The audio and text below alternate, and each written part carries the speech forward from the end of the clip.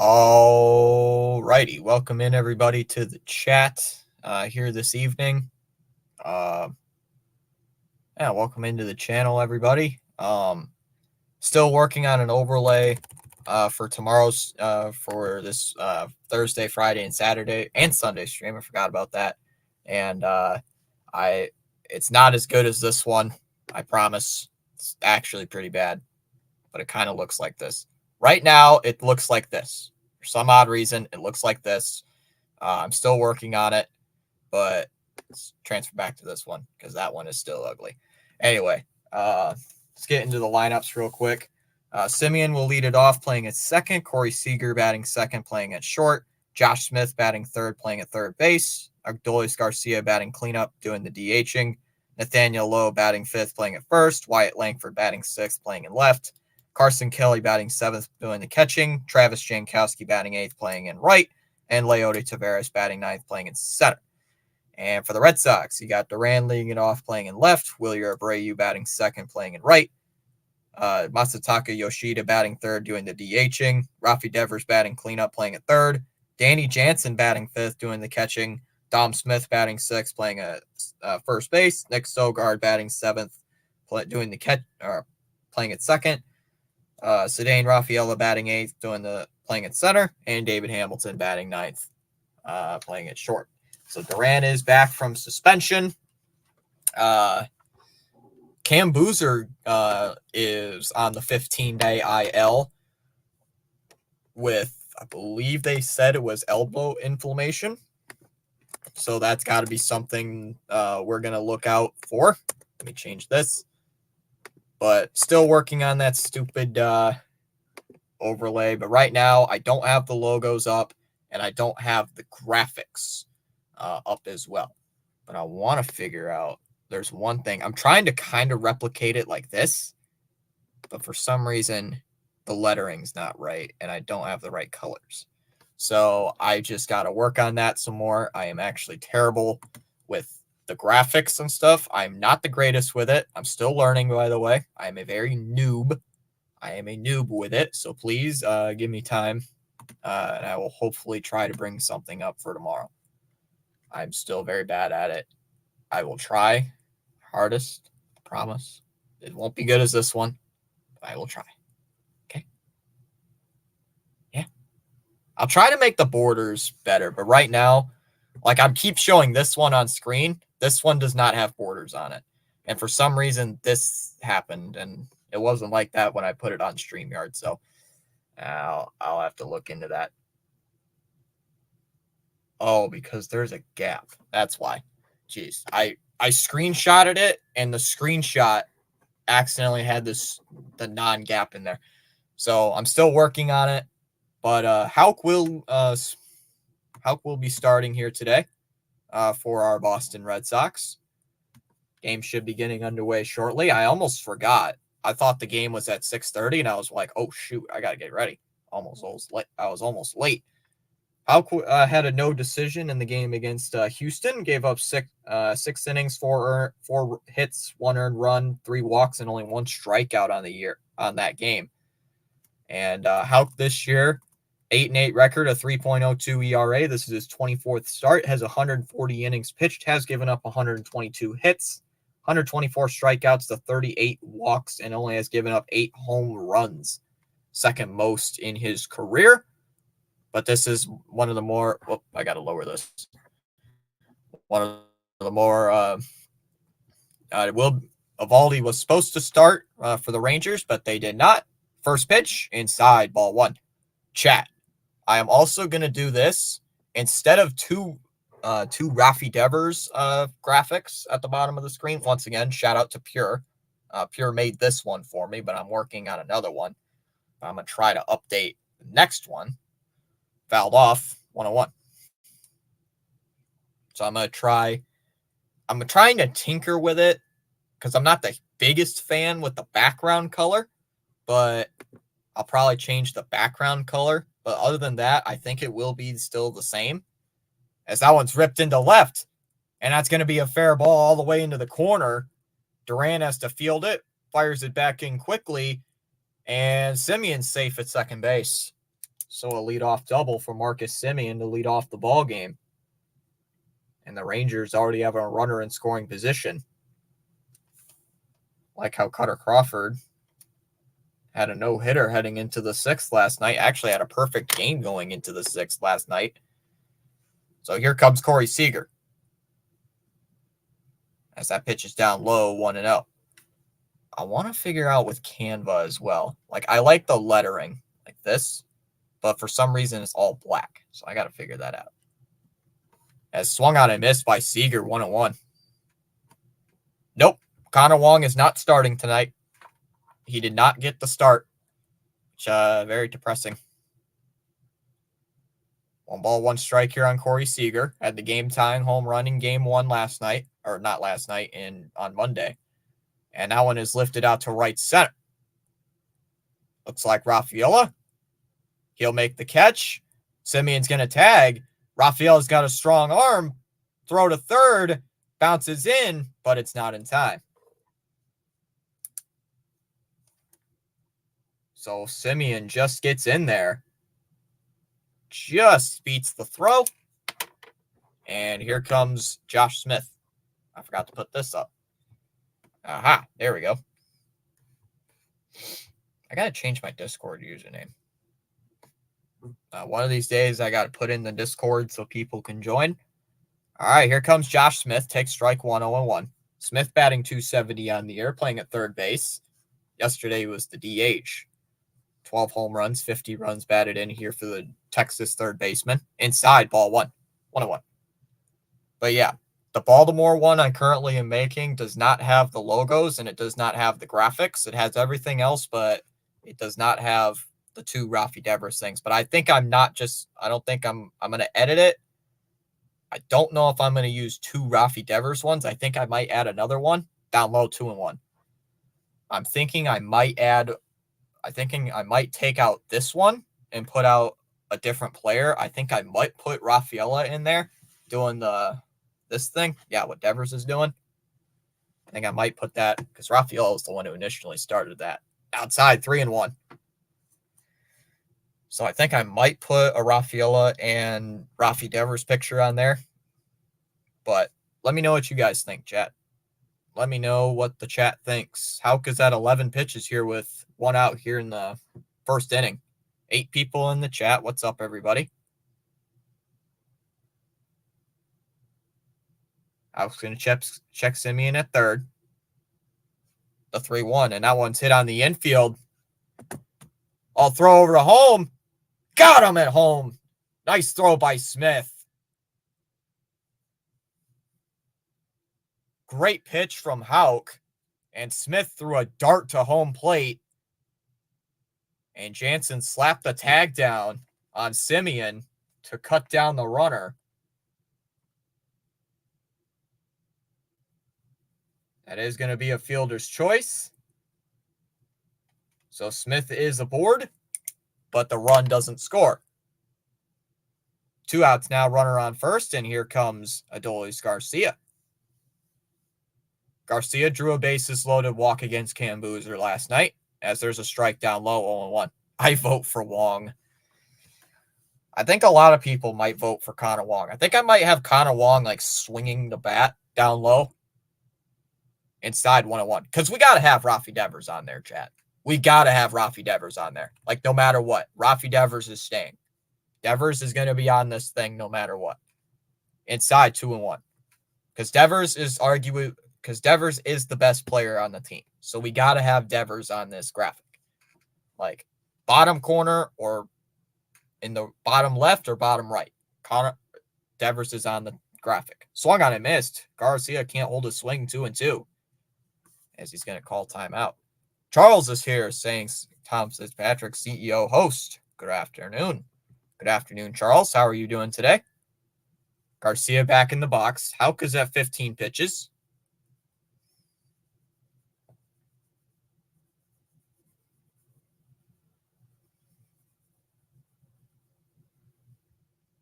Charles is saying smash the like button. The 2-2.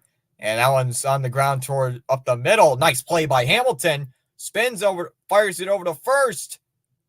Oh, and it's going to not be in time. A little bouncer to first. The throw was bounced, hit the dirt before it got to Smith to first base. So not the greatest throw from Hamilton, as Smith couldn't pick it, but Garcia is at first base. And here comes Nathaniel Lowe. Charles says, I'm great today in paradise. That's good, man. I hope you're doing well in paradise. Feel free to inspire to join the chat. You are welcome to do so at any time. Yeah, I was almost late for my own stream. Here comes Nathaniel Lowe, the 261 average first baseman, inside ball one. 10 homers, 48 runs batted in here for Lowe. Texas has 2 men on here with 2 outs. Texas trying to salvage this series. I didn't know if KC won earlier today. Inside 2-0. I was going to stream the game, but then my computer crashed. So I'm like, you know what? I'm just not going to deal with the problems. There's a strike, 2-1. So I was originally going to stream the Kansas City game, but my computer crashed. I couldn't get it up, and all my stuff was acting weird. I couldn't get the graphic to work. I'm like, you know what? I think I'm just not going to do it. And, of course, Kansas City won today. I saw the score. Kansas City did win. I think it was like 3-1. The 2-1. Down low, 3-1. Excuse me, Red Sox. Why isn't Connor Wong starting? Hey, you got to give him a day off once in a while. I think they're using him. I think, Ronnie, this is what I'm thinking they're doing. This is a throwaway game, basically. We've won the series. Even if we sweep, we still won the series no matter what. I think they're going to save Connor Wong for the 4-game set against Baltimore, as that's lifted foul into left, 3-2. So I think they're saving Connor Wong for the Baltimore series, which I understand. I would use Connor Wong in a pivotal series against Baltimore more than this series, as that one's line foul, 3-2. Speaking chat, Connor Wong, we all saw it yesterday. Connor Wong did hit the 3-run shot last night. Hauke's at 22 pitches, way too high with 2 outs here in the first. So got to get out of this inning eventually. Wong want to be starting something. I mean, yesterday, I think hopefully he broke out of that slump, as that's a ground ball to first. Smith tosses the ball over to Hauke, and that will end the inning. So the Rangers leaving runners at first and second, cannot score a run. We go to the bottom of the first. Duran, Abreu, and Yoshida bottom first. 1-0 Sox. See how Duran does in his first game back from suspension. But yeah, that was a little bit late to tell you guys. I did mention it earlier.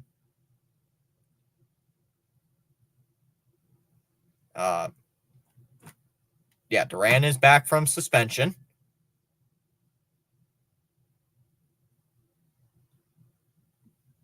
Duran's back from suspension. Cam Boozer went to the 15-day IL today. Where was it for you people? Where was the thing? Roster moves. Yeah, roster moves right here. Yeah, Duran. Bernardino's back with the team.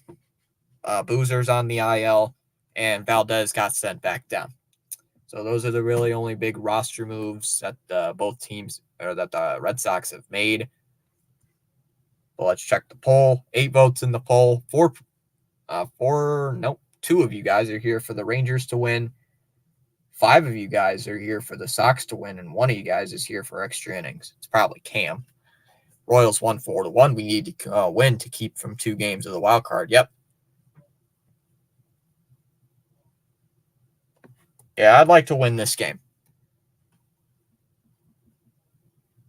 Yeah, I'd like to win this game at least. I was going to stream the Kansas City game, like I said, but my stuff wasn't working. The computer crashed, and then I couldn't get the graphic to work for some reason. So I'm like, I'll just not stream it. I'll just watch it non-streaming. Dane Dunning is on the mound. They're showing him getting his final warm-up pitches in. 13th start of the year, has a 4.77 ERA, 71 innings pitched with 78 strikeouts. to 37 walks, a 1.41 whip, and a 243 average against. 13 home runs given up here by Dunning. Here comes Jarren Duran. As first pitch fouled off 0-1. Duran's first game back here from suspension. After saying we all know what happened with that. Up high, ball 1. 1-1. I mean, we all know what Duran said. The 1-1. Swung on and missed. 1-2.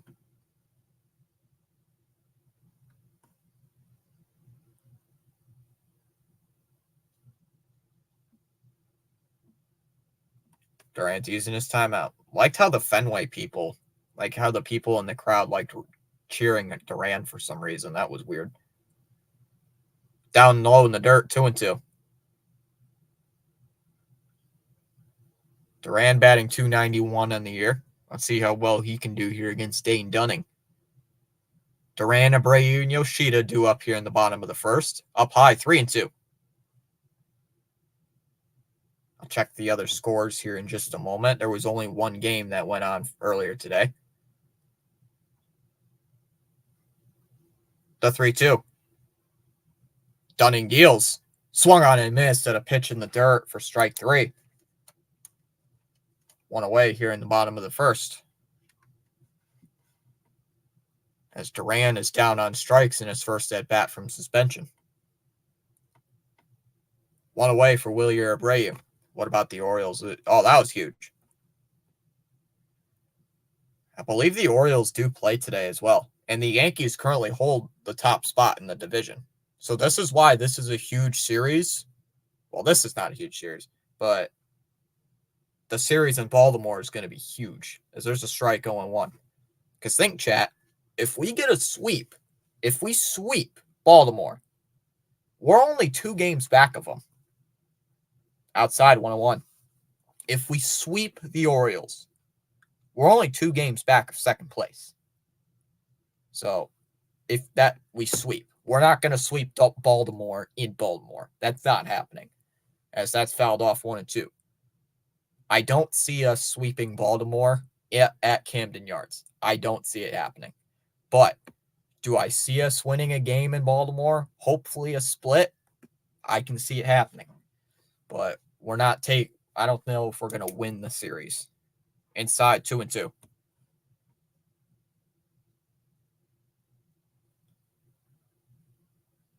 But tomorrow's game is at 6:35. We'll be live at 6:30, as that's fouled off 2-2. Yep, the Orioles are starting soon. I believe Birdwatcher is going to go live in like 5 minutes. Okay. What time's that game start? That game starts at 6:35, so Birdwatcher should be going live soon.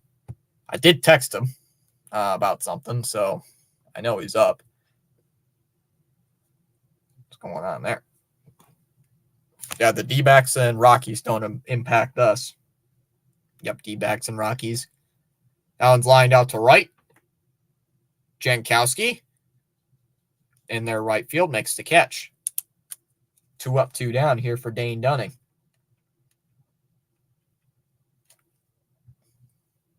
Here comes Yoshida. But yeah, the Mariners game's also a big one because Seattle did lose last night, so we get a little bit of ground from them. Here comes Masataka Yoshida as he takes strike 1, 0-1.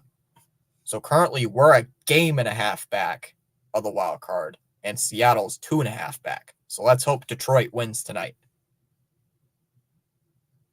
And Allen's lined out to center, and it'll drop in for a base hit. Right there in front of Jankowski as he's there to cut it off.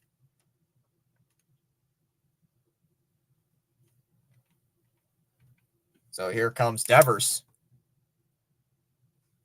Here comes Rafi Devers, the best player on the team.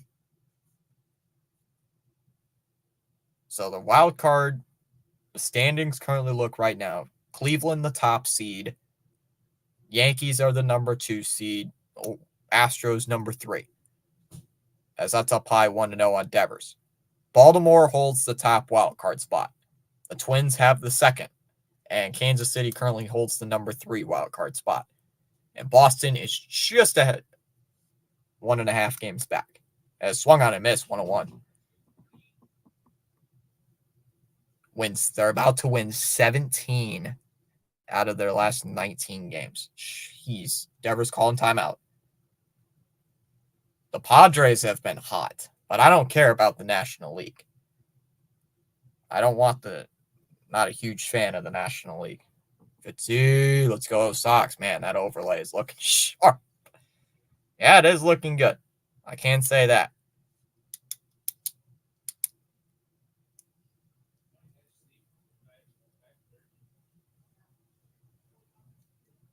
That's a ground ball. Tap to Dunning.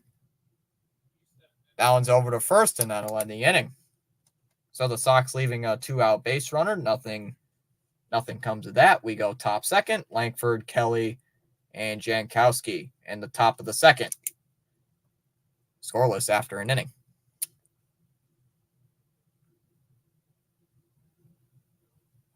Yeah, there might be one thing I'm going to change.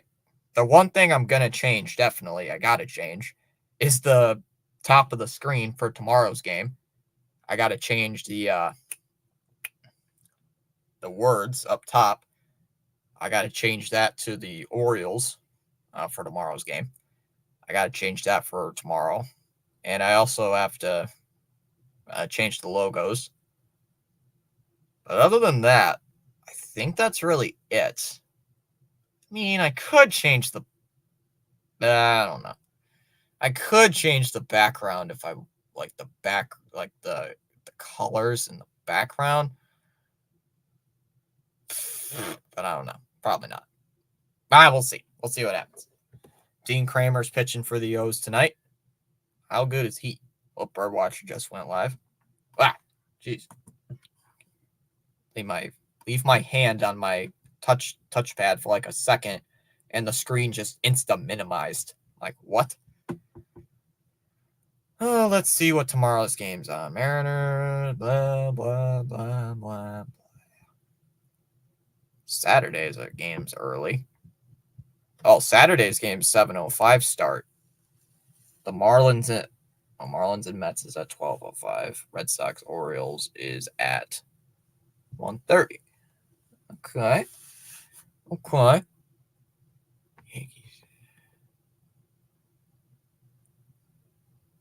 I tried to change it earlier, but it said view only. It said it was on view only. I changed it for the Royals series. I was gonna stream the Royals game today, and it said it was view only. Like right after that, I must have hit a button or something that made it view only because I can't get it. Inside, ball 1-0. 4.9 with a 4.7 ERA. 1 ball, no strikes on Wyatt Langford. Man, Houck's got to get that pitch count down, as that's lined out to left. And that's off the wall. Duran has to field it quick, fires it back in, and Langford's into a long single. Okay. No big deal. Besides, my game ain't till like 6:30 tomorrow, so yeah. I mean, my game ain't till 6:30. I got time. I'll fix it. I probably won't even get to the overlay thing till tomorrow anyway. All right, here comes Carson Kelly. Started the game yesterday, I believe, as well. Over Jonah Heim. As that's a strike. Oh, wow. 0-1 the count here on Kelly. Houck's at 26 pitches here with nobody out here in the second. A little too high for my liking. A little too high. Too high. Down low, ball 1. 1-1.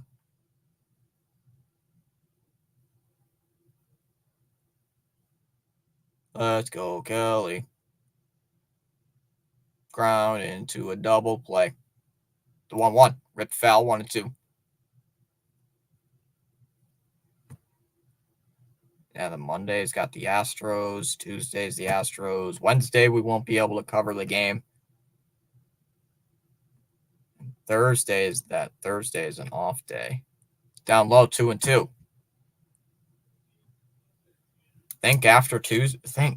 Guys, after Tuesday. After Tuesday, guys, we won't be able to do any more day games. Outside, 3-2. Friday's games, MLB Network. Same with Saturday. Sunday's MLB Network as well. Oh, man. I really want to do that game that got suspended. The 3-2. And that's inside for ball 4. So Houck giving up back-to-back base runners. Here with nobody out in the second brings up Jankowski. Oh, boy, Houck. Come on, man. Let's go here.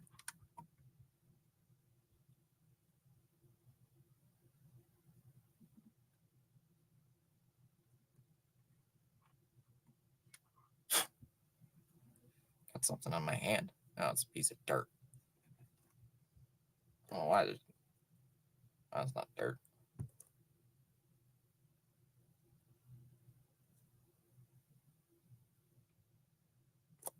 Nobody out here for Jankowski. Rangers have runners of first and second here with nobody out. Jankowski batting 200 on the year as that pitch is outside 1-0. Back up, right fielder. Back up. Back up.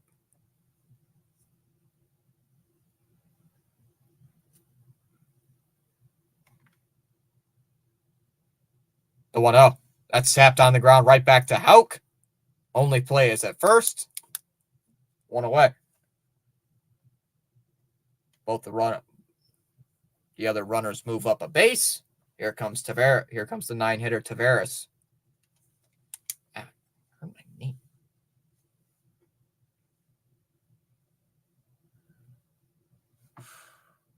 Hurt my hand.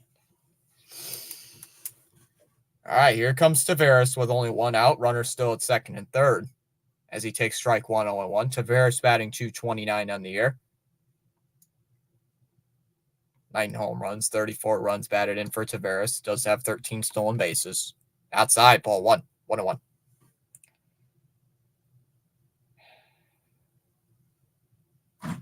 Ouch.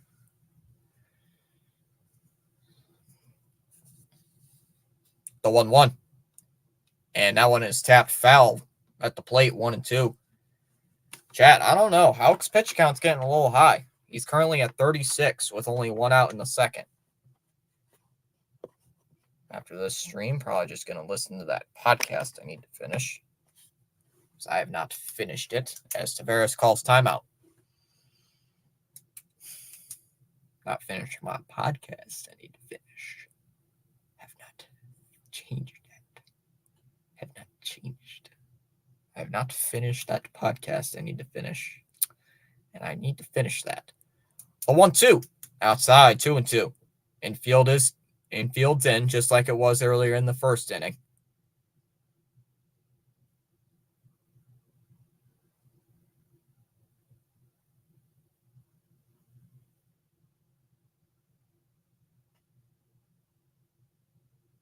The 2-2. And that one's a fly ball out to left. This should get the run in. Duran's got a good arm. He's going to make the catch. Runner's going to tag. The play at the plate. Throw's not in time. The ball's going to get away to the backstop. And Kelly's going to move down to third base. And the Rangers do have a 1-0 lead. On a bad throw by Duran. And it's 1-0 Texas here in the second. Going to be an E7 on Duran. Giving him a throw. They're giving him an error. So an error on Duran. Brings up Marcus Semien back to the top of the lineup here in the second inning. Man, Houck has got to get that pitch down. Jeez, I can't speak. Houck has got to get that pitch down.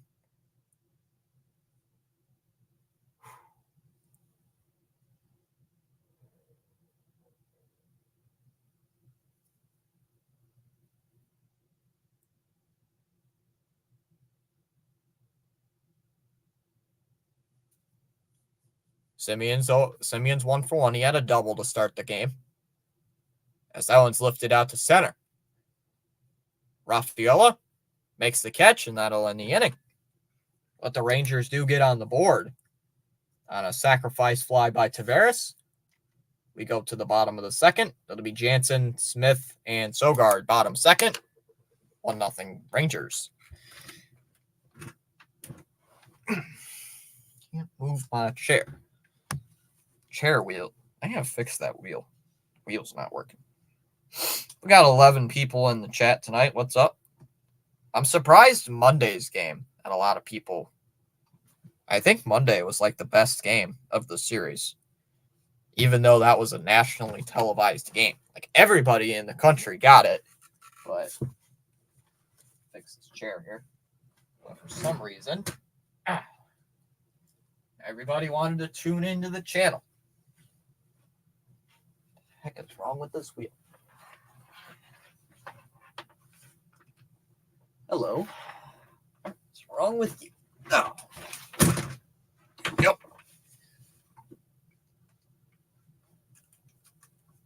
There we go. Oh. Man, what the heck? There it goes.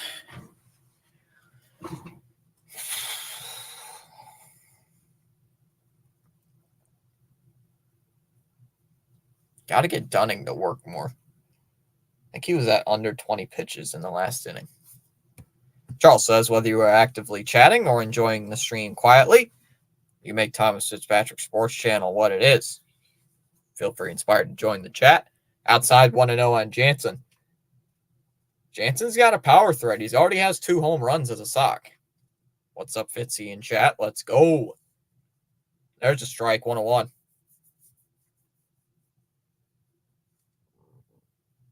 Let's go, Red Sox. We need this win. Yep. Outside, down low, 2-1. We do need this win, Miguel, because currently we are a game and a half back of the last wild card. So we need to win today. Swung on a miss, 2-2. So if we win today, we'll only be a game back. Wait, I think that's how that works. Or a game.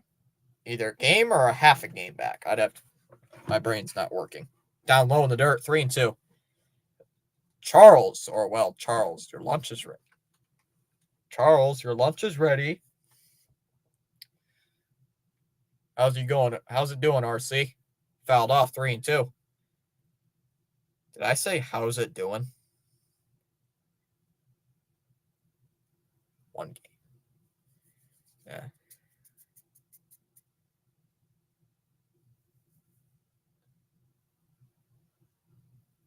One game. Oh, you're right. Thank you, Pure. That's what I meant. Outside for ball 4. That's right. I forgot Kansas City won today. Jeez. Kansas City lost. It'd be a half a game. That's right. Thank you, Pure. Thanks. I forgot Kansas City lost. For like that split moment, I'm like, wait, we could be a half a game back. Like, oh, they won. Never mind. I always forget that, like every time. I am doing fine, I guess.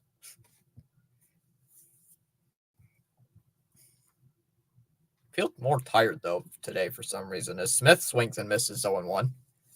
Let's see if they bring in Festa again.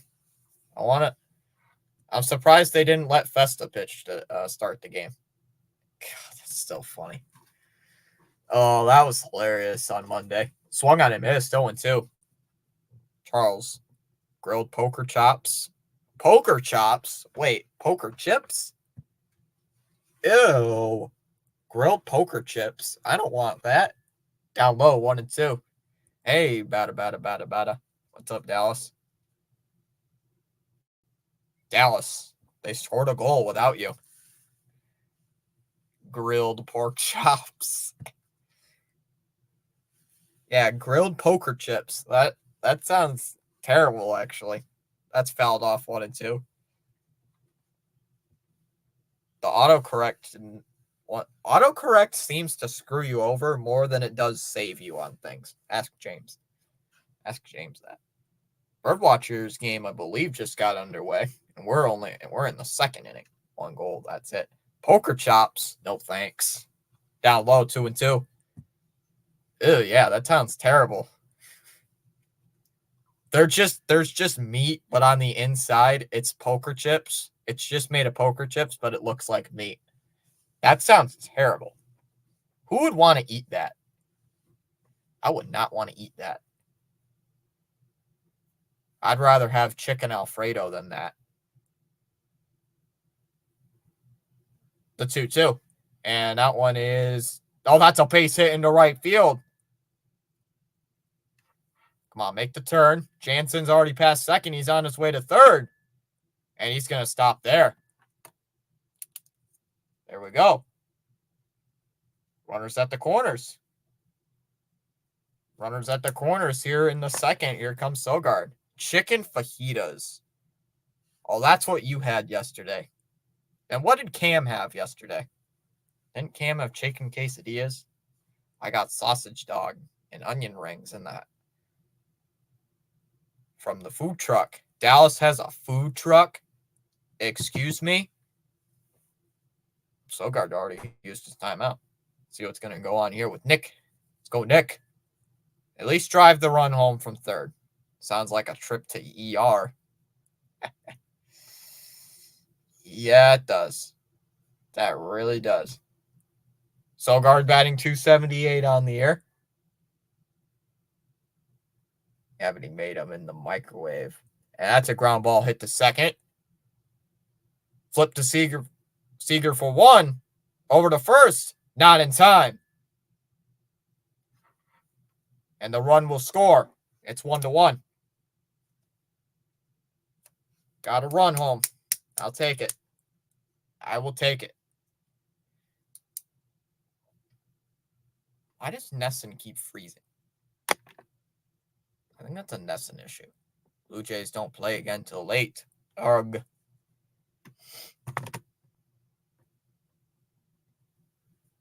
Here comes Rafaela. Hello, game. Why are you acting like this?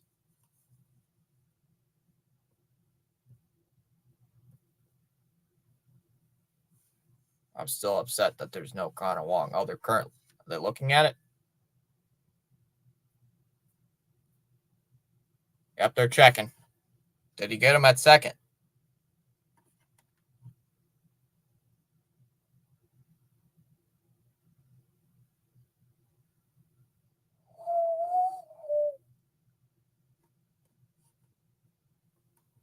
This thing's just like not working.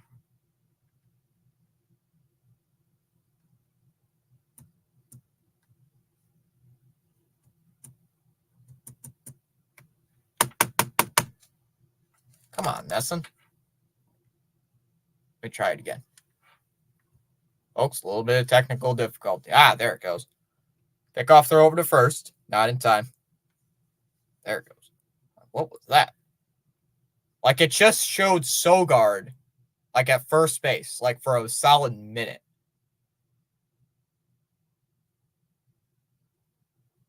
Ground ball.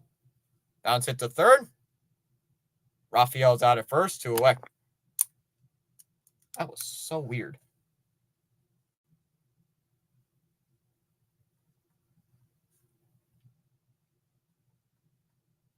Here comes David Hamilton.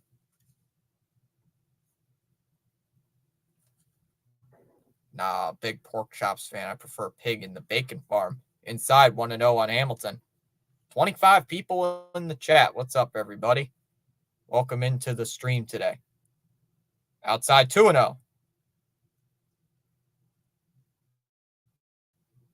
Oh, Dallas. Did Charles give us a weather update?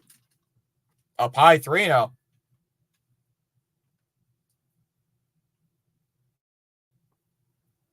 Ah, it must be my computer today.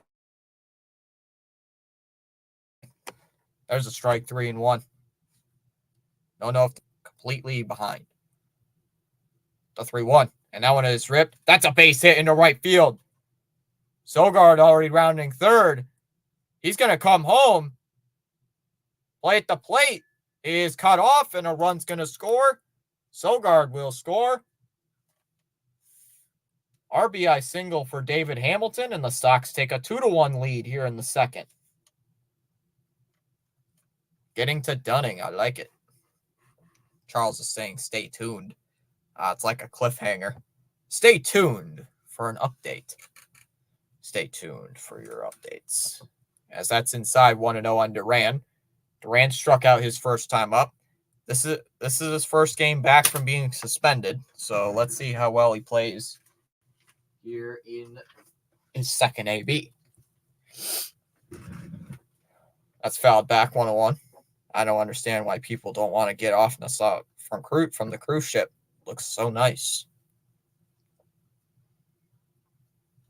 A lot of people don't like that Connor Wong is not being in the lineup today, as that's foul. Pickoff throw to first, not in time. And no Connor Wong in the lineup today, giving him a day off for the Baltimore series.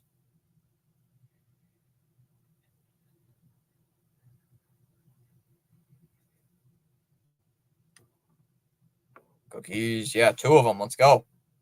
Outside, 2-1. I mean, if the game comes down late and Dom Smith comes up against a lefty, and let's say in the bottom of the 8th inning, we could see Connor Wong, but not likely right now. No. Fouled off 2-2. Wow, no surprise the Rangers are losing. What's up, Cam? Yeah, because they suck. That's why. I really don't like it. Oh, sick. You're sick. Rat. All the runs have been scored here in this second inning. 2 balls, 2 strikes to count from Dunning. Here to Durant. Here it is. And he goes around at a pitch in the dirt for strike 3. What are you doing, man? That's Durant's second time striking out. Oh, Patriots made a trade with the Falcons. They did? Or is Cam trolling me here? I think either Cam is trolling me or there's actually a trade.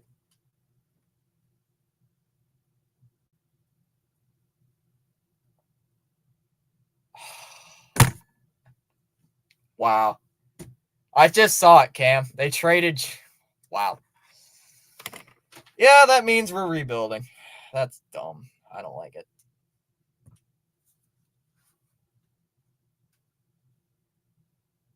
What? Only for a 3rd rounder?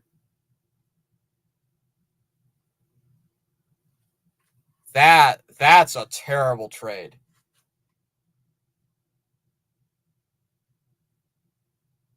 That is a actual terrible trade, not gonna lie.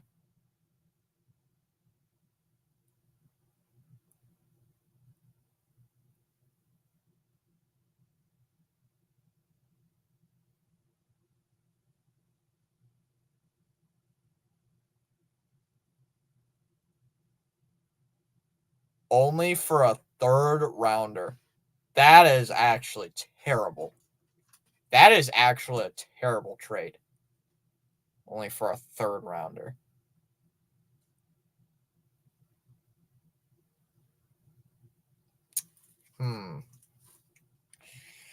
I don't know. I don't know about that. Well, that means I'm not drafting the Patriot defense in fantasy this year. Yeah, they just traded Judon. Yep. Rebuild time. Milton looks better, but it's only from one preseason game. So, and plus they didn't play Drake May a lot. They played Joe Milton more than they did May. So I'm thinking we'll see. As Seager swings and misses 0-1. I swear, if Seager hits a home run while Cam is here, I'm actually going to cry. That's not good. Yeah. Down low, 1-1. How are those quesadillas, Cam? I want another one. I want a quesadilla. I think the chat wants quesadillas from Cam because he didn't share his quesadillas last night. If he does, I'll cry. That's a ground ball hit to second. Now, nice play by Sogard. Gets it over the first, 1 away.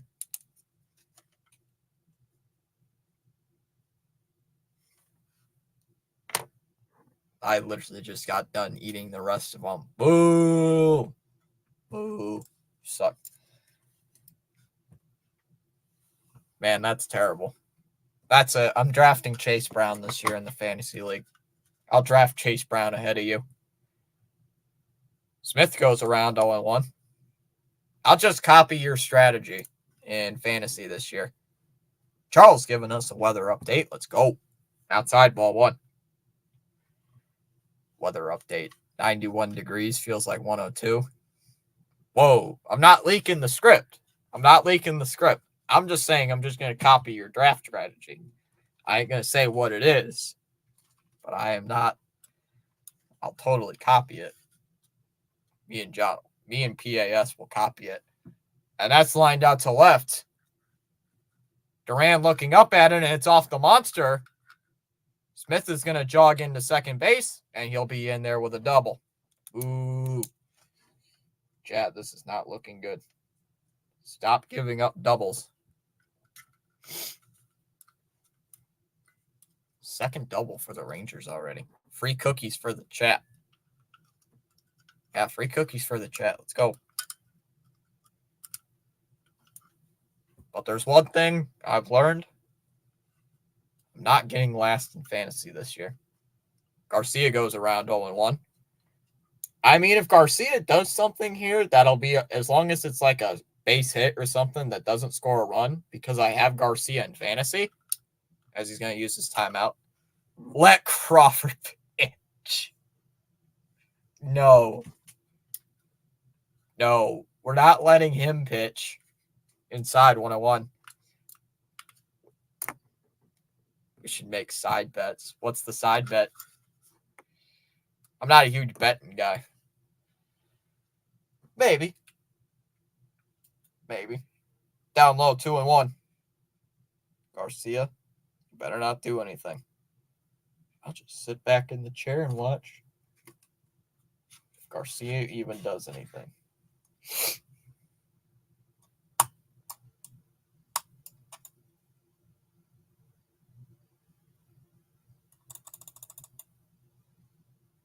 The 2-1.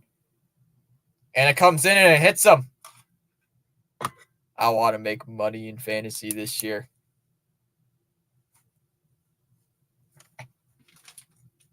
I play fantasy just to beat people.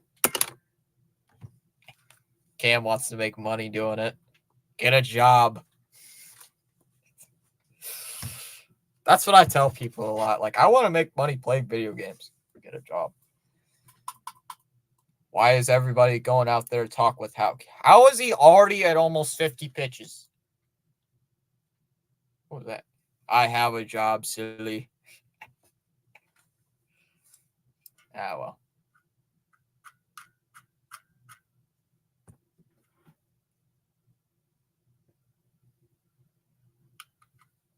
Okay, that's it. Let Wong pitch. Yeah, let's let Connor Wong pitch. Yeah, guys, enough with Tanner Houck, supposed our ace. Why are we hitting my hitters? Red Sox dirty. I believe that's like the second time this series that Garcia's gotten hit by a pitch. As Lowe fouls that one off 0-1. Oh, no, he didn't get hit yesterday. Get hit. No, that's the first time Garcia actually did get hit by a pitch.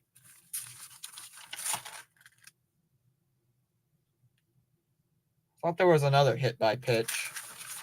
Oh, but they overruled it. That's what it was. I'm just checking on Smith at second. He's back in. Charles is an Orioles fan, so he's probably rooting for the Red Sox to lose today. And Cam's a Rangers fan, guys, so don't bully him. Don't bully him that he's a Rangers fan. He's like the only Rangers fan that I know of. Oh, stop, ESPN. I'm feeling a 3-run bomb right now. No. Fouled off by Smith. Or not Smith. Lowe, excuse me. 0-2. Friendly reminder, no exceptions, no spoilers in the chat. Be civil, respectful with your views and opinions. Challenge the argument, not the person. Steve is here saying that Red Sox need to play better defense. Yeah, they do. They're terrible on defense. They're terrible, actually, on defense. I believe they're like one of the worst defenses. And that's a ground ball to first. Smith fires it over to second for one. Back towards first. Oh, didn't get him. You suck. So Lowe is there. Runners at the corners with 2 outs. Boom. Man, I got good handwriting. This sounds like Andrews. This sounds like Andrew here. The Sox need to play better defense. Yeah, they have terrible defense. They have a terrible bullpen and a terrible defense. What's next? Terrible offense. I mean, the offense scored 9 runs last night. 3-run bomb on the script. For the Red Sox? Sure. As Langford fouls it off 0-1.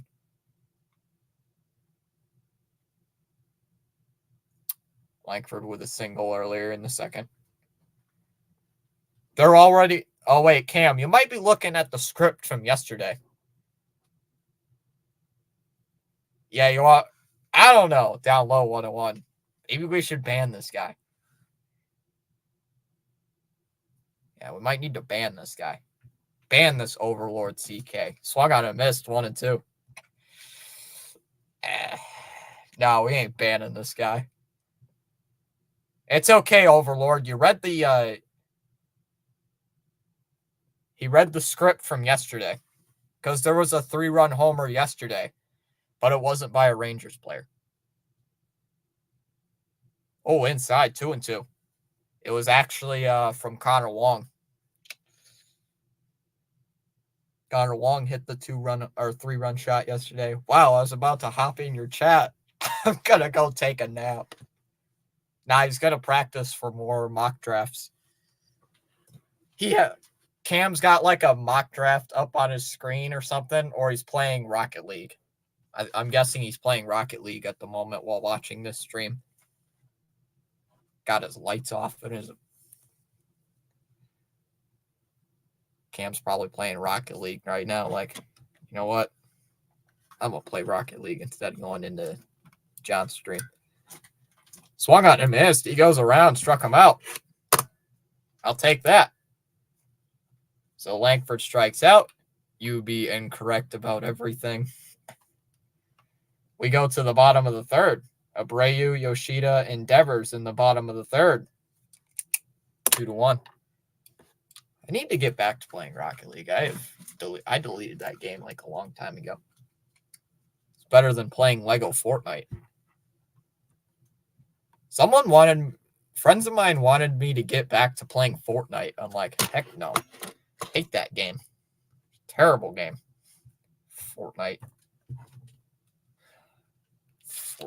Jeez. I do not like that game.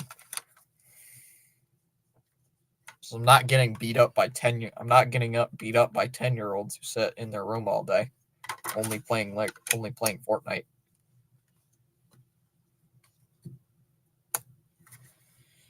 What's this?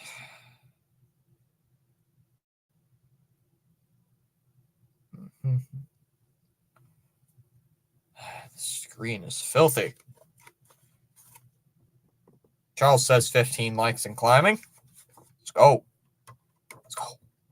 Call of Duty. I don't know. Ooh, Call of Duty or Fortnite? Chat, what are we thinking? Call of Duty or Fortnite? Which one are we going with? I don't know, man. I don't know. I don't like either of them.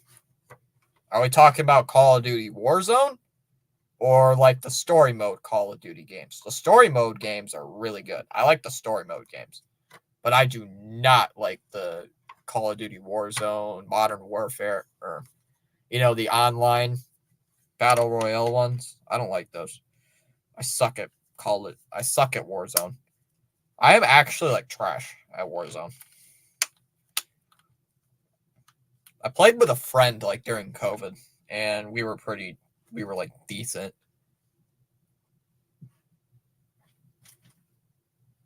Here comes Abreu, takes strike 1, 0-1. Man, I'm not a Those Rangers uniforms look really clean, actually. The blue jerseys look pretty good. Set two. Okay. Blocked. No, I'm just kidding. Funny. The 0-1. And that tripped on the ground to second, speared by Simeon. Fires it over to first, one away. So now Yoshida's 0 for 2. My mouse doesn't work anymore. That sucks. Gotta order a new mouse. Duty. Funny. Inside, ball 1 on Yoshida. Chat, once again, this is the third game and the finale of this 3-game set. Sox win today, get a big sweep. Hopefully get back into the wild card this weekend. That one's in the air out to center. Tavares on the run. Onto the track, makes the catch. 2 up, 2 down here in the third inning for Dunning. I'll have Birdwatcher playing in the background.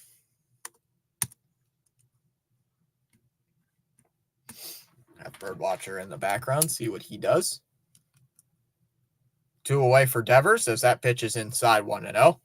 Devers, the guy on our graphic, on both sides of the graphic, actually. Yeah, it's Devers.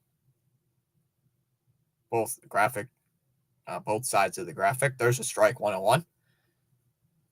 But, yeah. Devers the best player on the team. Even though he's batting just under 300, dang good player on the team. Swing and a miss, 2-2. Come on, Devers. He's been in a slump recently, though. Only has 2 RBIs in his last 7 games, and only has 2 homers in his last 15. Devers using his timeout. And Devers has been a little bit of a slump as of late here in August.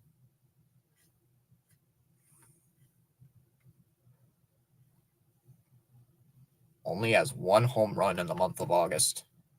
The 2-2. Fouled back, 2-2. Yeah, he only has 1 home run in the entire month.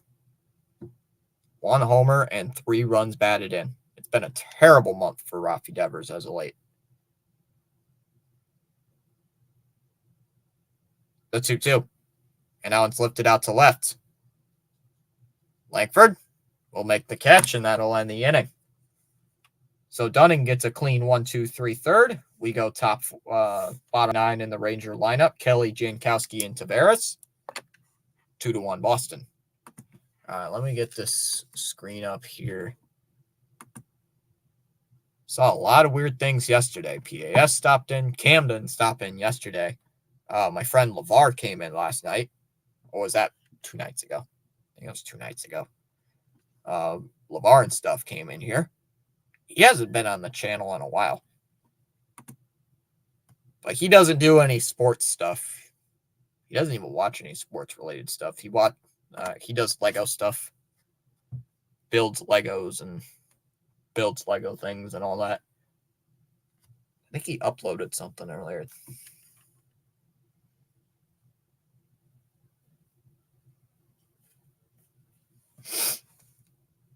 Yeah, didn't he upload earlier today? Or at least I thought he did. Still surprised we haven't seen C. Lee in the chat, but he might be asleep. Oh, he did post. What did he post? Oh, this. Jeez. Goodness.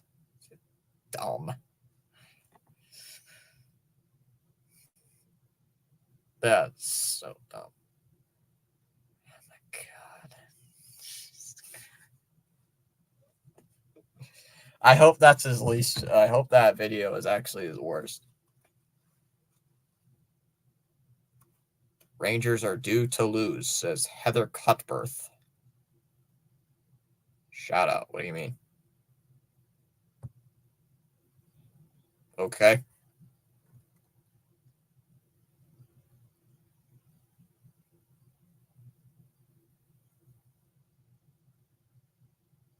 Rangers are due to lose. I know that. Here comes Kelly. Top of the fourth, 2-1 Boston. As that pitch is in there for a strike, 0-1.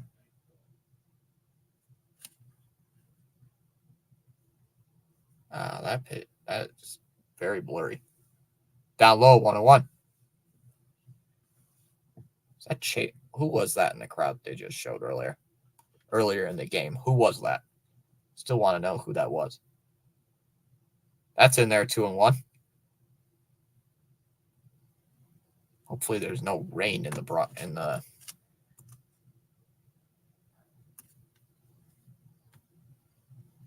the 2-1. And that's in there for a strike, 2-2.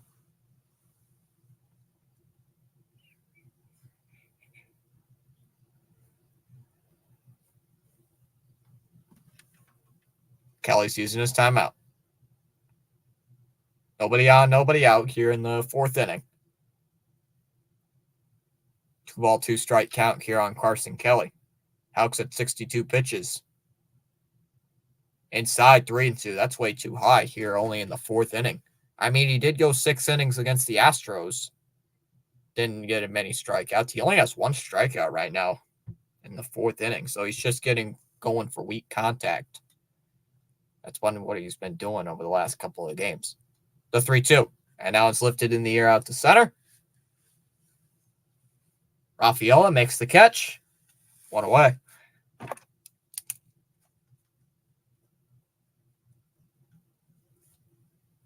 Don't know why he swung at that.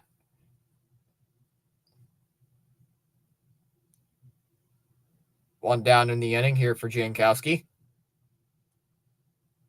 Charles saying earlier we had 15 likes on the stream, as that's in there for strike 1 on Jankowski, 0-1. Does it still say? Yep, 15. Got Birdwatcher playing in the background. The 0-1. And that's in there for strike 2 on Jankowski, 0-2.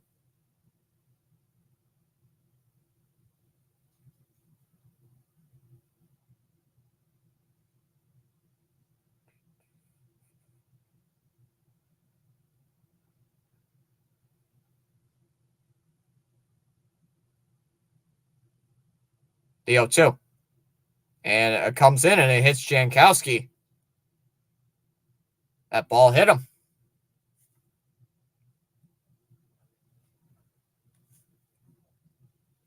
So a 1-out hit by pitch.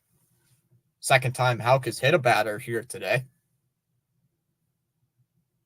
Brings up Leody Taveras.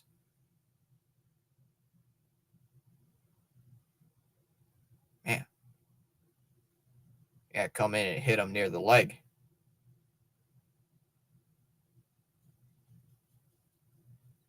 All right, here comes Taveras. Runner on first is Jankowski as that pitch is outside, 1-0. Taveras doesn't have an official at bat. He drew a sacrifice fly. Had a sacrifice fly in the second inning that scored the game's first run. 1-0 from Houck. Outside, 2-0. Chat, I don't know if Houck's going to go more than 5 innings today. Pivetta will be on the mound tomorrow against the Orioles. As there's a strike, 2-1. Well, we got to get something to get out of this inning. 20 people in the chat. What's up, everybody? Welcome to the channel.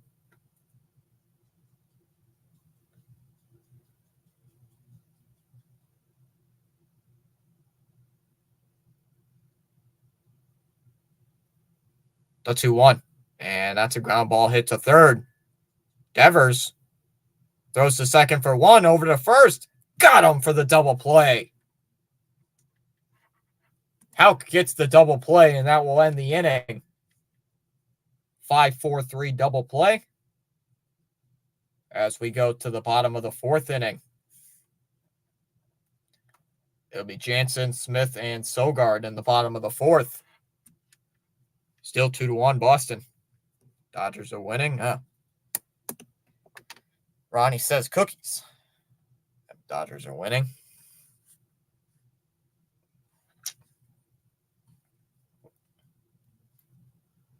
Check some scores real quick.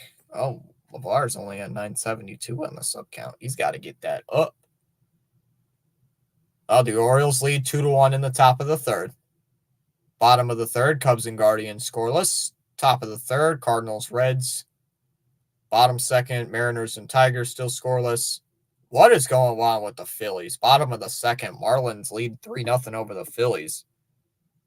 Astros and Rays scoreless in the second inning. A's and Mets just got underway. Yankees, White Sox at 8:10. Dodgers, Brewers 8:10. Dodgers or Blue Jays and Angels at 9:38. Braves, Giants 9:45. D-backs beat the Rockies 11-4. Royals beat the Twins 4-1. Padres beat the Pirates 8-2. Man, the Pirates have been on a free fall as of late.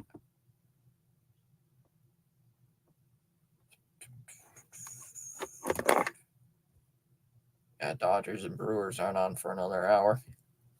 Cookies, what's up?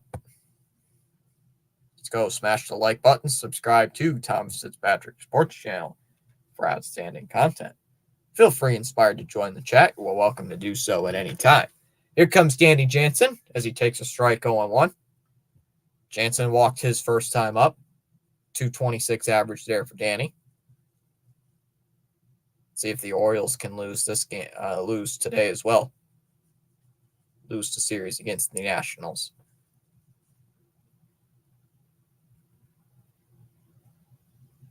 The 0-1.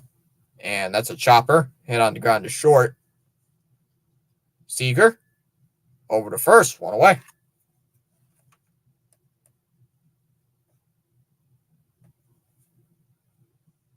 Five in a row retired here by Dane Dunning. One away for Smith.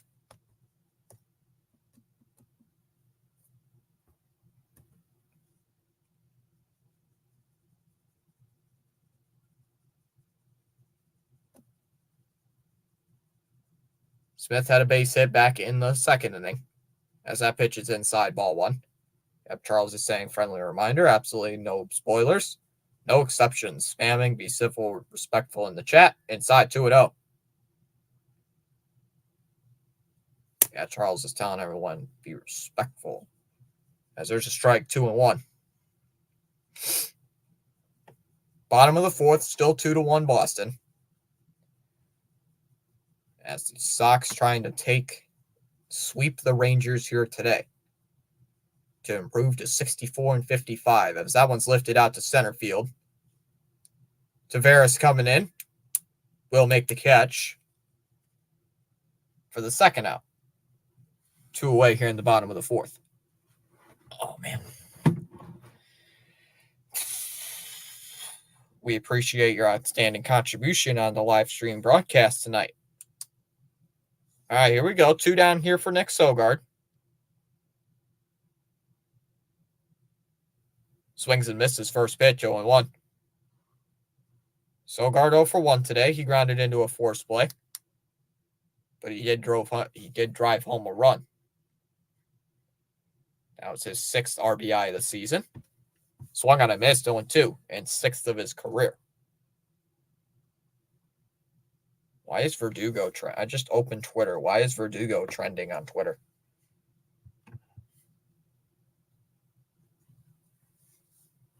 Sogard, using his timeout.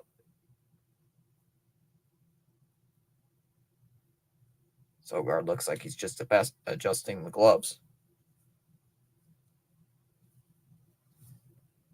The 0-2. And called strike 3. Struck him out. So another 1-2-3 inning for Dane Dunning as we go to the top of the 5th. It'll be Simeon, Seager, and Smith in the top of the 5th. Still 2-1 Red Sox. Yeah, if the Red Sox do win today, they'll be 9 games above 500.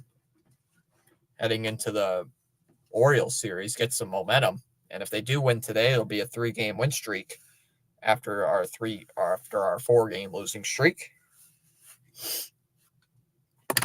So a little bit of riding on the line here in this ball game, which I think so. I think so personally, but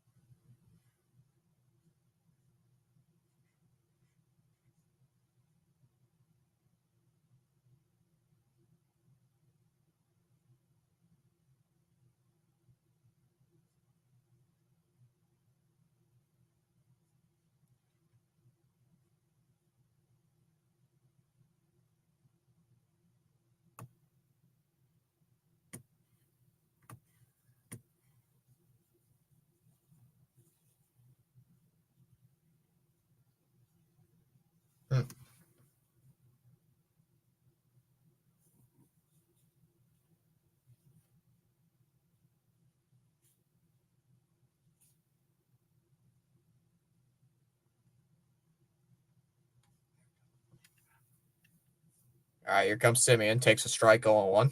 Don't know if the tracker is ahead of me or not, so please no spoilers. Simeon 1 for 2 as he takes a strike 0-2.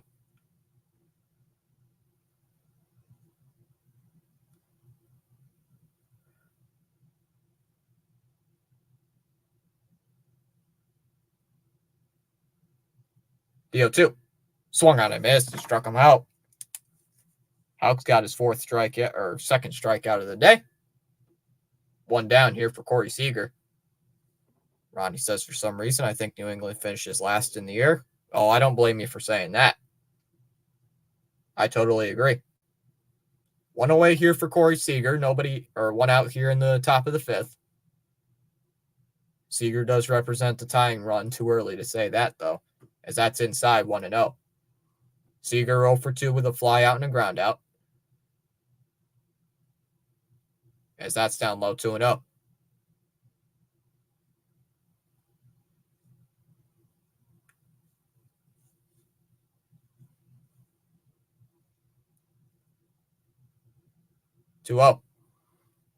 Houck deals, and that's a ground ball to second. Sogard over to first. 2 away.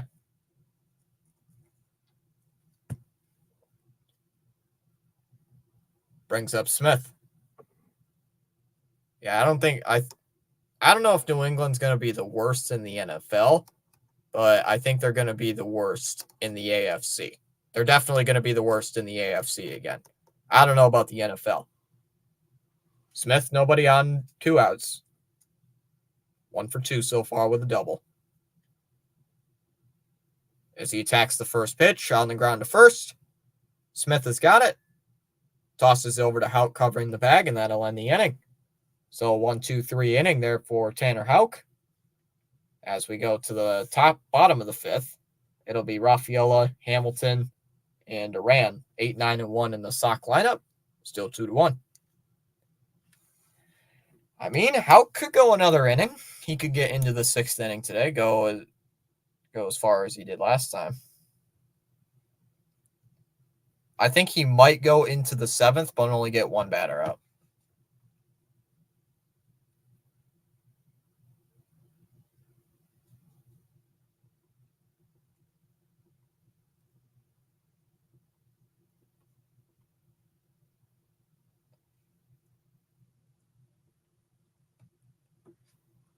Ronnie saying you are expressing your opinion.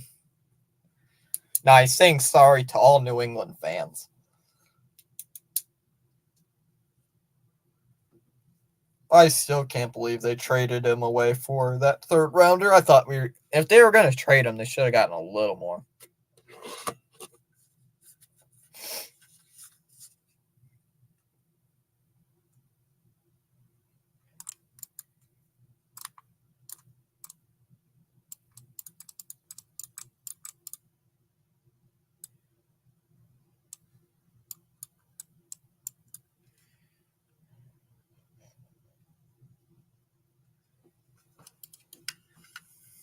All right, here we go. Bottom of the 5th. It is Rafaela facing Dunning. Dunning's only at 62 pitches. Rafaela currently as an RBI single already made it 2-1. As out first pitch out to right center. Jankowski will make the catch, 1 away. This game's been flying by fast. 1 down in the inning here for David Hamilton. 8, 9, and 1 in the Sox lineup, as that's in there for strike 1, 0-1. Hamilton had an RBI single in the 2nd inning.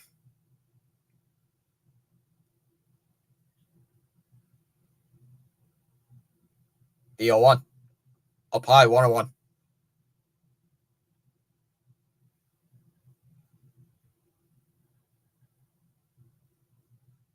It's hard for me to say I am sorry. The 1-1. And that one's lifted out to left. Langford on the run. Into the corner, makes the catch. He made the catch, 2 away in the 5th. Brings up Jarren Duran.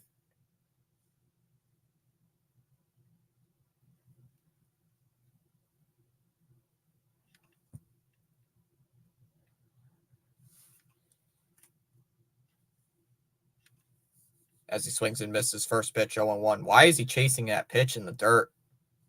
Always does that. Oh, it's the song lyrics. Yeah. Down low, 1-1.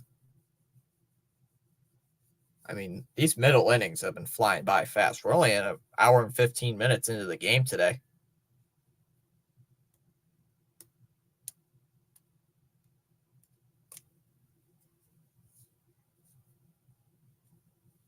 The 1-1.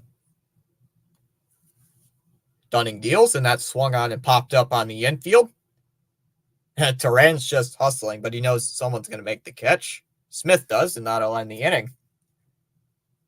So Duran is now 0 for 3. As we go to the top of the 6th inning, it'll be Garcia, Lowe, and Langford bottom in the top half of inning number 6. Still 2-1 Boston. Hey, this game goes...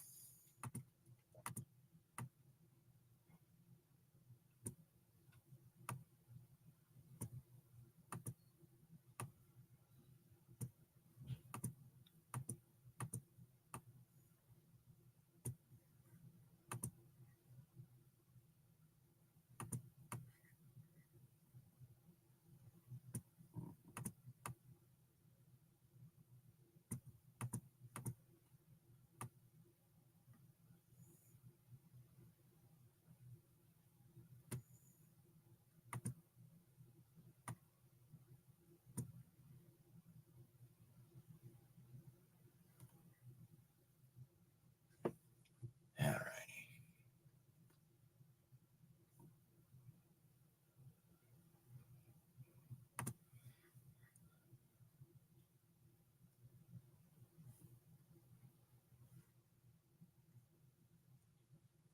Sorry, I'm just changing something real quick.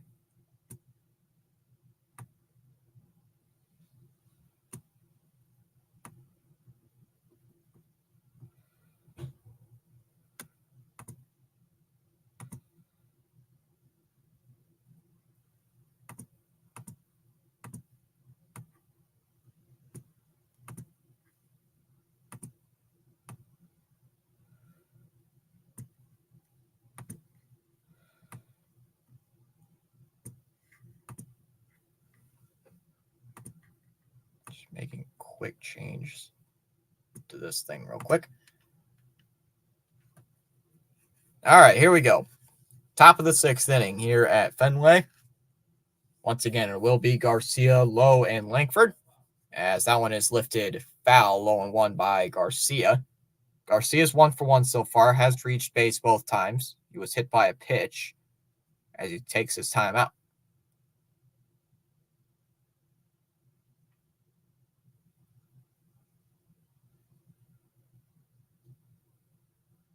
Outside, 1-1.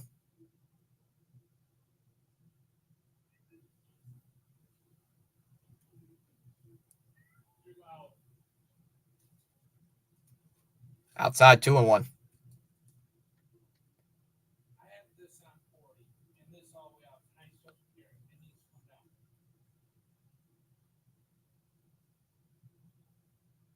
The 2-1. Fouled off, 2-2.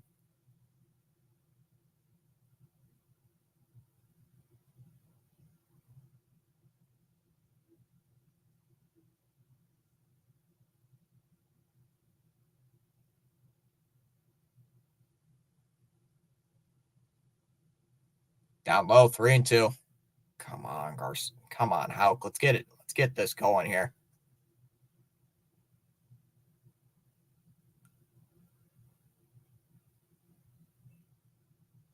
So it's a full count here on Garcia. Nobody on, nobody out. The 3-2. And that one flying out to left center field. Duran looking up at it. And that one is gone into the monster seats. Garcia with his 19th home run of the year, and the Rangers tie it up. It's 2-2.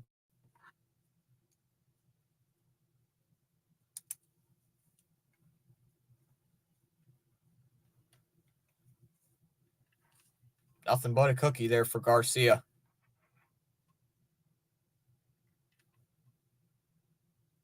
Just down and out.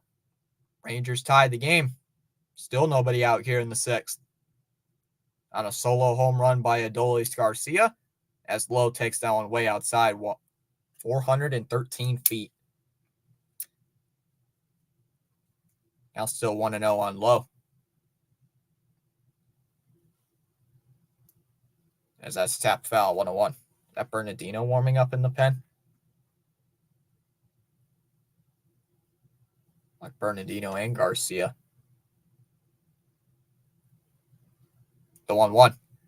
Tapped on right back to Houck.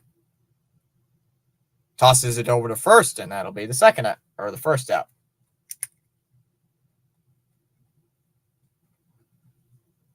One away here in the top of the sixth. Brings up Langford. It's the pitching. You're getting things mixed up. The defense didn't do anything wrong there. That was the pitching. Checking in from New Buffalo, Cerveche tonight. What's up, John? Langford 1 for 2 with a single. Rangers just tied it up here in the sixth, as that one's lined out to right.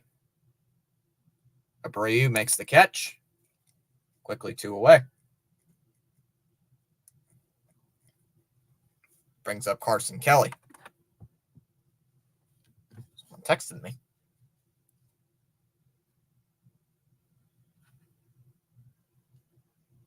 Oh, it's a group chat. All right. Okay. All right, here comes Kelly.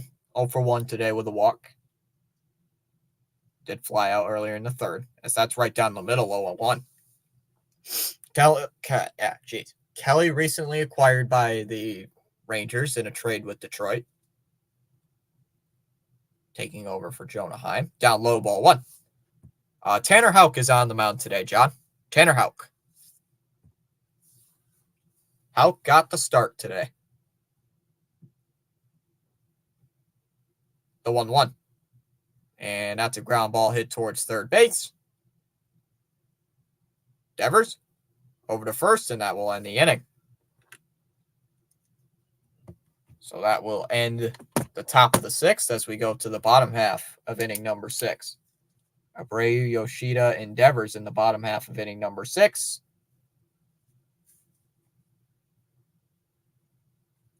Currently 2-2 now.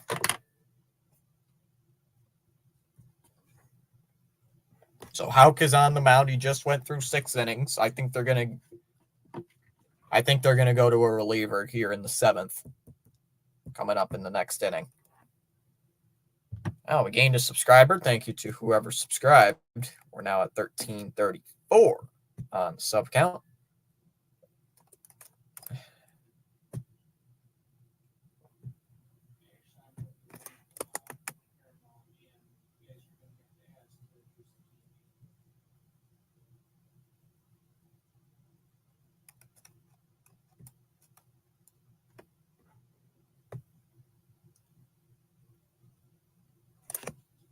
All right, let's see how this is working here.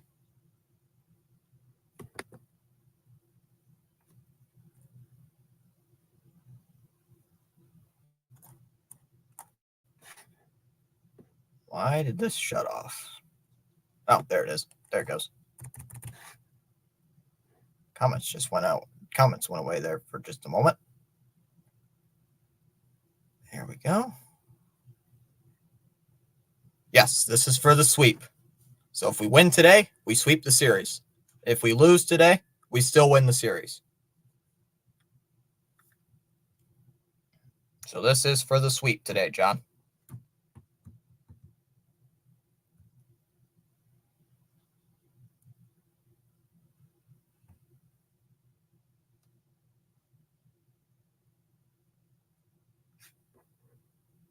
We're balling tonight as a well-oiled machine. United Force standing tall. Tom's Fitzpatrick Sports Channel is the place to be. Let's go. All right, here comes Abreu. Pitches up high, 1-0. We play the Orioles, John.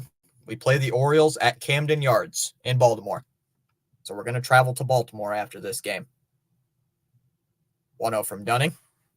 Pitch to Abreu, and that one's hit in the air out to right center field. Tavares going back and back towards the bullpen, and that one is going to go for a home run. Abreu with a solo home run breaks the tie, and it's 3-2.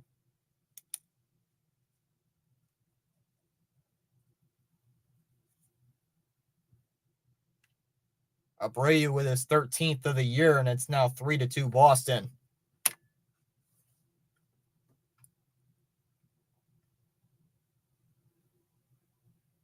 And the Sox with a 1-run lead take the lead back here in the 6th. So after just giving the lead up, so after the Rangers just tied the game, the Sox come back and take the lead with Abreu with his 13th.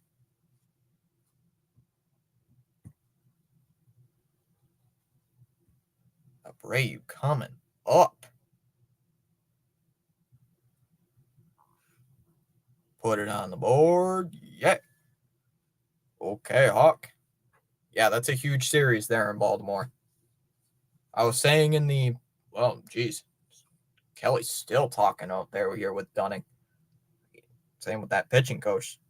Looks like they're just stalling. They got someone warming up in the pen. It's like you got Robertson warming up.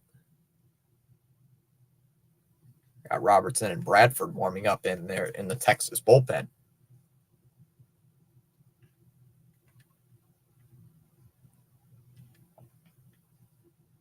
All right, here comes Yoshida. Yoshida 1 for 2 on the day with a single and a flyout. As they're, it called a strike, 0-1.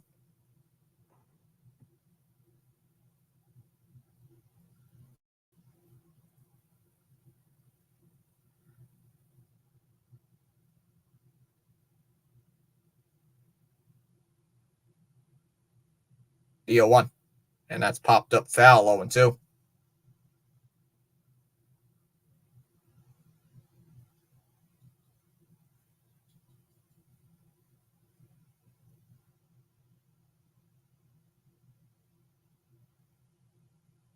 Down low, 1-2. Come on, Yoshida. Let's just get out of the inning. Let's just keep this inning clean.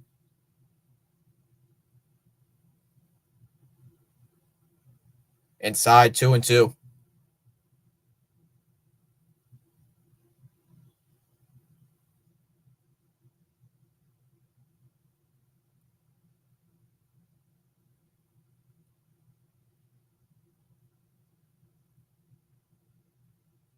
The 2-2. Here it is, Yoshida, and that one is ripped and knocked down by Seager, but it's into left field for a hit.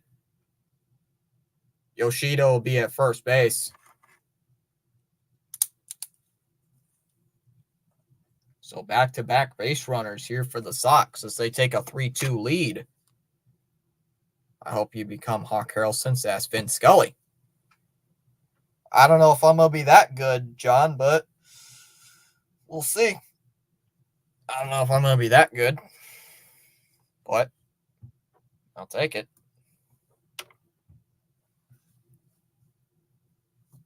And here comes Bochy. Bochy's going to come out of the dugout, and he's going to make a pitching change. Looks like Chafin will be coming in. Sox still lead 3-2. So you got to face the lefty Chafin. The bad thing is you got two lefties due up here. You got Devers, you got Jansen. Yeah, you got Devers, Jansen, and Smith here in the bottom of the 6th. So you got two lefties due up here against the lefty Chafin. But Chafin did not have control in the game last night. Oh, wait, 2 nights ago. Chafin did not have control in the game 2 nights ago, where he walked every batter he faced, just like Boozer did last night. Who's this Bo guy? Bo. Who? Oh, the Bo Sox. Boston. Let's check what scores going on here in the MLB. Check these out. Let's check this out quick.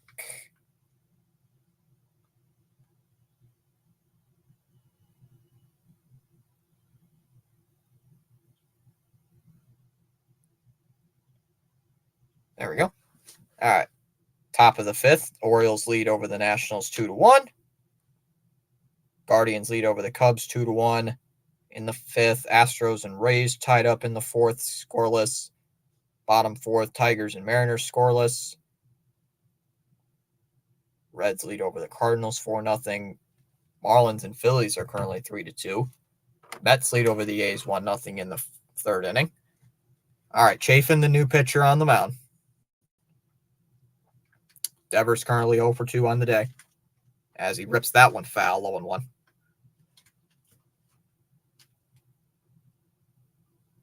Next to the delay here, did that hit the netting?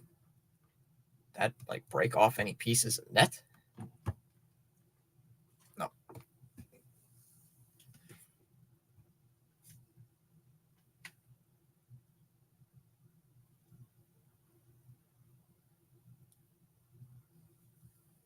The 0-1. And that's fouled off here by Devers, 0-2. Come on, Devers, let's at least get a base hit here today. Devers has been slumping as of recently. This entire month of August has been a huge slump for Rafi. The 0-2. And that pitch is low in the dirt, 1-2. I'm still laughing at the fact that I listened to this podcast and somebody thought about calling up Joely Rodriguez. Why in God's green earth would anybody want to do that?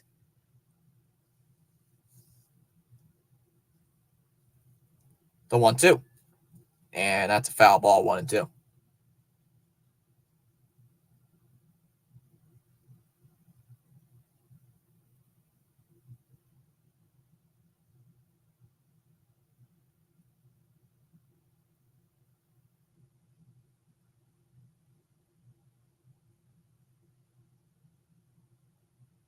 Pick up throw over to first. And that's not in time.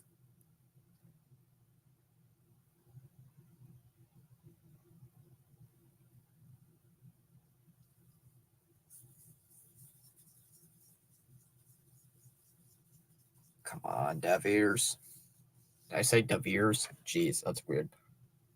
The 1-2. And that one is lined out towards right center, and it's going to drop in for a base hit. Yoshida past second. He's looking. He's going to go to third base. Throw back into the infield is going to be cut off as Yoshida is into third base. Devers is in with a single. Runners now at the corners.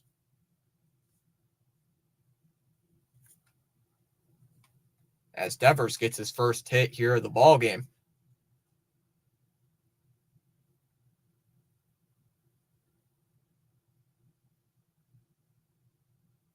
Yeah, even if the throw wasn't cut off, Yoshida still would have been safe at third base. But Devers thought he was going to go to second, so Devers would have been out if he tried going for second base. All right, here comes Danny Jansen. Jansen 0-1, walked his first time up and did score as that pitch is down low, 1-0. Scored on the RBI by Sogard.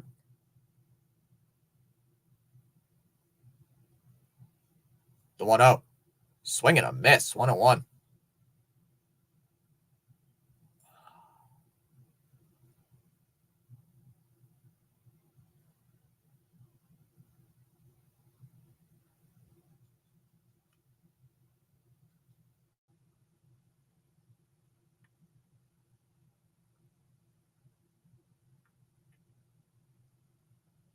The 1-1. And that swung on and popped up. Seager on the infield dirt. Just on the edge of the grass will make the catch. One away. It's going to bring up Dom Smith. Next time Devers is up, say he's due. Oh, they're bringing in Gonzalez as a pinch hitter. Being aggressive. Oh, jeez. Nope, just a single. Yeah, I say, man, he's due, and he hits a base hit. At least it's a hit, though, as Gonzalez takes strike 1, 0-1. I mean, I'll take a base hit rather than an out. Move the runner up to third base, right? At least he's on base. That's the first time he's gotten on base today. So, can't get, especially against the lefty. Down low, ball 1-1. Especially since it was against the lefty Chafin. I don't think he was going to hit a home run off of Chafin. But a base hit into right center, I'll take that off of a lefty. The 1-1 to Gonzalez. And now it's ripped to right. Foul, 1-2. Come on, Chafin. Do what you did in game 1 in the series, where you walked like every batter and you walked home 2 runs. That's what happened on game 1. Chafin walked in 2 runs. So then Seager tied it up, as that's down low, 2-2. Gonzalez with a chance to at least drive in another run, add an insurance run here in the 6th. Don't know if Houck's going to be out there here for the 7th inning, or they're going to send a reliever out there.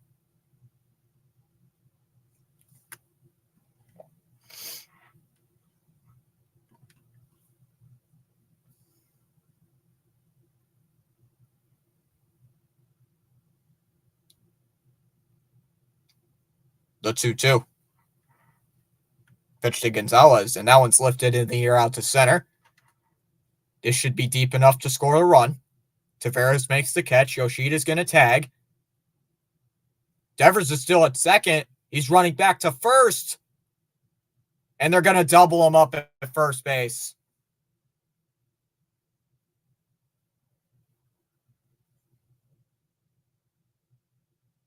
Devers was halfway between first and second base. Did he not know how many? What was Devers even doing?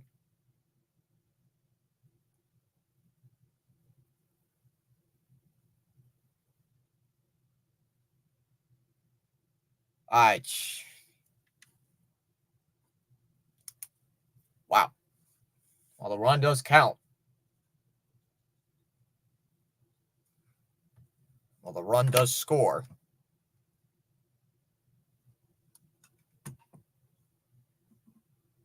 And Nesson froze again. Gosh dang it, Nesson.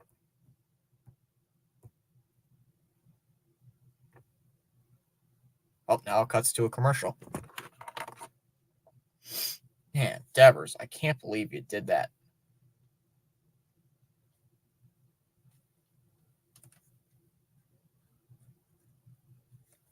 Love it when Nesson's run. Yes, the run scored.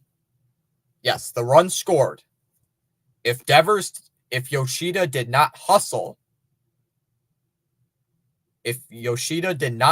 home, that run would have not counted. But the run did score. Yoshida touched home before Devers was tagged out at first base. I guess Devers just thought like, oh, that's the inning, but he saw Yoshida tag. He was going to score, and he's like, oh, crap, got to head back to first. And by the time he got to first, doubled up. So, boneheaded run, boneheaded move, but we do get the run. So, that's what I care about. The run scored. It's a 4-2 lead heading into the 7th inning. Final 3 innings to go. As long as we keep this lead, everything will be okay. Let me subs if we can today.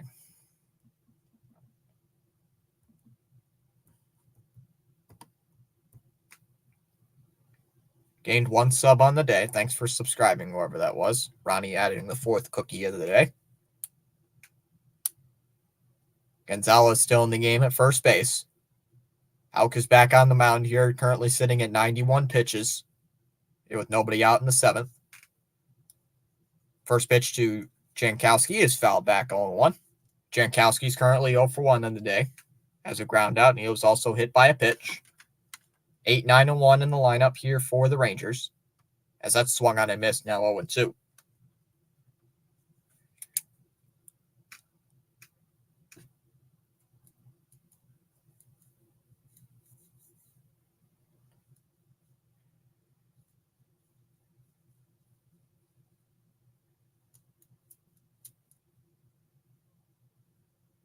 Swung on and missed. He struck him out.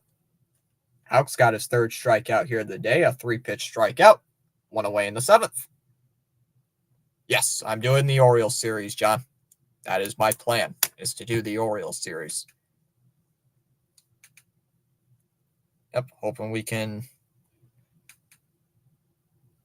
doing the one tomorrow. Hopefully do the rest of them.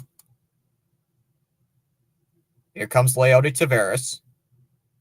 Fouls the first pitch back, 0-1. Taveras currently 0 for 1. Had a sacrifice fly in the second inning, but grounded it into an inning-ending double play in the fourth.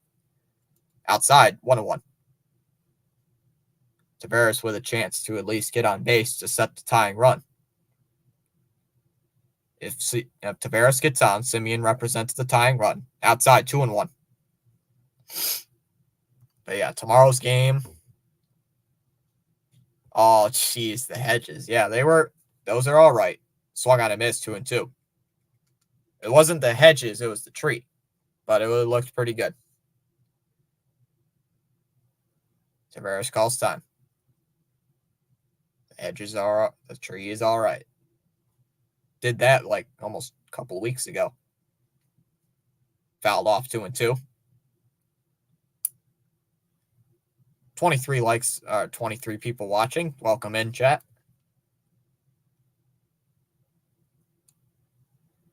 One out, nobody on. Here in the top of the seventh. Houck sitting at 99 pitches. Here comes his 100th pitch. Here it is, and that's line. That's a base hit into right field.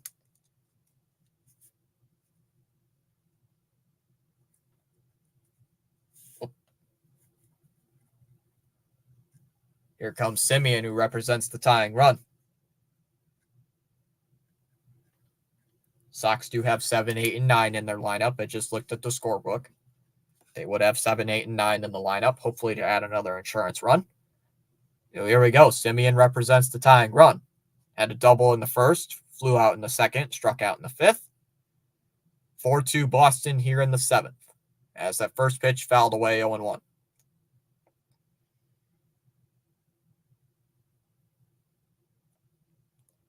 Yes, Houck is still in the game. He's currently sitting at 101 pitches. Currently over 100 pitches here with one out here in the seventh.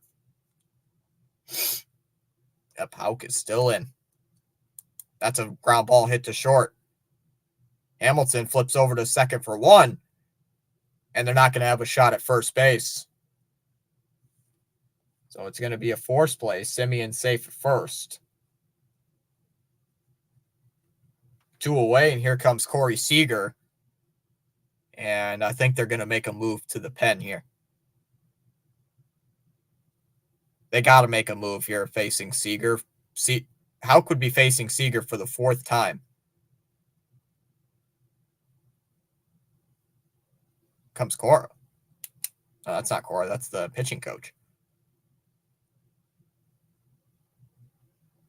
Oh, they're leaving him in there.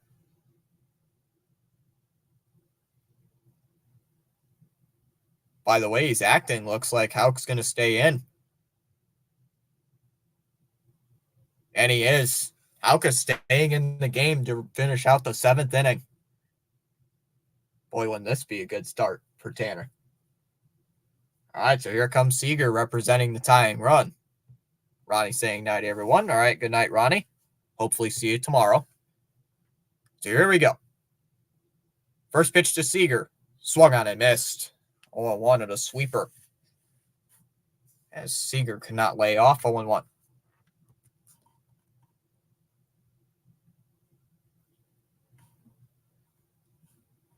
Down low, 1-1. Do not walk him, Houck. He's trying to get a double play. Ballsy move. Yeah, that's a really ballsy move. Down low, 2-1. I mean, if it works, it works. But if it doesn't, if he still walks Seager, this is going to be his last batter no matter what. This is definitely going to be his last batter. 2-1. Down low, 3-1. I'm starting to think this move might not be working. Sometimes Cora pulls the right buttons, and other times he pulls the wrong button, pushes the wrong button. Simeon, the runner at first. 3 balls, 1 strike to count. The 3-1. Swing and a miss, 3-2. And the count's now full.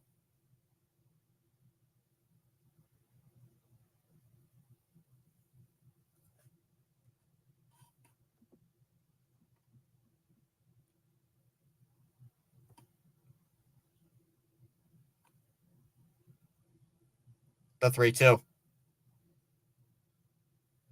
Here's Houck's pitch. And that's low for ball 4. So the pitch is low for ball 4. That will be a walk.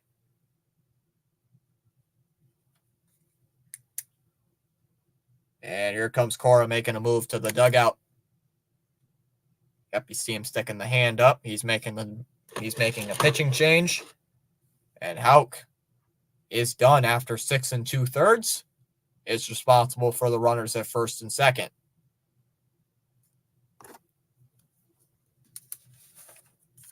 So let's see how well this works out.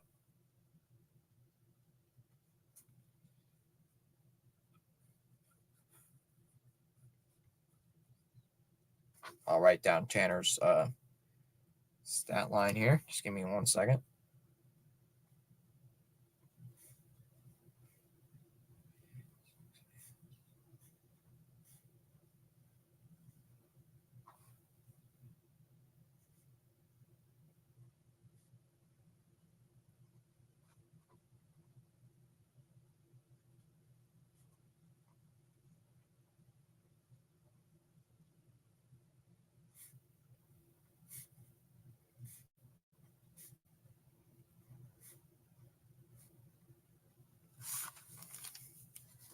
To all on the live stream broadcast, you are valued tonight. You are valued indeed. Much appreciate your outstanding contribution.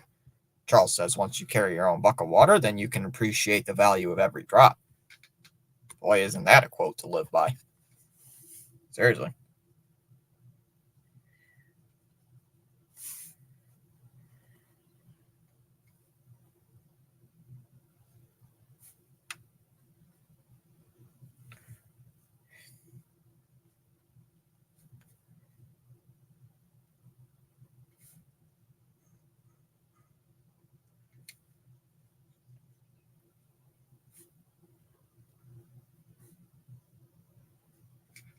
All right. Got both. Got his.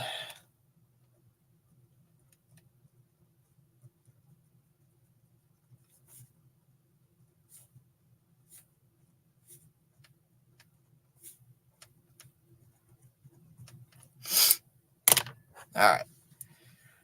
Wow, only 2 hours here into the stream.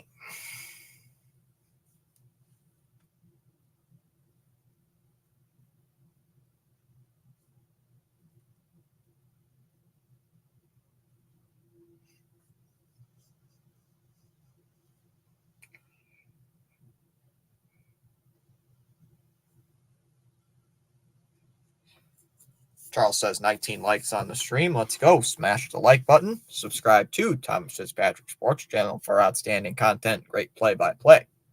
Let's go, Charles. Bernardino will be the new pitcher. Just got called back up today. Still has that 3.83 ERA. 40 innings this year. 40 strikeouts to 17 walks. First pitch, down low, ball 1. Garcia is due up next. So you don't want to walk Smith here to get to Garcia. That'd be a dumb move. I don't like the move bringing in Bernardino anyway. Outside 2-0. But he's your only lefty you got. He's the only guy you really have here in this situation. The 2-0. Down low, 3-0. Oh boy. Oh boy.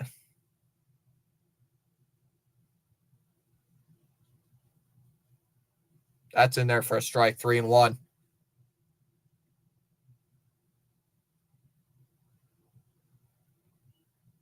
Yeah, you got like no other lefties in the pen right now. Like all you got is Bernardino and I believe Horn. But we used Horn last night, 2 nights in a row, so you don't want to use him today. The 3-1, and that's lifted out to left center field. Rafaela on the run and makes the catch in front of Duran, and that will end the inning. So Bernardino gets out of a huge jam as we go to the bottom of the seventh inning stretch. It'll be Sogard, Rafaela, and Hamilton in the bottom of the seventh. 4-2 Boston.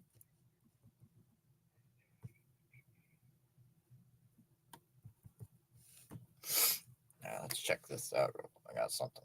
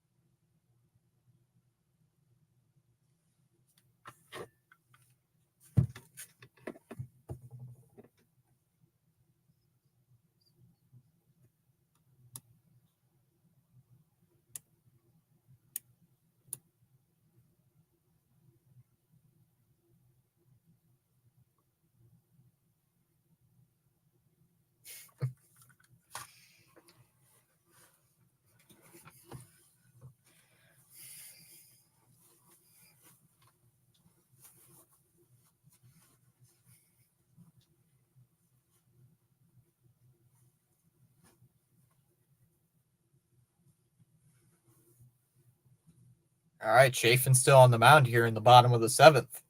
Once again, 7, 8, and 9 in the lineup. Sogard, Rafaela, and Hamilton. Sogard, the switch hitter, batting from the right-handed batter's box. First pitch is lined out to straightaway center. Tavares will make the catch, 1 away.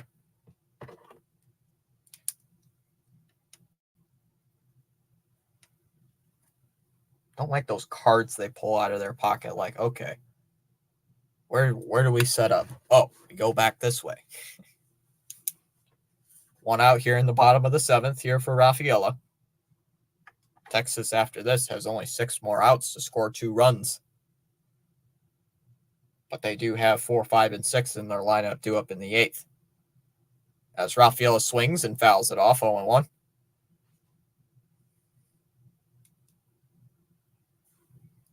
Just checking on Birdwatcher or PAS.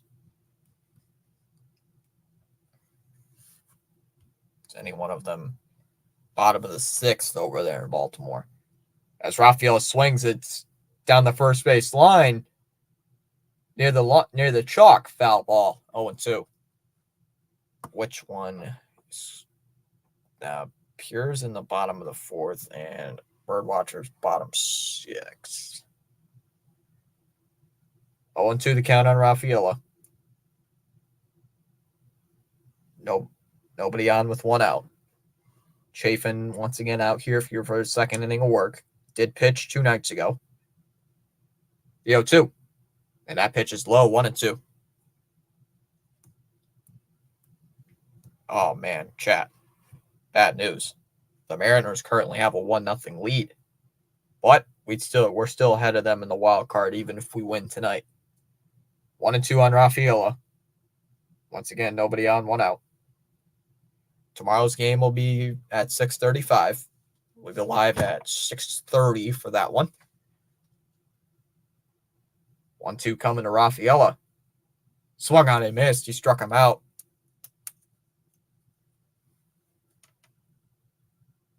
So Chafin gets a huge strikeout, 2 away here in the 7th. Brings up David Hamilton, the number 9 hitter. Let's see, Mariners, Tigers. Oh, that's Thursday's games.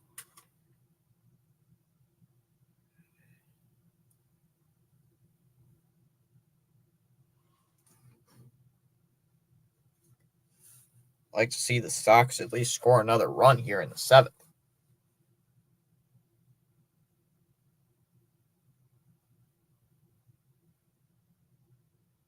Hamilton due up, currently 1 for 2 on the night. RBI single in the 2nd, flew out in the 5th. Hamilton with a chance to at least do damage. First pitch to Hamilton is swung on line, caught by Lowe. Lowe's going to make the catch at first, and that'll end the inning. So 1, 2, 3, 7th inning there for Andrew Chafin. We go to the top of the 8th inning. It'll be Garcia, Lowe, and Langford in the bottom or top of the 8th. 4-2. 4-2 Boston.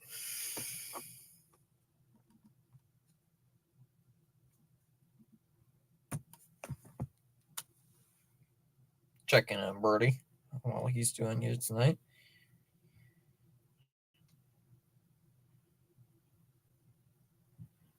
Let's see. PAS has got 97 people watching. His Mets are leading 2-0 over the Athletics.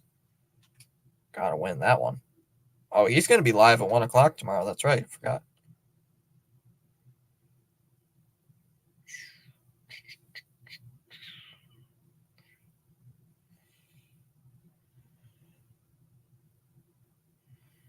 Nothing going on. He only has 33 likes. Yeah, you know what? I'm hitting a like for him. SMW, welcome back, saying go Red Sox. Yes, sir. Let's go Sox.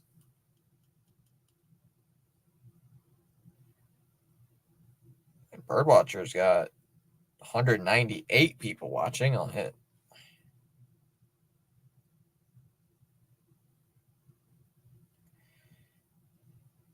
One more like to 100.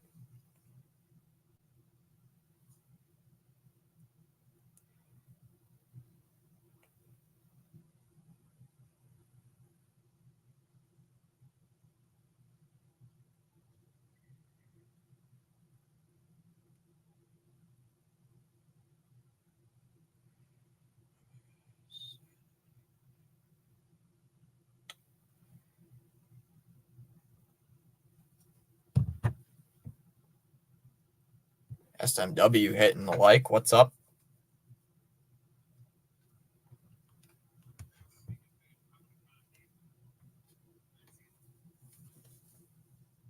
All right. Here's Garcia to lead it off here in the top of the 8th. That's called a ball just inside the strike zone, 1-0. Garcia's been struggling recently as a Red Sox. It has not been good in his last couple of relief appearances. That's a 12 ERA in his last 5 games as a Sox, as that's fouled back 1-1.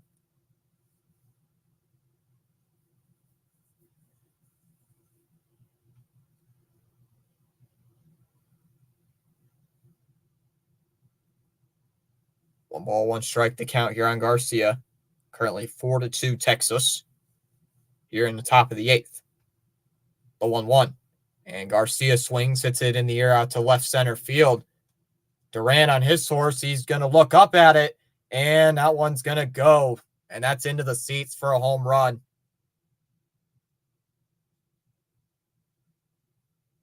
Garcia hits his second home run of the game, and it's now 4-3.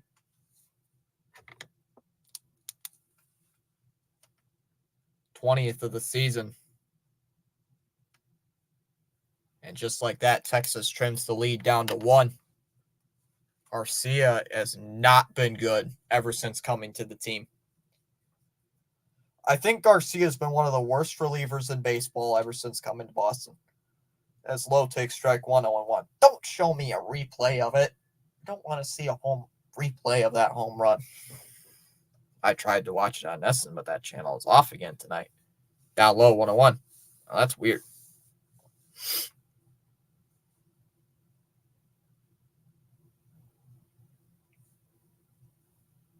I haven't been having a problem. Well, I did have a problem earlier. Fouled off 1-2. I did have a problem earlier with it did freeze on me. It froze on me twice. So I was like, I didn't know what the heck was going on at one point.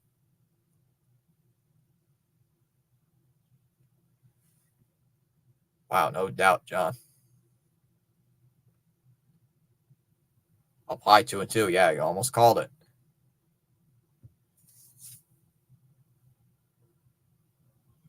I know he's been terrible as of recently. Down low 3-2. He's got like I just said, he had a 12 ERA in his last 5 appearances. So, and he's got a full count here to Nathaniel Lowe. So he's been terrible ever since coming to Boston. Sims has been good, but Garcia, no, he's been trash. The 3-2. Fouled back 3-2. Can we get a refund on Garcia? Can we get a refund on him? Garcia hitting a home run off of Garcia.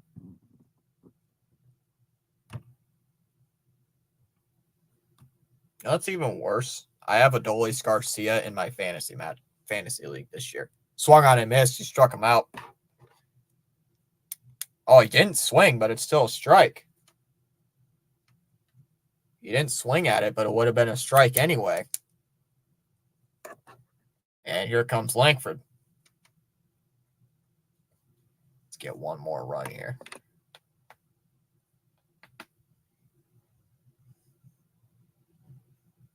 Felt that coming.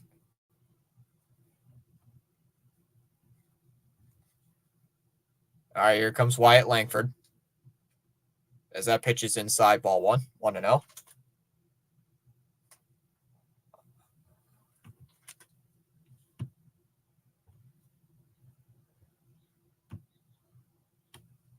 Inside, 2-0.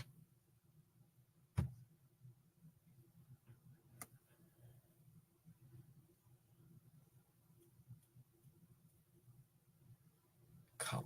Yeah, come on.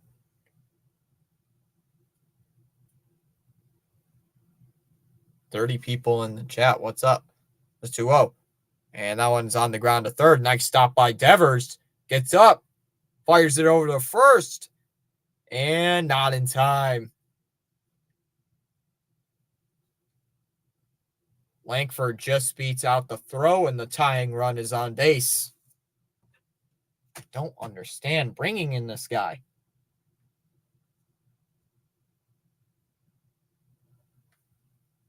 Brings up Kelly.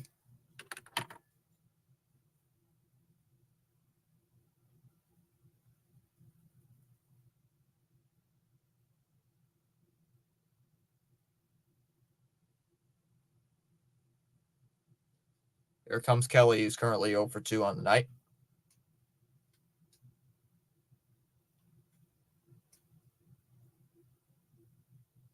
And that's on the ground towards third. Again, good stop by Devers. Fires it over to first. Not in time again. Back-to-back singles. Back-to-back hits here by given up by Garcia. And here comes Jankowski. I swear, if Garcia comes in here and blows the lead, I'm going to get pissed. Ooh, lots of goals tonight. Well, not as many as there were last night, Dallas. Last night there was 13 goals. There's only 7 right now.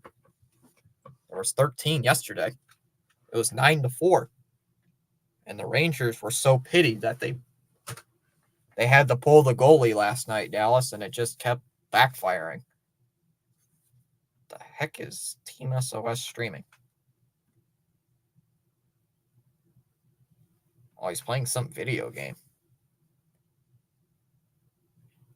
Come on, we gotta do something here, man. Pitching coach still out there to talk with Garcia. And Kelly's running off the field. Oh, they're bringing in a pinch runner. That's why.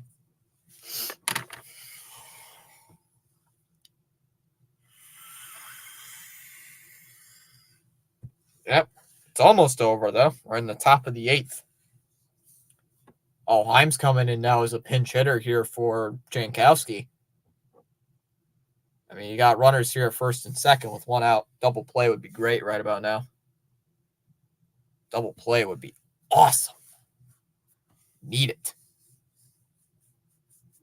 So Jonah Heim at the plate. 2 men are on with one out. First and second. Duran the runner at first and Langford's the runner at second. First pitch to Jonah Heim, and that one swung on, tapped on the ground towards third base. Devers has got it. Throws it on the run, and he got him. Beats Heim. The throw beats Heim, 2 away. And that brings up Taveras. We need a hat trick. Who has a hat trick? Nobody has a hat trick today, Dallas. Yesterday there was a hat trick. Connor Wong drove in 3 runs. Connor Wong had a 3-run shot. So there was a hat trick yesterday, but you missed it. You might have missed it there, Dallas. That was when the Red Sox led 6-0. And the Rangers almost came back and blew it. 2 away for Leody Taveras. 1 for 2 on the night. Sac fly and a base hit. As that pitch is just missed, 1-0. What's up, chat? My name's Thomas, but a lot of people on the channel call me Fitzy.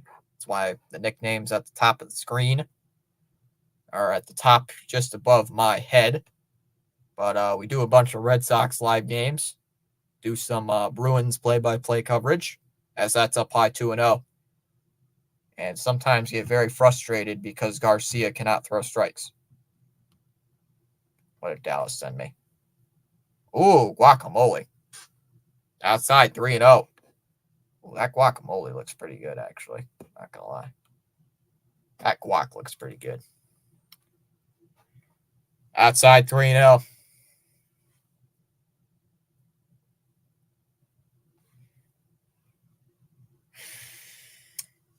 Dude can't throw strikes. I don't get it. I really don't.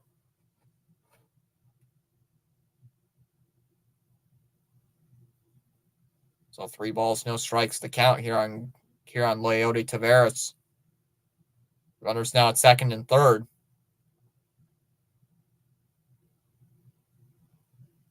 Come on. The 3-0. And that is swung on.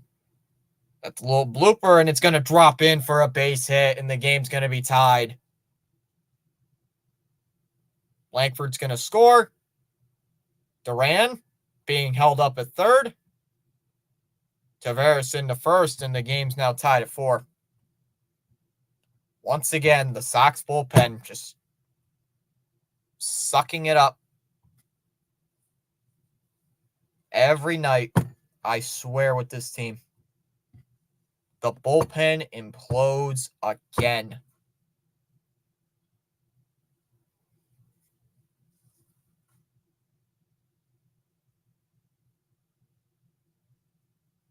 I mean, the ball just got through.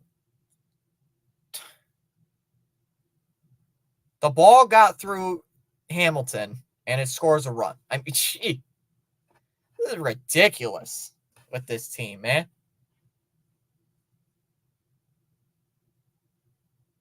You couldn't make the catch either, so that makes it worse as the game's now tied. Ugh.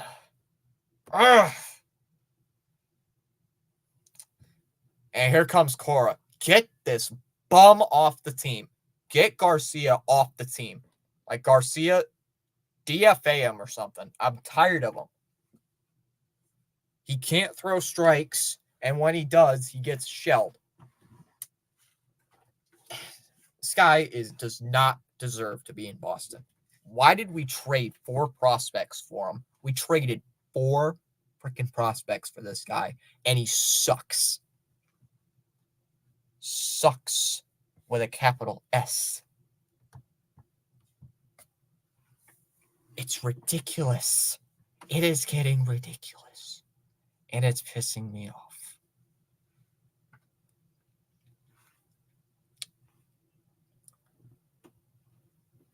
Garcia, come in and throw 1 damn inning. Like, come on, dude. It's always a problem.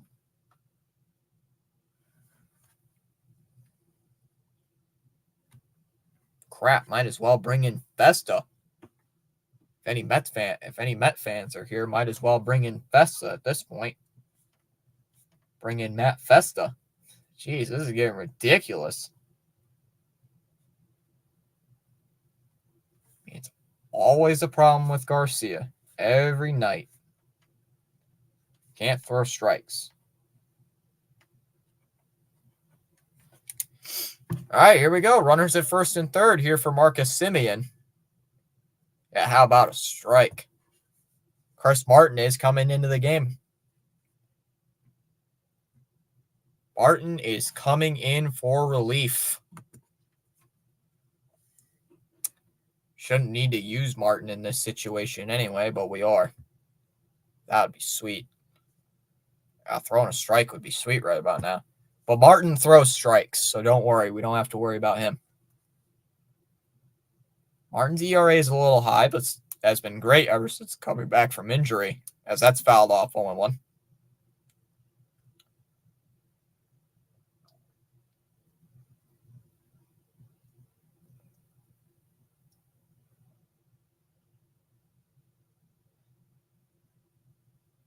Anyone's better than Garcia.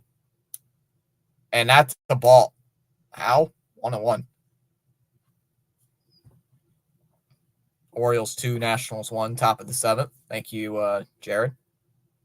Martin is a little better than Garcia. Anyone's better. Anyone in the bullpen's better than Garcia outside 2-1. Yeah, exactly, SMW. Go Nationals. Exactly. Go Nats. Hope the Nats do win. Need the Nats to win in that one. And they already took the first game from the Orioles. The 2-1. And now on his line, Sogard goes back a few steps, makes the catch, and that will end the inning. But the Rangers do tie the game. Rangers do tie it.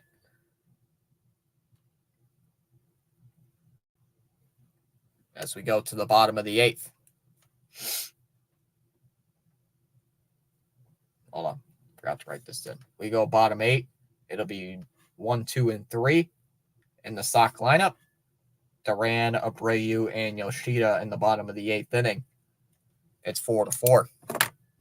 I don't understand why. Don't bring Well, I shouldn't say it. I should not say that because it was not a pressure spot. This was not a pressure spot scenario whatsoever. And Garcia comes in and he craps the bed. Like, how is this guy still on the team? And how is he doing better with the Angels than he is with the Sox? Ooh, thought the Rangers were going to score more runs. Yeah, that's what I thought. But they don't. So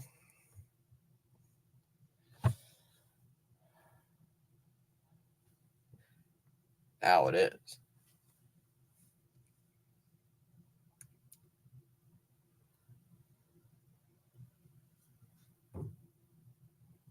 Because he loves it out west. I guess he does. I mean, he had like I wasn't too happy with the move for trading for Garcia. It was like a rental, you know. He's going to be gone after this year anyway. No matter we win the World Series or not, he's probably going to be gone. Because he's, age 38? Almost as old as a dinosaur. And I thought he has a 3.8 ERA with the Angels as a reliever. Okay, that's not horrible, but, could be better. Could come into Boston, has a really good game. Nope. Stinks. How about me eating on ice cream? How about save some ice cream for the chat, SMW? We need to get some pitchers. Agreed. Down low, 1-1. The starting rotation has been all right. The bullpen's been the problem. Houck had a great game. Houck had a really decent game. And the bullpen comes in and screws it up. The 1-0 to Duran is a foul ball, 1-1. It would be nice if Duran hits a home run. That'd be great right about now. Or, at least gets on base, Duran, please. Where's John? We need Liam Hendricks. I think Garcia might be one of the players that could get DFA'd. There's a strike, 1-2. Somebody's either going to be sent down or DFA'd. Duran's going to call time. Chat, if Garcia continues struggling, I would not be surprised. Duran called time.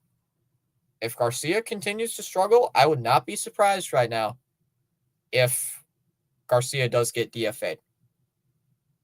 When Hendricks comes back, I would not be surprised if Garcia got DFA'd.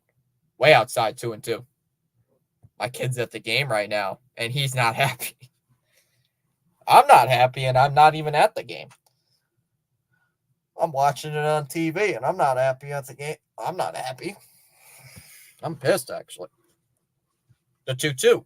Fouled off, 2-2. Every single game, yep. I mean, it's ridiculous.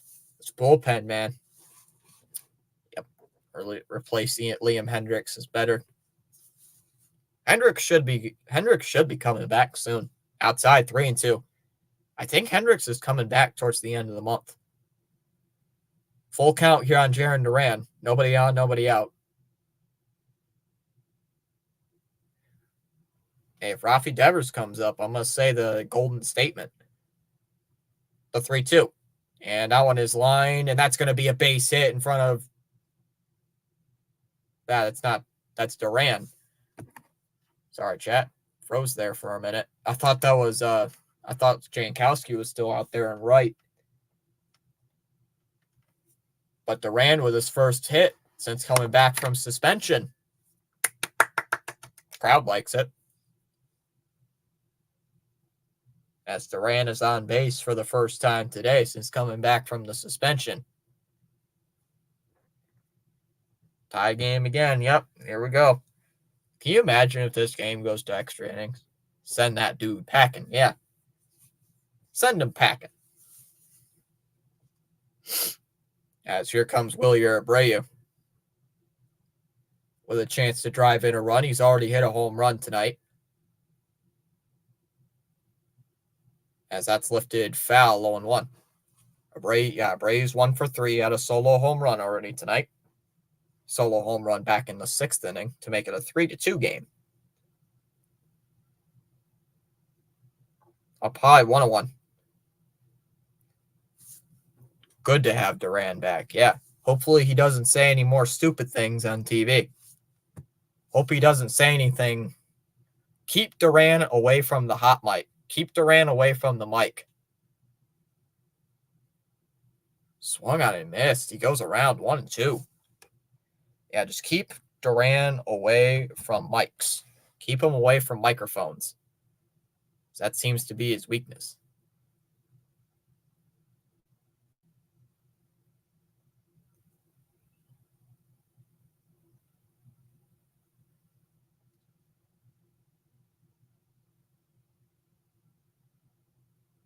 So 1-2 the count here on Abreu.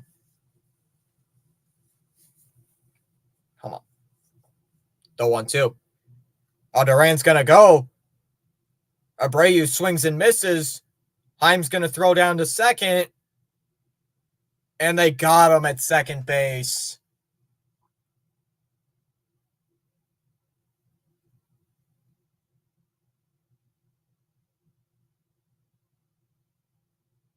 They got him at second.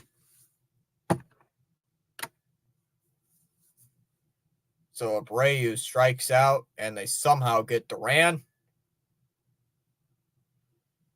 2 away in the 8th. Yeah, who's sabotaging my name? Yeah, I hope he doesn't say anything stupid again either.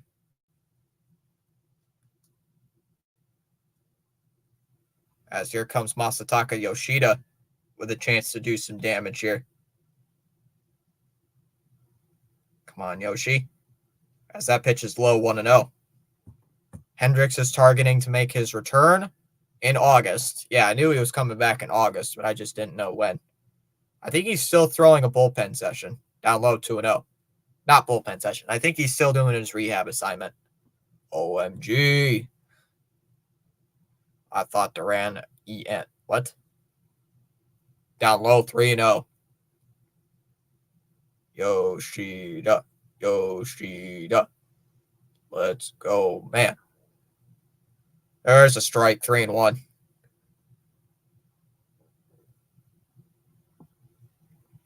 He was, but it was a great throw by Heim. That was a great throw by Jonah Heim to gun him down. Foul back 3. There's a strike, 3-2. Don't know why I said foul back. So did I. Just a good throw by Heim. He shouldn't have went, but oh well. Heim's got a good arm behind the plate. And that one's lined out to left. And it's going to go foul. 3-2. Come on, Yoshida. At least get on base, buddy.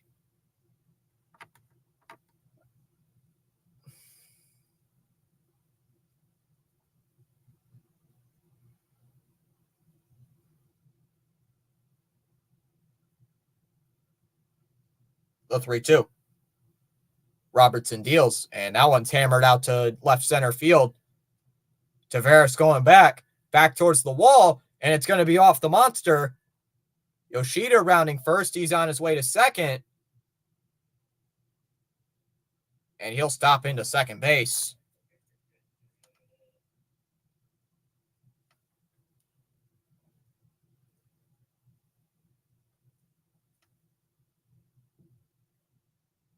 And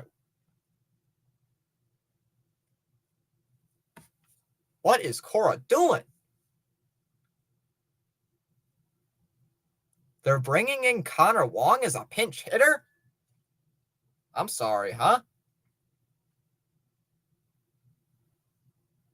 Huh? What? I don't get this. They're intentionally walking. That's confusing me. They're bringing in Connor Wong. Okay.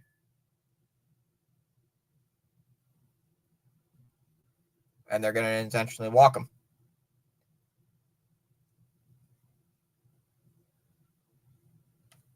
So here comes Jansen.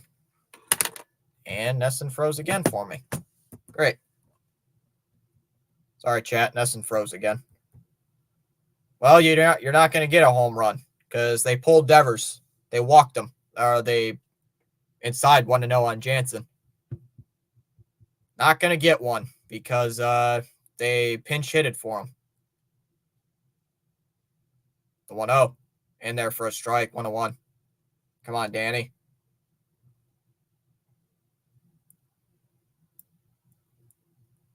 Come on. Come on, Danny Jansen. Come through this one time, man. 1 ball, 1 strike to count here on Danny Jansen. Or is it first and second here with 2 outs? The 1-1. And that's swung on, hit into right, left, and it's going to be in for a base hit. Yoshida's already rounding third. He's going to come home. Langford's throw home is not in time, and the ball's going to get away. Jansen's going to go to second base on the throw, and the Sox lead it 5-4.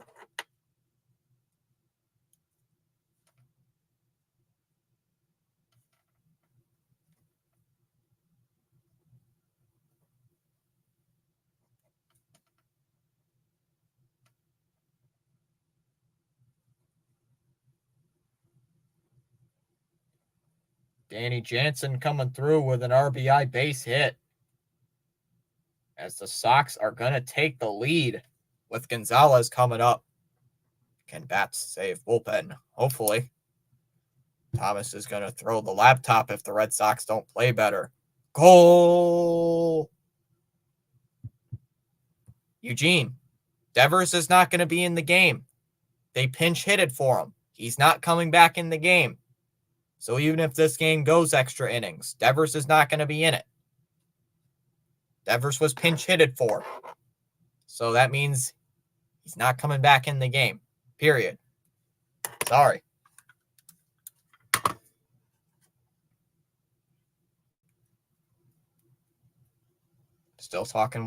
I'm still talking with Robertson on the mound. Now he heads back to home.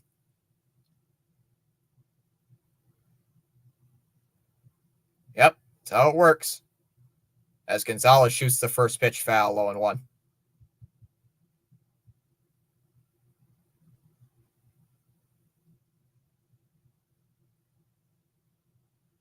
Wish it was the 9th inning right now. Hey, I'll take some insurance runs heading into the 8th. The 0-1. And that one is fair ball down the left field line. That should score some runs. Wong's going to easily score. Here comes Jansen. He's right behind him. He's going to score. Gonzalez is going to slide into second with a double. A 2-run double for Romy Gonzalez. It's 7-4.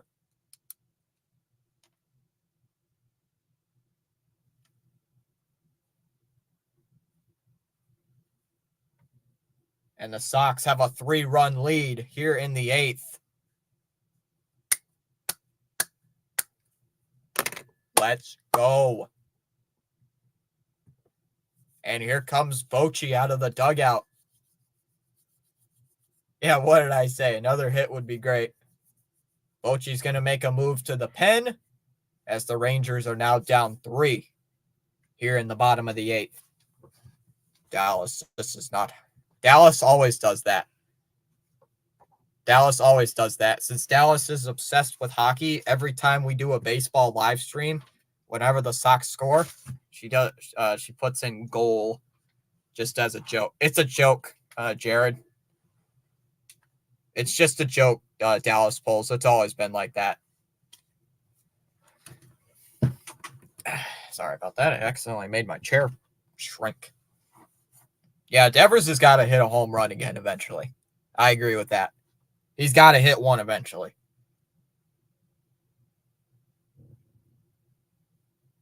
Yeah, he's going to hit one eventually. It'll be time. He'll hit one. I'm a Braves fan just watching live for my parlay. Appreciate the coverage, bro. Well, thanks, Eugene. I know your Braves already beat my Sox already this year, so congrats on that. I don't know what your Braves are doing so far this year. I don't know too much. I don't pay attention to the National League. I only care about the American League.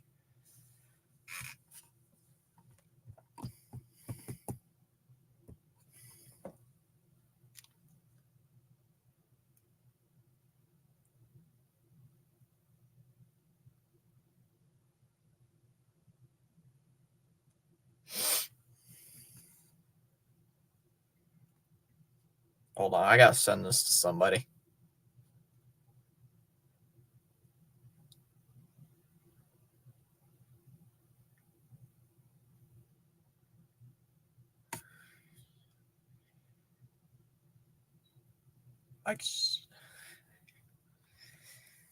Festa is coming into the game again. Man, Festa. All right, here comes Nick Sogard, who's already driven in a run via sac fly. As that pitch is inside, ball 1. Oh, the Braves have been stinking it up recently. The Sox were stinking it up last week, and then they came. So hopefully your Braves can do well. The 1-0. Ripped foul by Sogard, 1-1.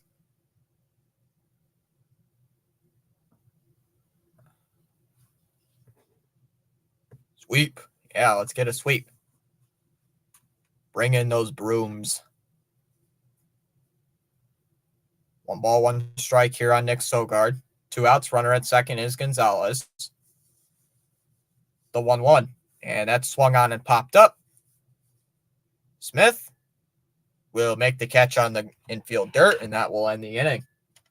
But the Sox score 3 here in the 8th. After the Rangers tied it up in the 8th, the Sox score 3. We go to the top of the 9th. It'll be Seager, Smith, and Garcia in the top of the 9th. So, oh, shut up. Sorry, I'm not talking to any of you guys in the chat. My computer, the computer apparently is yelling at me to give it a charge. It's yelling at me. It's yelling at me saying, you need to charge the computer. It does that a lot recently. Been doing that a lot because I don't charge it. Because I stream via a laptop and I don't charge my laptop. Hope I didn't jump the gun. And I hope you didn't. Chat, if the Sox lose today, we blame SMW. SMW, you're going to get blamed.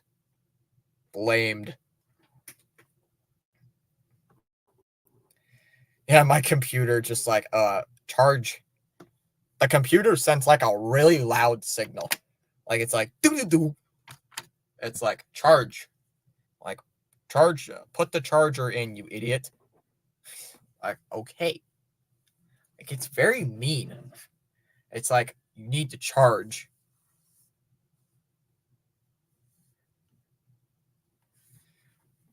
Hey, Dallas, just remember, Toronto and an ex-Toronto Blue Jay untied our game. Broke the tie. So just remember that. Yep. John saying thanks again for the broadcast. Broomsticks. Yeah, let's bring the brooms. Bring the brooms.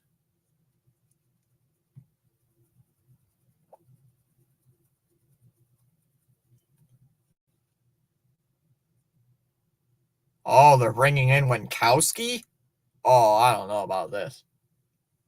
I don't know about this one, but all right. And you don't want to use Kenley in back-to-back games. Winkowski coming in here to shut this game down in the 9th as that pitch is outside ball 1.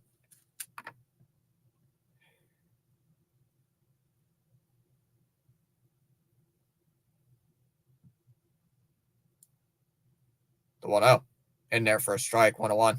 Corbin's pitching on Friday against the Sox. All right, thank you. Don't know if I'm going to be streaming the Saturday game, but I will be live hopefully for some of the games. Might be live Sunday. Who knows? Depends. The 1-0. And that is line base hit. On a 1-1 swing, he lines it into right. Seager is on here with nobody out. So a leadoff base hit for Seager brings up Smith. Sunday, got that. Got a date. No. I wish. Nah. Someone wants to do something on Saturday. So there's a strike going 1. Someone asked me to do something on Saturday. I might make it in time for the Sox game, but if not, I'll probably put it in the community tab if I won't make it. The 0-1. And Smith shoots one. That's a base hit into right field. Tying run coming to the plate already. And look who it is. Yep, here we go. Yeah, John, I wish I had a date going. I know Corbin's a great pitcher.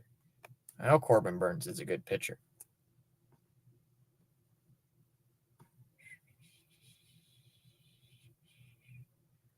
Garcia coming up. Something wrong with Winkowski?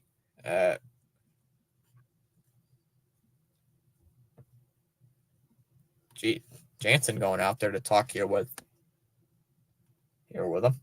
Hope he's all right over there.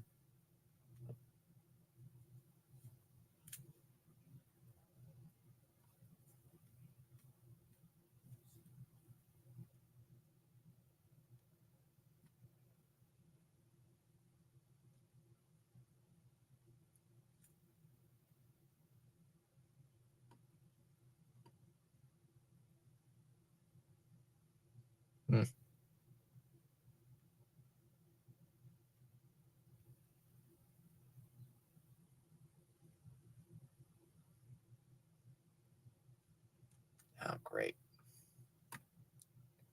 Sogard's leaving.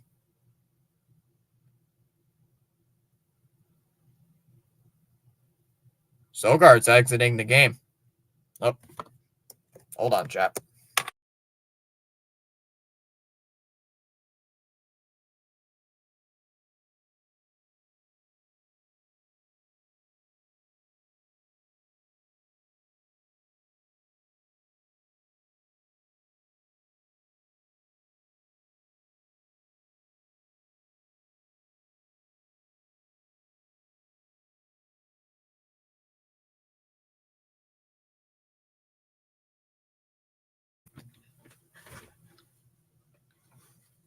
Sogard's coming out of the. Sogard looks like he came out of the game.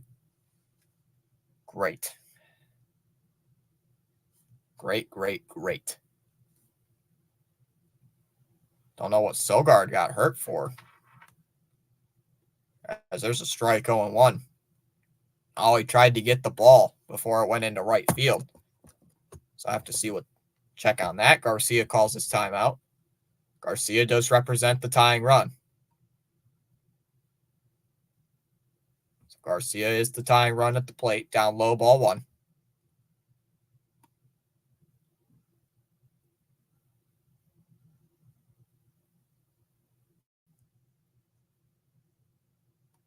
Big TP fan.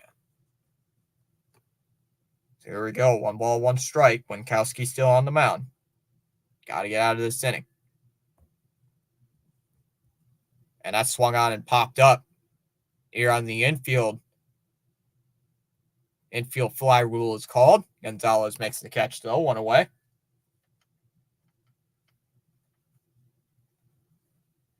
Double play still in effect, and here comes Nathaniel Lowe. This game just will not end nicely, will it? Sunday Night Baseball with the Tigers. Liam Hendricks. Yep, Liam Hendricks is coming back in August, hopefully. So Lowe is up here. Lowe is up, who's currently 0 for 4 on the day. Rangers with a chance to tie with 1 swing of the bat. Winkowski deals the first pitch, and that's hit on the ground to second. Hamilton goes over to Raffaella for 1. Over to first, not in time. Lowe will beat it out.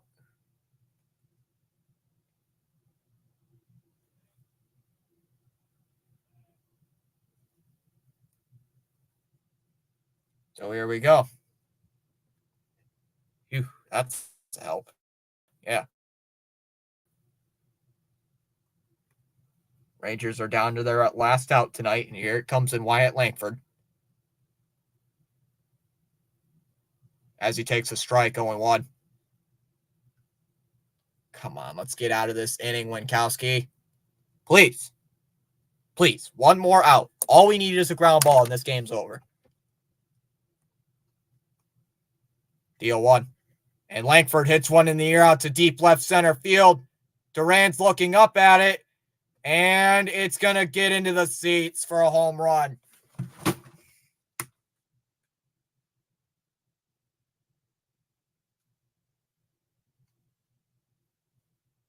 Kill me.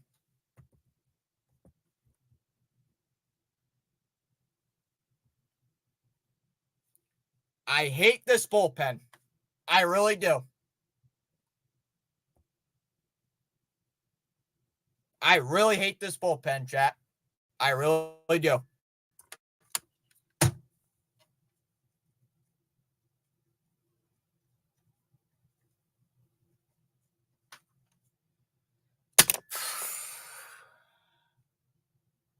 Langford with his 7th home run, and it goes 389 feet. No, I'm not throwing the laptop. There's a strike 0-1 on Duran. It's a joke. It's a joke. This is some sick joke or something. Every time they tie it up, we take the lead back, and then they come back with this stupid crap and tie it. Every time this game, it's frustrating as hell. And there's a called strike 3. He struck him out, and that'll end the inning. But Wyatt Langford ties the game in the 9th with a 3-run homer as we go to the bottom of the 9th. It'll be Rafaela, Hamilton, and Duran in the bottom of the 9th, 7-7. What a mess. Yeah, what a mess this bullpen is. This bullpen is garbage. I'm sorry. This bullpen needs to go.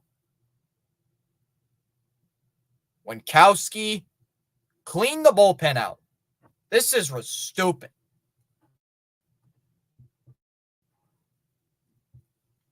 Should not be giving up a 3-run home run to Wyatt Langford in the 9th inning. Righty on righty matchup. Come on. We're better than this.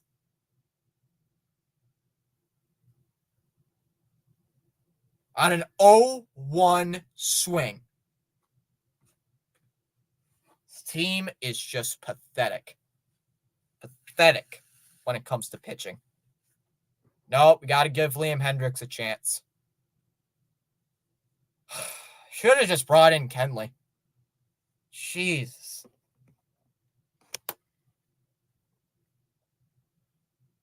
Renai saying so sad. Yeah, I guess the broomsticks were too early. SMW, why? Why did you put those? Who put those broomsticks in? Who was? I said walk-off win earlier. Would be great right about now, yeah. Why? Yes, way too early. Too early. Too early, SMW. Too early to do that. They didn't want to use Kenley because they used him 2 nights in a row. You don't want to use Kenley. You don't want to overwork him. They didn't want to overwork Kenley. So they decided to go with someone else. So you got Winkowski, and he comes in and craps the bed. As we begin the bottom of the 9th, as that's outside ball 1 on Rafaela. That's why a lot of people are Cora outcoaches himself. Swung on a miss, 1-1. The move wasn't horrible, but it's dumb. Outside, 2-1. It just didn't work.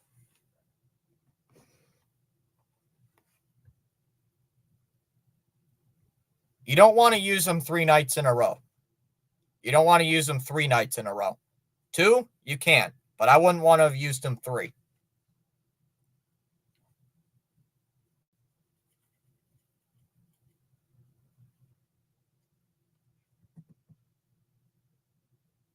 Yeah, you don't usually want to use your closer 3 nights in a row. That's usually what you don't want to do. And swung on and missed. You struck him out. 1 down in the 9th. I mean, Kenley's not overworked, but you just don't want to use a guy like Kenley 3 nights in a row. Because it's more used to getting injury. Plus, he delivered a 4-out save, 2 4-out saves in a row, I believe. So, he's already pitched like 2.5 innings, 2 2/3 of an inning, I believe, in this series. So, you really don't want to use him in this game. As Hamilton takes strike 1, 0-1. Come on, Hamilton, walk this off. Jeez. There's a strike, 0-2.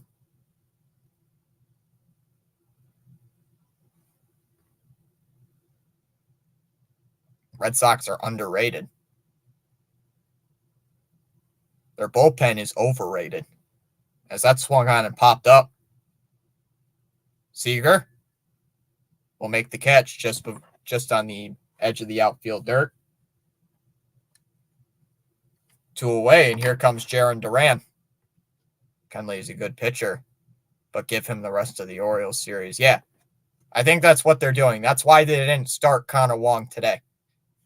Let him pitch a game in the Oriole game. Red Sox will make the playoffs. If they pitch like this, they won't. As Duran takes strike one, 0-1. Shouldn't be giving up a 3-run shot to a rookie in the top of the ninth inning. Silenced the crowd. As that's fouled off 0-2. Agreed. Bullpen is sucked. Fouled off 0-2. Yeah, the bullpen has been garbage over the last couple of games.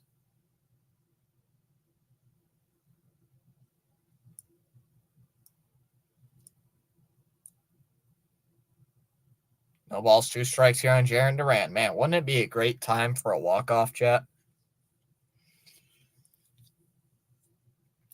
0-2. And Duran swings off the end of the bat, or near the hands. It's popped up. Smith, in fair territory, will make the catch, and that'll end the inning. So Festa gets a clean 1-2-3 ninth inning as we go to the top of the 10th. It'll be Heim, Taveras, and Simeon in the top of the 10th as we are tied 7-7. Come on, Duran. Fortunately, he didn't get it. Sadly.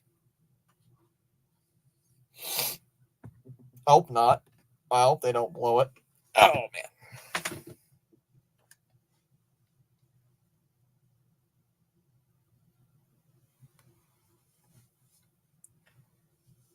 Oh, man. God, that's so frustrating.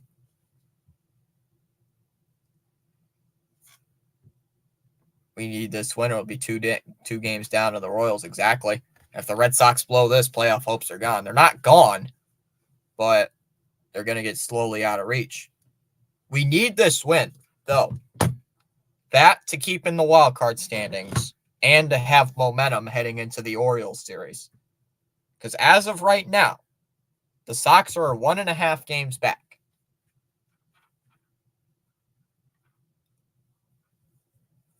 What the hell says Dallas? Dallas, how am I going to put this in hockey terms? Dallas, they had a power play going. Dallas, we had a 5-minute misconduct. We had a misconduct penalty. 5-minute major. And, yeah. And a 5-minute major. And they scored 3 goals. And they scored a goal just before regulation. Dallas likes hockey a lot, so I put a lot of baseball stuff. So I just make it into, so I basically just put it in hockey terms for Dallas. Because Dallas is a huge hockey fan. Yeah, let's hope Sogard's all right. I don't know what it was. Some apparent injury. Don't know what the heck it was, but all right, here comes Kelly. Kelly's coming into the game here today. Jonah Heim's the guy batting, and Duran is on second base. First pitch, and that one's in the air out to right center field. That ball's going, and it's gone.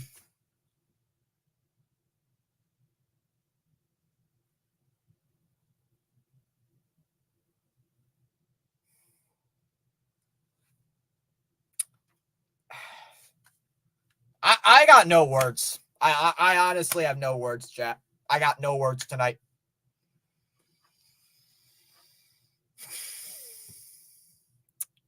Chat, I have no words tonight. I literally have no words.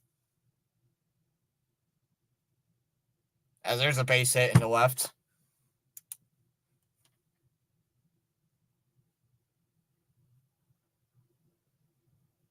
So done with this team, chat. This is ridiculous.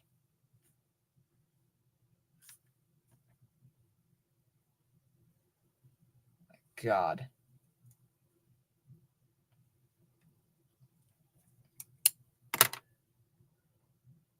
About to. As there's a strike on 1. You bring in Kelly, that's what happens. And he threw a meatball right down the middle of the plate. Right down the middle of the plate. That's what happens when you throw a fastball right down the middle of the plate. That is what happens. Outside 101. You throw a pitch right down the middle of the plate, you're just asking to get burned. And he did. So guess what, Kelly? You got what you deserved. You happy? You happy? Because you just blew the series away, Kelly. Thank you. You blew our chance of a sweep. Outside 2-1. Jesus Christ. I mean, you don't do that kind of crap. Yeah, the bullpen is, yeah, I know what you mean, man. Bullpen is really garbage. In the second half of this year, this bullpen, I'm sorry, this bullpen's got a, whoever's in charge, as that swung on and popped up, Devers into foul, makes the catch, 1 away. Don't know if they'd have adjusted that or not. Oh, I'm sorry, chat. I absolutely... Who was it in here that said Devers would have a chance for a home run? I'm sorry, chat. I absolutely misread that wrong. I'm sorry, chat. Swung on and missed, 0-1. Got low, 1-1. Jeez. I mean, sorry, gee.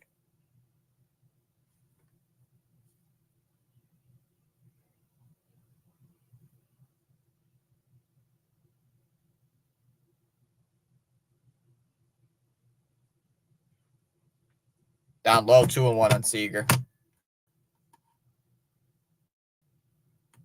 I hate this. Yep, I really do too.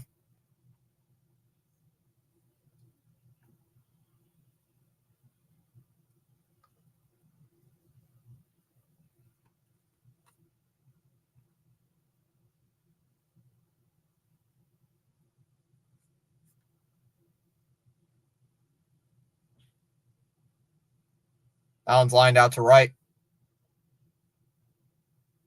Abreu makes the catch. 2 away.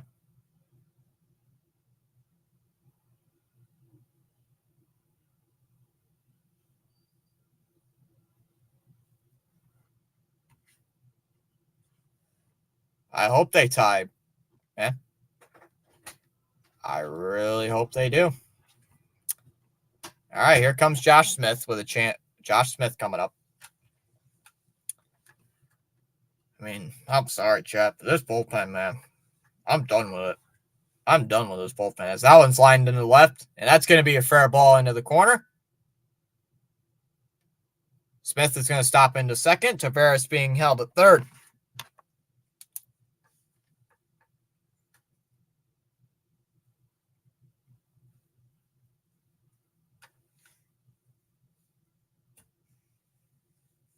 And here comes Garcia, who's going to burn us again. I know it. Can I use your phone? Thank you. For YouTube? Yeah. I got bored of playing NHL. All right, so here comes Garcia. Because they do this crap, they do this kind of garbage.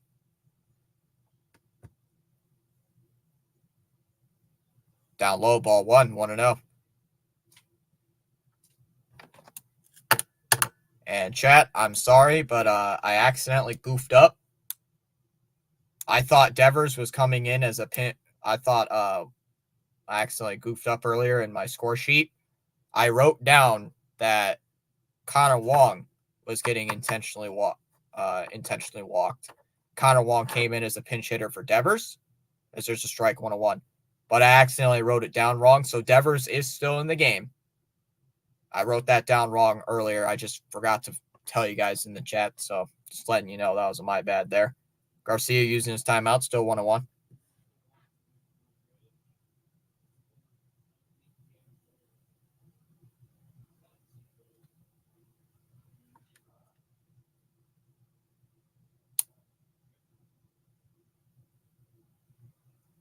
Outside 2-1. Come on, Garcia.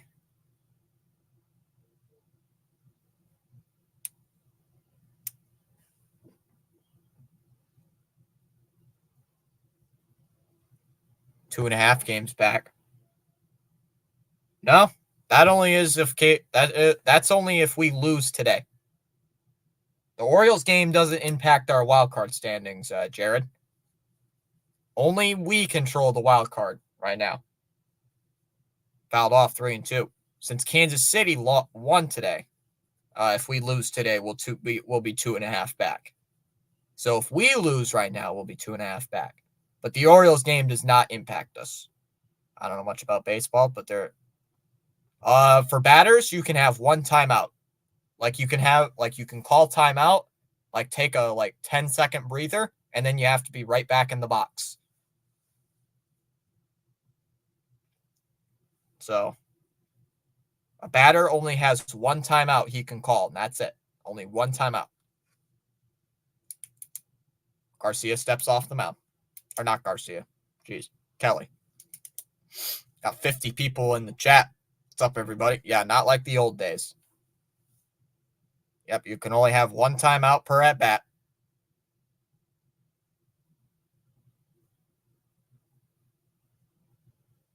The 3-2. Swung on him, missed. He struck him out. And that'll end the inning. But the Rangers score 2 in the 10th to take a 9-7 lead as we go to the bottom of the 10th. It'll be Abreu, Wong, and Devers in the bottom of the 10th. 9-7. Oh, we got a Birdwatcher raid. What's up, Birdwatchers? Birdwatcher sent me over. Birdwatcher raid. What's up, Birdwatcher? Congrats on your Orioles winning. Even though we needed the Nationals to win that game, but congratulations on the win. Oh, you got here at the wrong time. Long time. Bad timing.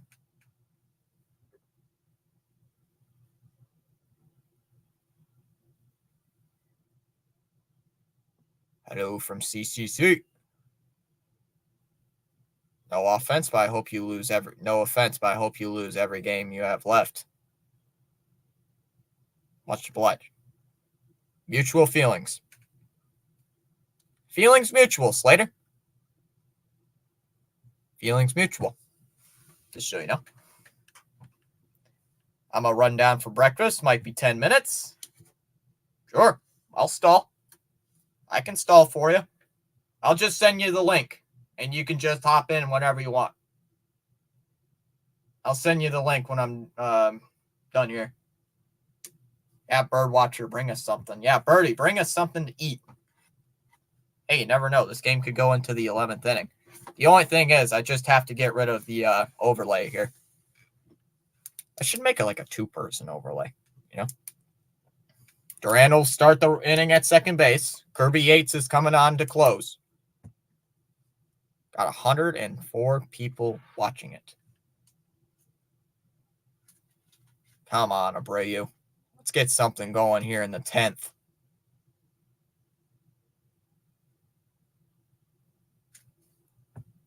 Yeah, Birdwatcher's going to bring in breakfast for everybody. First pitch from Yates, and that one is lifted out to left. And it's going to go foul, 0-1. Oh, man. Royals will lose. They won today, which makes it worse. They won today, 4-1. And I wanted them to win. Or I wanted the Twins to win. But they didn't come through. Swing and a miss, 0-2. Come on, at least get that one run home. Pancakes. Ooh, pancakes are good right now. I wonder if that's what Birdwatcher's bringing is pancakes. That or pad thai.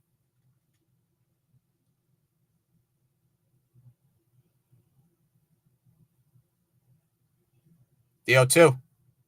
Outside, 1-2. Come on, Abreu.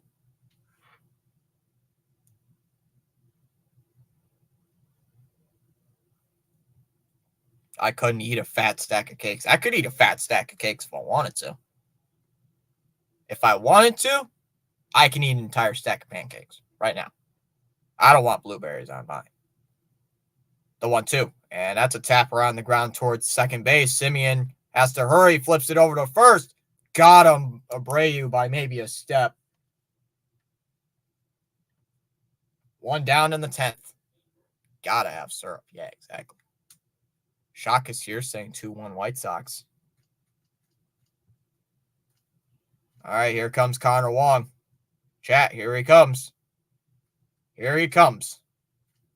Feel free, inspired, to join the chat. I'm surprised they don't intentionally. Well, you don't want to intentionally walk him for Devers, as there's a strike 0-1 on Wong. Sox down to their potential last 2 outs here. I mean, you got Wong and Devers on deck.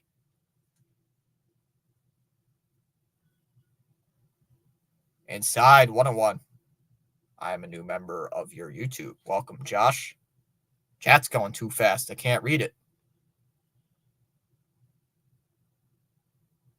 The 1-1. Fouled back, 1-2. I really can't believe the Red Sox are down. I can. Bullpen sucks. Bullpen stinks. So, of course, they're going to be down in this game. Come on, 1-2 on Wong.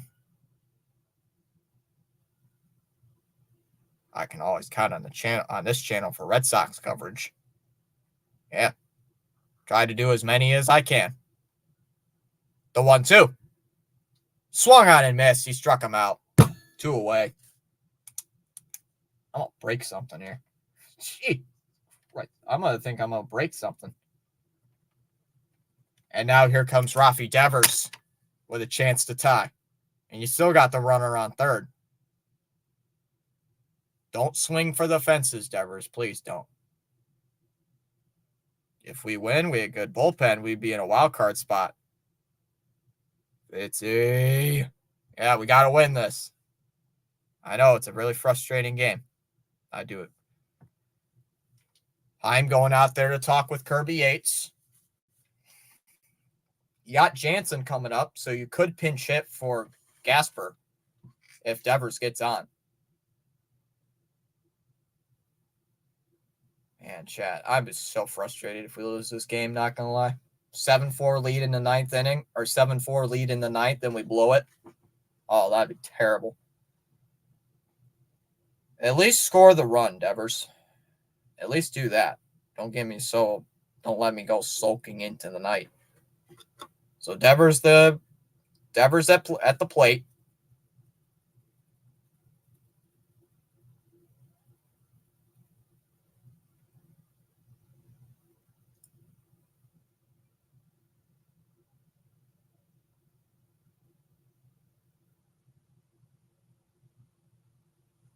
First pitch to Devers.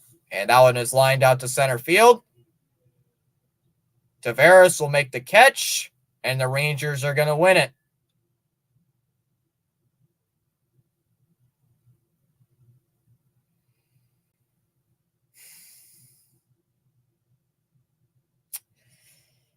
Bullpen implodes again.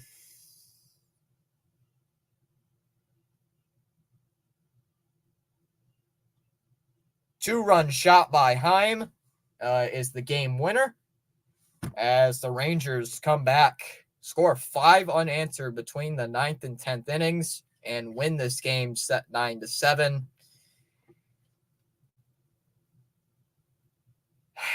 Yeah, that's pain. That is pain in the ass right there.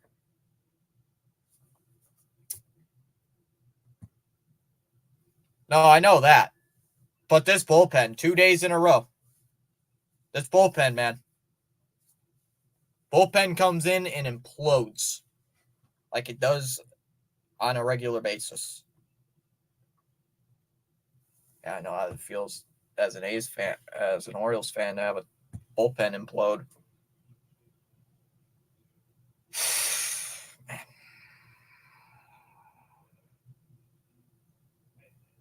So if anybody's still here from Birdwatcher, Birdwatcher said he might be on here in 10 minutes.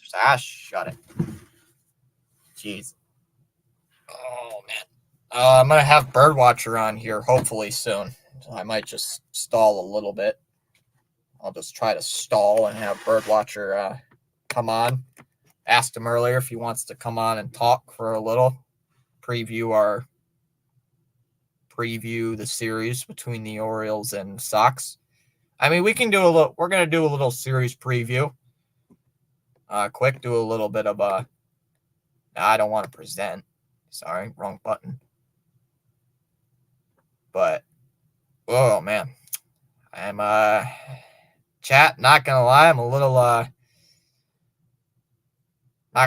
little pissed here at this ball game today. I'll send Birdwatcher an invite link real quick. Check on the Yankee game real quick.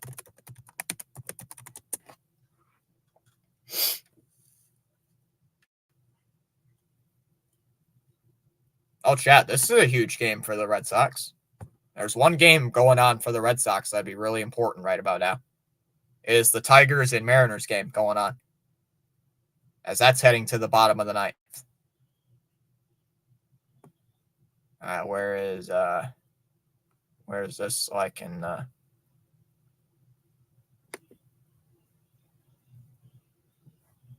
right, I'll just have Birdwatcher on. Send him the invite link. I'm sure he'll let me know. The Yankees lose. All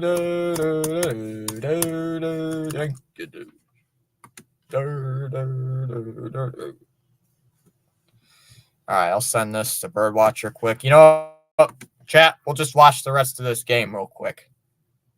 I got it on commercial break. Got the game on commercial.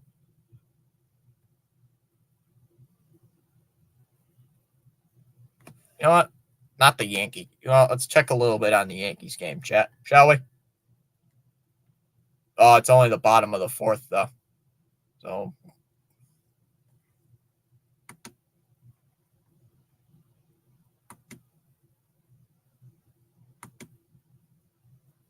Trent Grisham leads it off here in the top of the fifth. I tuned in just like right at the perfect time. Why are you not working? Okay. Where is he?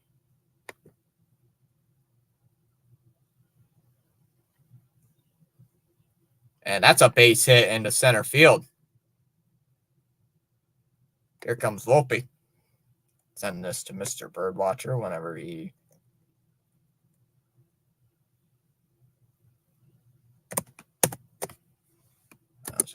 I'll send this to him whenever he has the chance. We'll just watch a little bit about the watch a little bit of this Yankee game, see how well this goes for as Allen's line caught by Fletcher makes the catch. One away. I don't care about the record.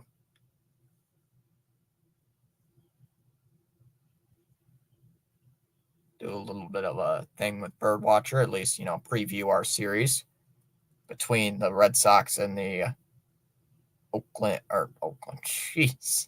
Between the Red Sox and the Orioles, as that's a strike on Cabrera 0-1. Cabrera batting .244 on the year. We're already 0-1 today. Outside, 1-1.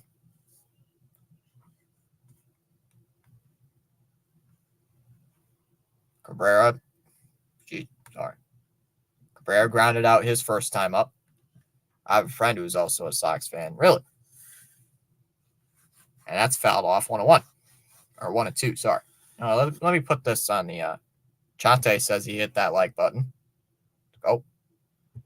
Let me exit this because I believe Discord's lagging me out. All right. Where is it? Scroll.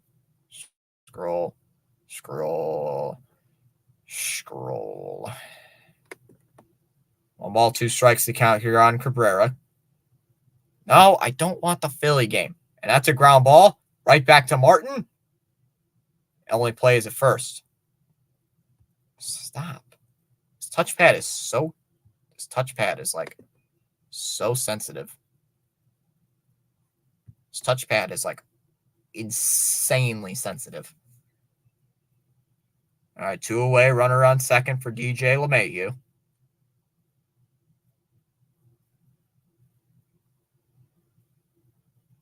I want to see a win today, a win today, a win today, please. Come on, White Sox.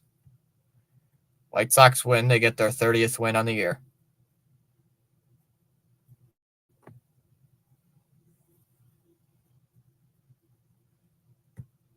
So Grisham the runner at second. And that's a line drive. Oh, it's knocked down by Vargas. Over to third, and it's not in time. So runners at the corners with 1 out. Hate watching the Yankees? Oh, yeah, sure, let's do it. Hate watch the Yankees.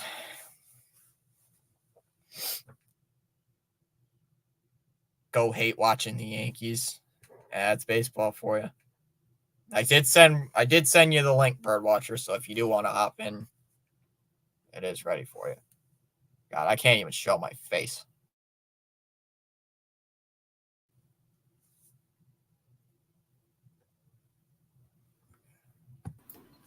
Check. Ladies and gentlemen. Jeez, hold on. I got to get rid of this because it looks like we merged. You got your neck and my forehead. All right, there we go. That's better. All right, Good chat. evening. Welcome in. I got a Yankee game going. What's up? All right, so give me an update. Why are the Yankees losing? Who's pitching? Let me have. Martin is pitching for the White Sox currently. I'm just checking. Soto hit a home run for the Yankees in the first inning. It was 1-0 there. Yeah, again. And Sheets hit a home run for the White Sox in the bottom of the second to make it 1-1. And in the bottom, excuse me, I am choking up. Bottom of the fourth, Sheets hit an RBI single to make it 2-1. Oh, Sheets! How about that Sheets, man? Hitting the ball hard, man. Yep. Hey, you know who Gavin Sheets is the son of? Isn't it like Luke Sheets or something? Who was on like I can't remember, but he was on one of the teams, either the Phillies or the Orioles, who had that 21 game losing streak, right? Former Baltimore Oriole Larry Sheets. Oh, Larry Sheets. I said Luke. And is a part of that one team. So yep. Yeah, so that's great. So who's on the mound for the Yanks, and how do they give up 2 runs to these awful White Sox? The Yankee pitcher, I've never heard of him. Will Warren. Oh, Will Warren. That's the guy that got lit up. Like, wow, they really don't have a 5th starter. He got lit up a few days back. I was like, who is this guy? Yeah, Sheets hit a home. Like I said, Sheets just drove in the 2 runs, a solo shot and an RBI base hit. And Soto had the solo homer in the first after hitting 3 last night. Yeah. So he's basically had 4 homers in his last 5 at bats. Yeah, pretty much something like that. Yeah. All right, I'm gonna have breakfast. You do your thing, Fitzy, and if you want to talk Red Sox, you want to talk whatever, I'm here. Hi, everybody in the chat. Hello to my fellow bird watchers who came here to join along, and we got a big matchup starting tomorrow. Red Sox Orioles. Go ahead, Fitz. It's just starting the bottom of the 5th, so you got time to eat your breakfast. Oh, you planning on hate watching this whole thing? No, not hate watching the whole thing. I'm just gonna give you a little time to eat that food. Oh, all right. I'm gonna do my best to not just don't look at me while I'm eating. Okay. All right. Outside, ball 1. Robinson's 0 for 1 already with a strikeout. See, that doesn't even show up. Yeah. Doesn't show up. Down low, 2-0. I saw something. It looked like turkey meat. Looked like a box full of lunch meat. It's a shrimp omelet with rice and a little sauce packet. I see the sauce packet. Yeah. Swing and a miss. 2-1. I love jizz. Oh, Sorry, I don't have my glasses on. Wait, what? Oh, What? Jazz. What Sorry, was Jazz. I read that. Sorry, my glasses weren't on. I thought we were getting a very strange that? Was revelation there. down low 3-2. All right. That was so random. I told you I need new glasses, Fitz. I need new glasses. I'm gonna have to edit that part of the video out if YouTube. I know you will. You're too late. Somebody else not streaming live is already working on it. Yeah. BW Wilden. Jeez. What did I love? What no, did I say I Wilden. loved? You were being wild by saying that one statement. It was a misread. I've got umpire vision. I guess you do. The 3-2. And he swings and misses at a fastball 1 away. Robinson down on strikes. Warren has 5 strikeouts already. 1 away for Baldwin. And he's not bald either. Will Warren. Yeah. Never heard of him, so you probably know him better than me. I feel like I should know a name of somebody named Warren, but I can't think of it. Anyway, Warren. Give me a name with a Warren. Warren Buffett.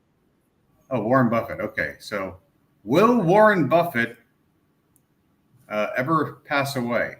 How old is he? I think he's like 93. Yeah. I'm trying to think of a Will Warren. Swinging a miss, 0-2. 0-2 the count. I'm sorry. Yeah. Warren Buffett, yeah, it was close. Yeah, 93.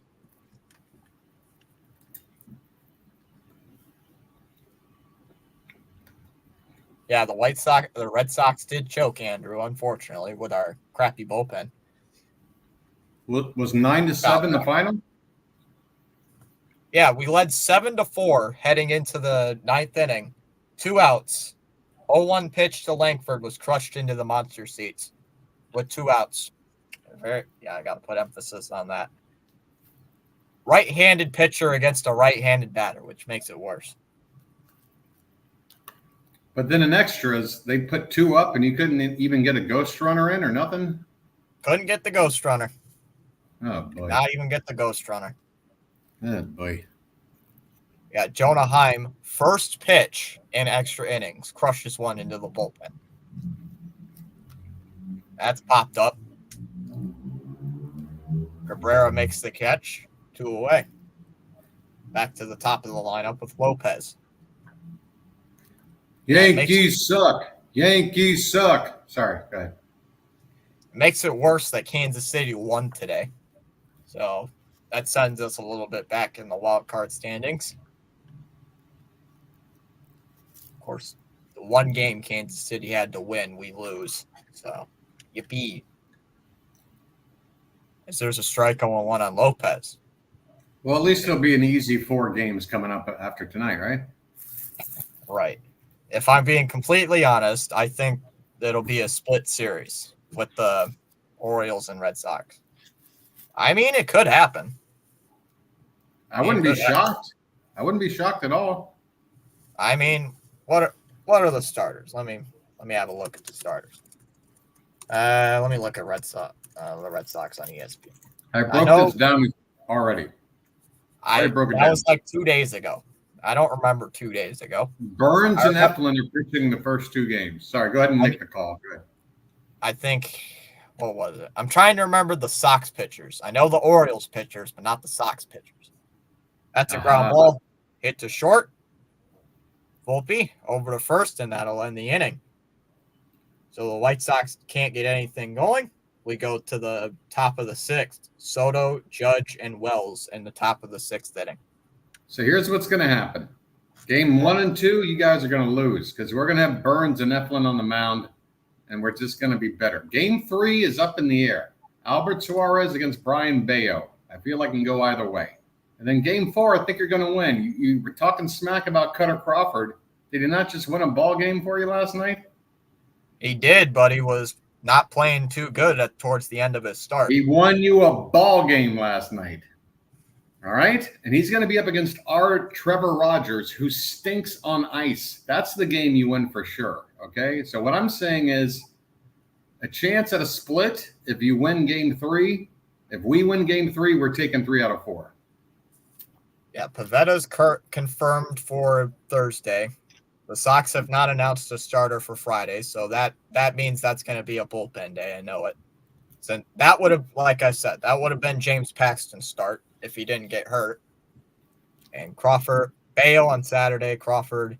So could win game 4 no matter what, probably, if Crawford doesn't stink the bed.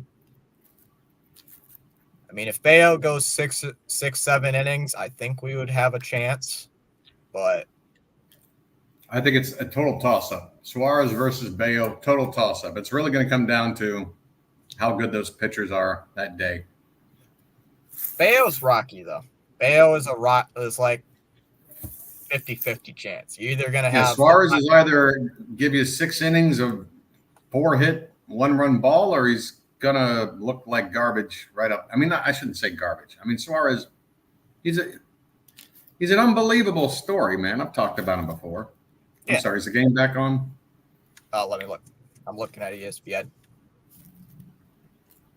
Oh, apparently they challenged. Oh, he was safe at first. Lopez was apparently. I muted the game just to look at the. Muted the game to look at ESPN, and they looked, and he was safe by maybe a step. Oh, he was. I mean, I got it like on in the background, so it's like not too important. Inside 2-1 on Robert. Hey, Janet, what is that? Sorry, what does that emoji mean, Janet? I can't figure out what that is. It says Orioles Birdwatcher. The chat had. That's pancakes. Oh. Pancake. Oh, okay. Nice. Cakes on the griddle. Thank you, Janet.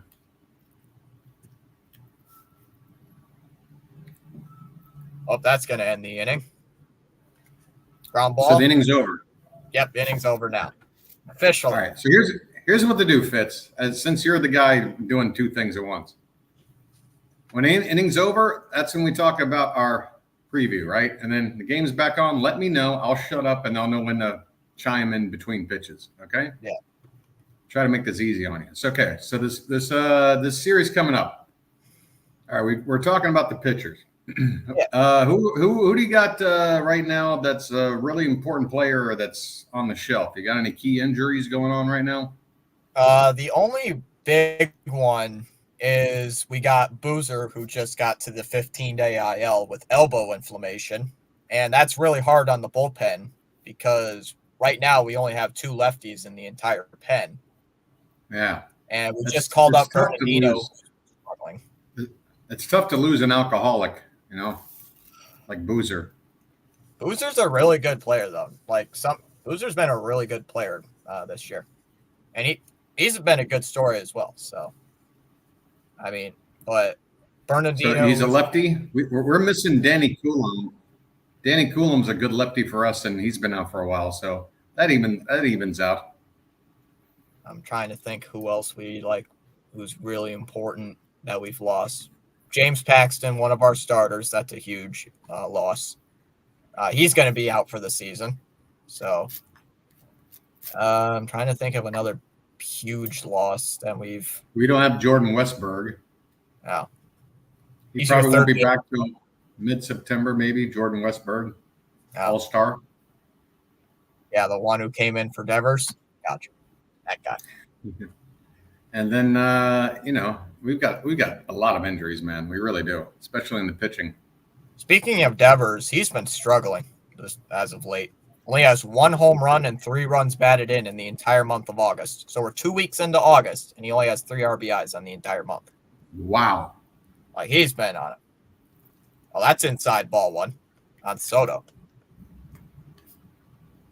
But, yeah, he's been struggling. So Soto and Judge right now. Hey, everybody, come on, join me in the chat. Soto sucks. Inside 2-0. Martin at 65 pitches with nobody out here in the 6th inning. Don't get too cocky now, because somebody in my chat put in broomsticks in the 9th inning and we lost. So down low, serious. That's what happened. But Michael, sorry, go ahead. That would have been a sweep if he held on tonight and he blew it in the 9th. Yeah. Oh God. There's a strike, 3-1. Here's Did the Jansen thing. blow it? No. Josh Winkowski, who might start against the Orioles on Friday. Was Jansen just not available? Pitched too much lately? He's pitched in the first 2 games. So that's why we go. didn't use him. There you go. And that's outside for ball 4, and that'll be a leadoff walk to Soto. Yeah, he came in yesterday and pitched a 4-out save and pitched the 9th inning in game 1. So he's already been used. And Garcia, the MVP of the game, with 2 solo shots, driving in most of the runs. No, Killed us. Sorry, go ahead. Down low on Judge, 1-0. I was just going to say, if 2 home runs from who? Because he's on my home run challenge team. Garcia. Adolis Garcia. Oh, Adolis Garcia, yeah. I better check my challenge team. He's on my fantasy team. They're up high, 2-0. Looked like it should have been called a strike. But let me get to Michael's comment here. Whitlock is a good reliever. He's not a starter. I will say that until I will say that until I die. He is not a starter. Stop. I don't understand why people think he's going to be a starter. He's not a starter. You're going to live for like another 83 years. That's a long time to go to be saying something. I will say that until – how about this? I will say this until this channel ends, that Garrett Whitlock is not a starter. Now you're putting it. I will say that for a while. Inside 3-1 on Judge. Jeez. He's not a starter. I'm just saying. Breaking news, Congress has dismantled YouTube Corporation. YouTube is no longer in effect. All channels will immediately end. Oh, wait a minute, Fitz. Now you have to take back what you said because the channel is over. God's now 3-2 on Aaron Judge. I'm just kidding. Yeah, I know you were joking. The reasoning Congress shuts down YouTube. Local YouTube streamer decided to say Garrett Whitlock is not a starter in the Red Sox rotation. And that's going to be in the dirt for ball 4. So back-to-back walks against Judge and Soto brings up. Well, if you're going to walk 2 guys, dim be the guys. Yeah, and here comes Wells, the cleanup hitter. But, hey, I almost called it Charm City Chat. Hey, chat. Come on, Fitzy, you need a clever name for this chat. Call it the Boston Brouhaha. I don't know. Come up with something. I don't usually. Go ahead. I haven't come up with a name for the chat. Really haven't. So here's How about Wells. The Boston Bastards. That's already a podcast name. Oh, is it? Of course it is. That one's lined out to left. Benintendi will make the catch. 1 away. And nobody moves up? Nobody moved. There you go. You got to make that part of the call, man. That's important. First 2 guys they let on, and they get that first big out with nobody moving up, and now you can get a double play, get out of this. That's how you pitch to these Yankees, boys. You pitch around these 2 guys. Take your chances with everybody else. Why would you put Wells in the cleanup spot, though? I don't understand. They throw a dart and pick another guy because nobody can back up Soto and Judge. Stanton, not even Stanton anymore. All right, here's Torres, as that one's way outside 1-0. Didn't get away there from the catcher. I'm surprised Stanton isn't even in the game today. I'm a little surprised. Didn't he play yesterday? Thought he played yesterday. I didn't watch the highlights yesterday. The Boston Babblers. Swung on and missed, 1-1. Babble chat? Yeah. Yeah, there's the podcast name called The Bastards of Boston Baseball. And I don't really listen to that podcast because They don't say the greatest things. Swung on him, missed 1-2. But the one thing I can agree on that they did say, Garrett Whitlock is not a starter. I 100% guarantee with that one, as Martin calls time. Because he can't go more than 5 innings. Whitlock sounds too much like a transformer. Well, he was a closer. Like, he was the closer in, like, 2021 and 2022. And then we bring in Kenley, and then, like, let's shift him to the starting role. As that one's in the air out to right.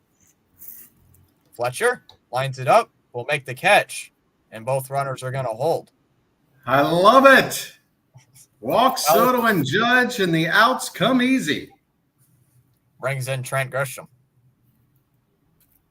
If the Orioles were out of it, I'd be focused on fantasy football right now, but I got to support the BW chat. Go Orioles. Trent can't hit the broadside of a barn, Grisham.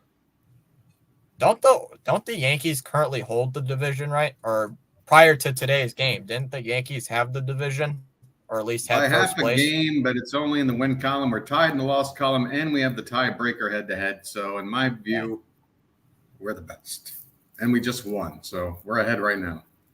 Up high, ball one on Trent Grisham. Any way you slice it, we're ahead right now, and we tend to keep it that way. Come on, Chicago. Come on, a 2 out of 3 series win over the Yanks would make my millennium. Wouldn't that just be great? As that's ripped foul by Grisham 101. Have you guys even played the White Sox yet? Actually, I think we played a home and away series this year because we swept them at Chicago, I think. But they're coming again to town first week of September. That's popped up. Robinson sheds the mask. Oh, they'll go out of play 1-2. Sorry, go ahead. No, I was just going to say, everybody keeps talking about how the Yankees have this very easy schedule and the Orioles have it really tough. All I know is we still got a 3-game series against the White Sox and a 3-game series against the Rockies. I mean, with only a month and the change to play, to me, that's 6 wins right there. How tough can it be? I mean, the Yankees do have an easy schedule. I did look it up. Well, I don't doubt it. I'm sure they look at the calculations and determine. But, I mean, to say the Orioles have it tough, I think is a bit of a stretch. Down low 2-2. I mean, the Sox were like, I checked strength of schedule. They were like 10th at one point in strength of schedule. Yeah. But this was like a week ago before we got obliterated by the Astros. And don't underestimate the Rockies. They can put up 20 runs on you. I'm just saying. Yeah, at home. Yeah, that was pretty embarrassing. Are you playing them in Baltimore though, or at Colorado? No, we'll be out there in Mile High, which means we're going to add to our home run major league total. Or they can put up 20, or they can put up a couple home runs against you. I mean, guaranteed. Guaranteed. There's going to be. We're going to beat them 18-4. No problem. Ah, jeez. Inside for ball 4. And the bases are loaded with 2 outs. Uh-oh. Brings up Volpe. Oh, Volpe can't hit nothing right now. Yeah. Has he done anything tonight? Nope. 0 for 2 today. He is like 1 for 40 or something. Yeah. Yeah. His OPS is like barely in the 600s now, I think. I'll have to see about that when they show his stats. And here comes Sizemore out of the dugout. And he's going to make a pitching change. Really? Is this a lefty on the mound right now? I believe it was, yeah. So they're going to bring in a righty to face Volpe? Yep. I don't think Volpe's hitting well enough to make a – like Volpe ain't good enough for a pitching change. Well, you always want to be careful. What? The one time we say that, Volpe hits a grand slam or something, so you never know. Well, you know, that's how baseball works. But in general, I mean, Volpe is probably the biggest slumping bat in this lineup right now. I know Verdugo hasn't been good as of Verdugo hasn't He been had a great. terrible June and July. I think he's starting it. I mean, he's not as bad as he was a couple of months ago, but still not good. Yeah, remember when I said? Yeah, remember that one series? Verdugo hit a 2-run shot off of Brian Bayo, first pitch, first time he came back to Fenway. I think I told Yeah. you about that. In that picture, Good Morning Boston with Verdugo with that cup of coffee. And he's been one of the worst players ever since then. Like, that is karma if I have ever seen it. I made a meme of another sign of him saying "Good morning, Baltimore" on that ball hit over his head when we beat the Yankees. When he came in and he's laying flat down on his face. Here's a cup of coffee, Doogie. Here you go. Doogie? I don't understand why they played him in left. He's a natural right fielder. I don't dumb on the Yankee part. It's dumb on the Yankees for putting him in left. Because Juan Soto says I'm a right fielder, and that's that. And whatever Juan Soto wants, Juan Soto gets. Period. Yeah. That's really it. Juan Soto could say, "I want to catch tomorrow," and they would let him do it. That's not an exaggeration. Wow, this White Sox reliever, Anderson, a 4.5 ERA this year. It has a whip of 139. All right, let's get him. First pitch and first strike, 0-1 on Volpe. Nowhere to put him either. Yeah. There's one. Let's go. Yes. Come on, Anderson. Yeah. You common named nincompoop. Outside, ball 1-1. Keep it in the zone, pal. I like it that we're the only two YouTubers that I know of that use the Yahoo Sports screen. And I like the Yahoo Sports screen, actually. That's not bad. When the scoreboard is timed right. Yeah.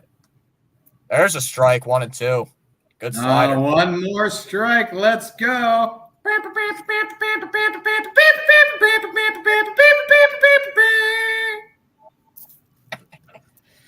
Oh, geez. The 1-2. Anderson deals, and inside 2-2 now. Ah, boy, nervous times. Can you feel it? Can you feel it, chat? You bunch of Boston degenerates. How about this ball game, huh? Hey, don't call my chat degenerates. I mean that with all the love I can give. Hey, one of my people is from Michigan, so shout out to John Kelly. The 2-2. How's that? Swung on and missed. He made contact. Yes! With the glove of Anderson. Yes!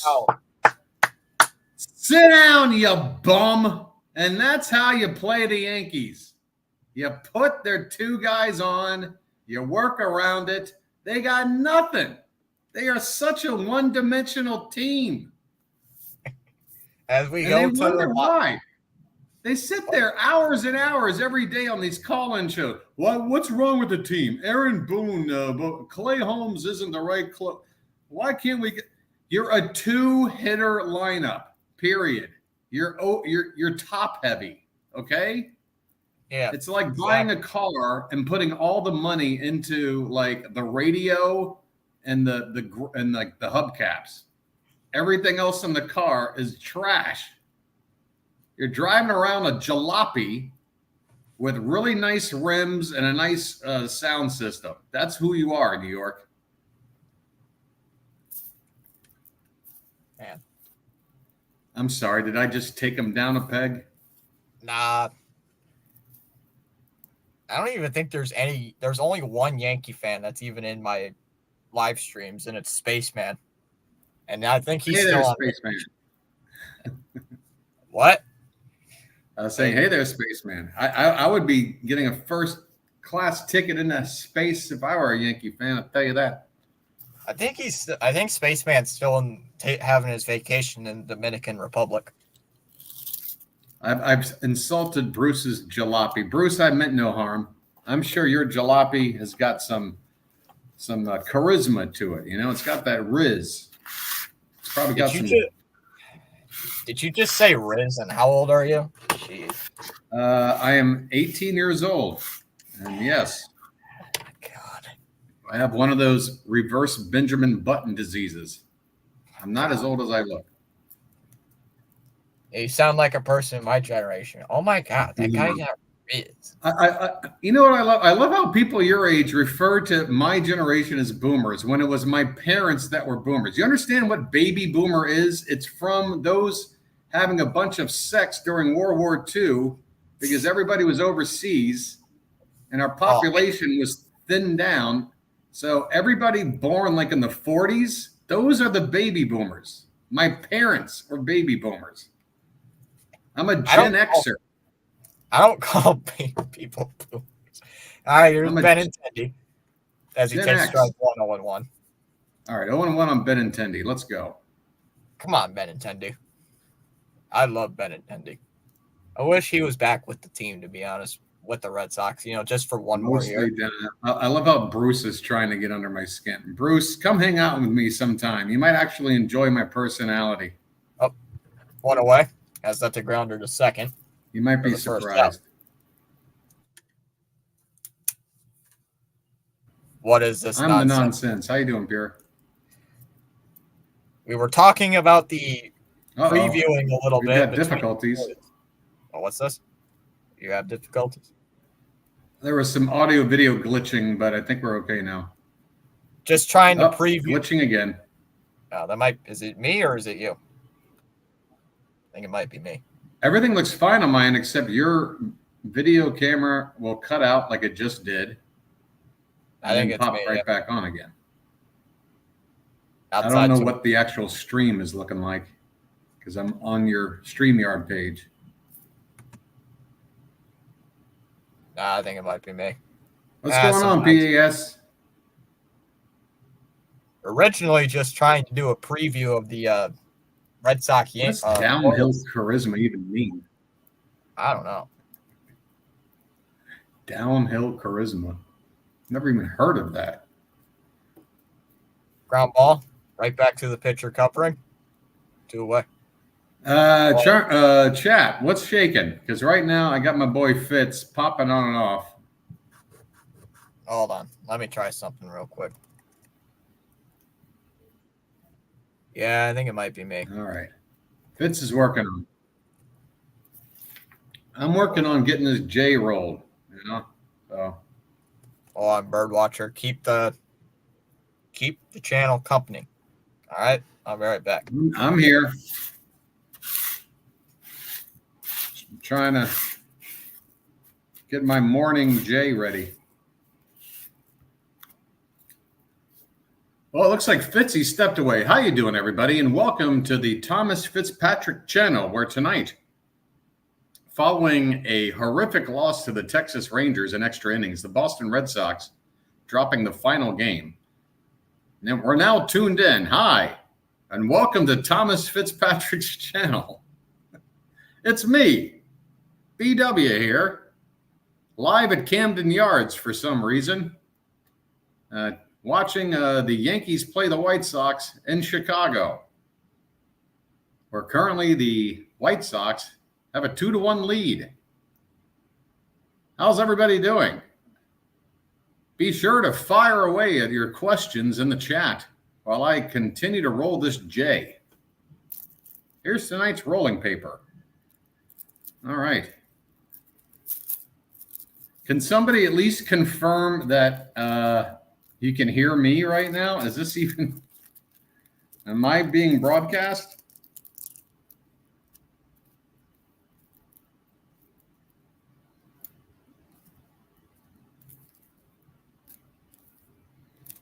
Can anyone hear me speaking? BW sounds good. All right. Well, fire away some questions, everybody, because I'm sitting here rolling a J waiting for Fitzy. And he's got the scoreboard off. I don't even know what the hell is going on in the ball game. All right. Here we go. Here we go. Looks like Fitzy's coming back. Hang in there, everybody.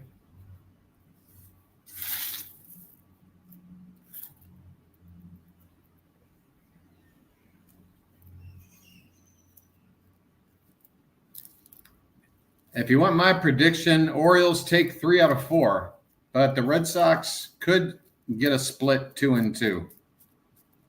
I don't think in a 4-game series being able to predict it makes a whole lot of sense. I'm thinking one of two, a split. If anybody takes it 3-1, I think it's the Orioles. I know that's not a very exciting prediction, but that's how I see it.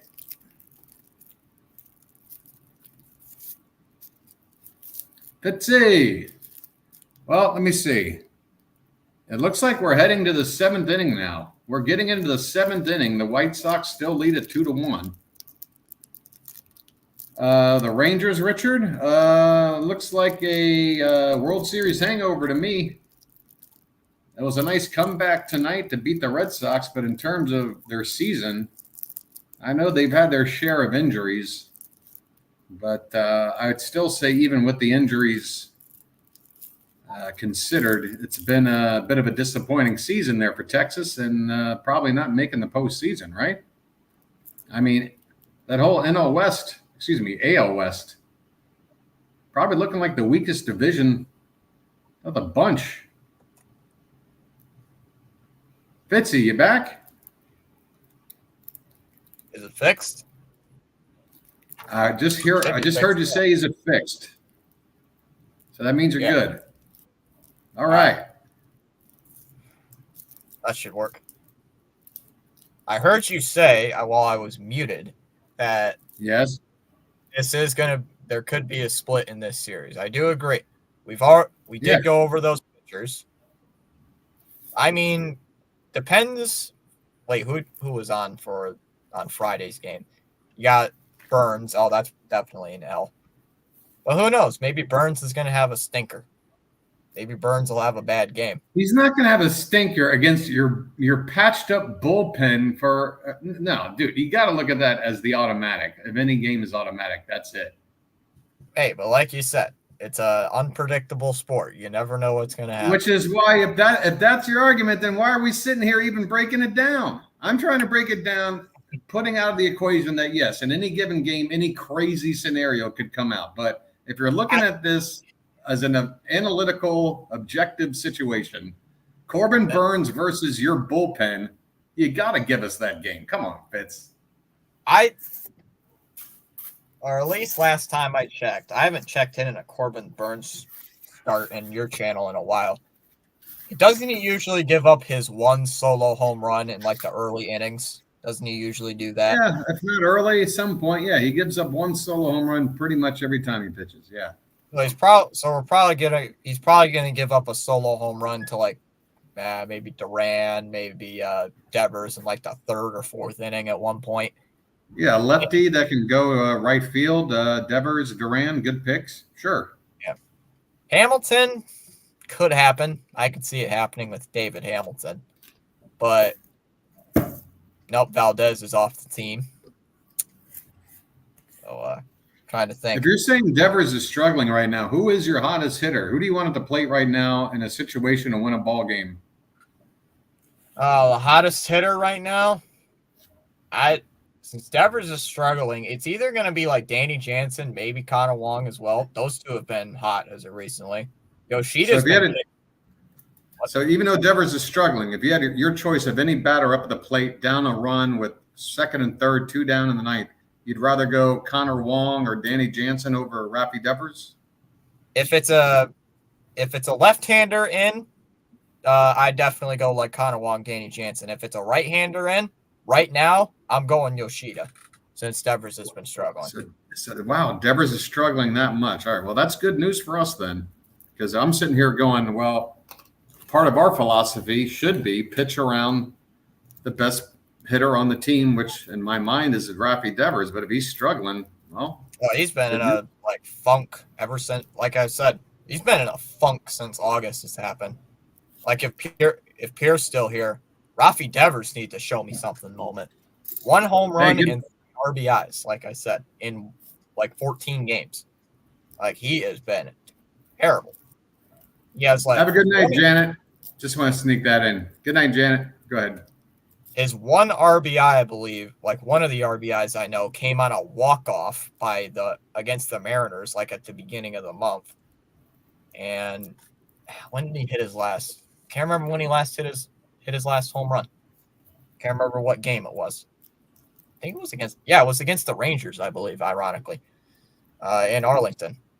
But he's been not so good as of recently. But I think you're going to light up this pitching staff, this Red Sox starting pitching. To be brutally honest with you, this pitching staff has been not at its greatest, like since the second half kicked off.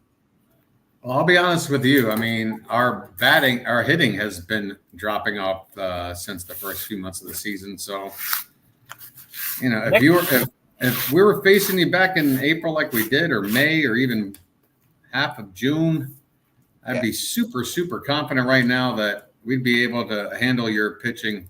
But right now, we've leaving a lot of guys on base. We got a couple of guys in there struggling right now. Pivetta against Eflin. I think Pivetta is probably going to go at least 6 innings, giving up a couple runs there. I don't know how good Eflin is. I can just tell you how good Pivetta is. He's probably going to go maybe 6 innings. Eflin's solid. He's got one of the lowest walk rates in baseball, if not the lowest. He doesn't allow free passes, and so far he's been keeping it in the park pretty well. He's the kind of guy that can give you 6 innings and give up 2 runs, maybe 3. A quality start kind of guy. Actually, I lied. I don't know if Nick Pivetta is even going to go 6 innings because he missed his last start with forearm fatigue. Uh-oh. Ooh, so I like that news. He only missed 1 start, so it wasn't terrible. And question about the Astros here in the chat. What do you think of the Astros there, Fitz? Irritating. Irritating? Yeah. Well, we've always known that. They're a good team, especially on the road. And recently, since Bregman's been on a hot streak, I don't know if he's continued his streak. Because last time I checked, Bregman has had 4 straight games with a home run. And I don't know if he's hit his 5th straight today or not. But the Astros are resurging, and they've been they're on a roll, and I think they're a force to be reckoned with in the AL standings. Go ahead. I think they'll give the Orioles a run for their money. I mean, they swept your Orioles, right? So they swept my Red Sox, so they're not a team to be messed with. Yeah, I mean, no matter what their record is, if they get in the playoffs, they've got a lot of players with a lot of experience and a lot of experience winning in big October games. So no matter what, if they're in the playoffs, they are a team to worry about. I mean, the dude who had Spencer Spaghetti? Spencer Spaghetti? Or Is that the guy? Is he a cousin of Larry Lasagna? Yeah, I know that guy. Spencer Spaghetti. I mean, judging by that guy went, 7 innings through 13 strikeouts in that one game against the Red Sox. And he's 5-10 as well, which made it even more frustrating. I was really made me mad.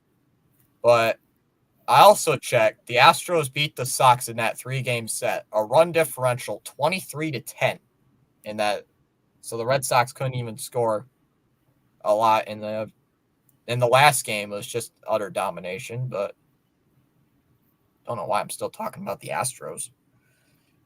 Oh, they're the team that I really do think this is sort of and I think last year was sort of the beginning of it, which is the Astros dynasty is slowly. It's on the downslide. This is, if they do anything this year, it's going to be the end of the line, I think. I mean, last year they were even if that's the end of their dynasty, they came 1 game away from coming to a World Series. So something about the players there, and again, that team was built by Mike Elias, and a lot of those players are still there. So a GM doesn't have to stick around. If he built a winner, he can leave, and that team can still win with a good manager. Dusty Baker, obviously, plenty of experience. Dusty I, Baker. Joe I want to Espada. get Dusty Baker. How old is Dusty Baker? How old is he?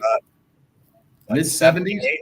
I believe he retired last year. I know that. Oh, who's managing the Astros? Joe Espada, the bench coach from last year. God, I totally slept on. So Dusty retired after last year? Yeah. Oh God. All right. Did We need you to bring him say out of on your- retirement. Did you say on your live stream against the Astros that Dusty Baker's on the bench? I probably did. I probably said he's up to pinch hit. I'm an idiot. I think I said that once, like on the Friday game. Like, wait, that's not Dusty Baker. That is Joe Espada in the dugout. I'm so bad at manager names because, again, I spent several years not following baseball as closely as I do again. So I probably know like half a dozen managers, and the rest of, like you got Alex Cora, right? Yeah, you know what's funny about Alex Cora and the Astros? Yeah. You know what? What? You want to take a guess? No. He was the Astros bench coach when in the 2017 World Series, during the whole cheating scandal. Oh. And guess what? He was the one sitting in the trash can while they were banging it. He's small enough; he can fit in there. No. You know what? We hire him in 2018, and guess what the Sox do in 2018? Win the World Series. Oh, what do you know about that? Yeah. Luck follows him everywhere. Oh, I just looked at the tracker. I wasn't even paying attention. It's 2-2 Yankees. How'd that happen? Oh, crap.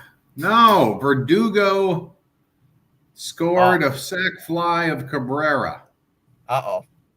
2-2 ball game, bases empty. But hey, should I hook up this? This should be fun. Hold on. You mentioned Taylor. What is it? Taylor Rogers? Tyler Rogers? Trevor.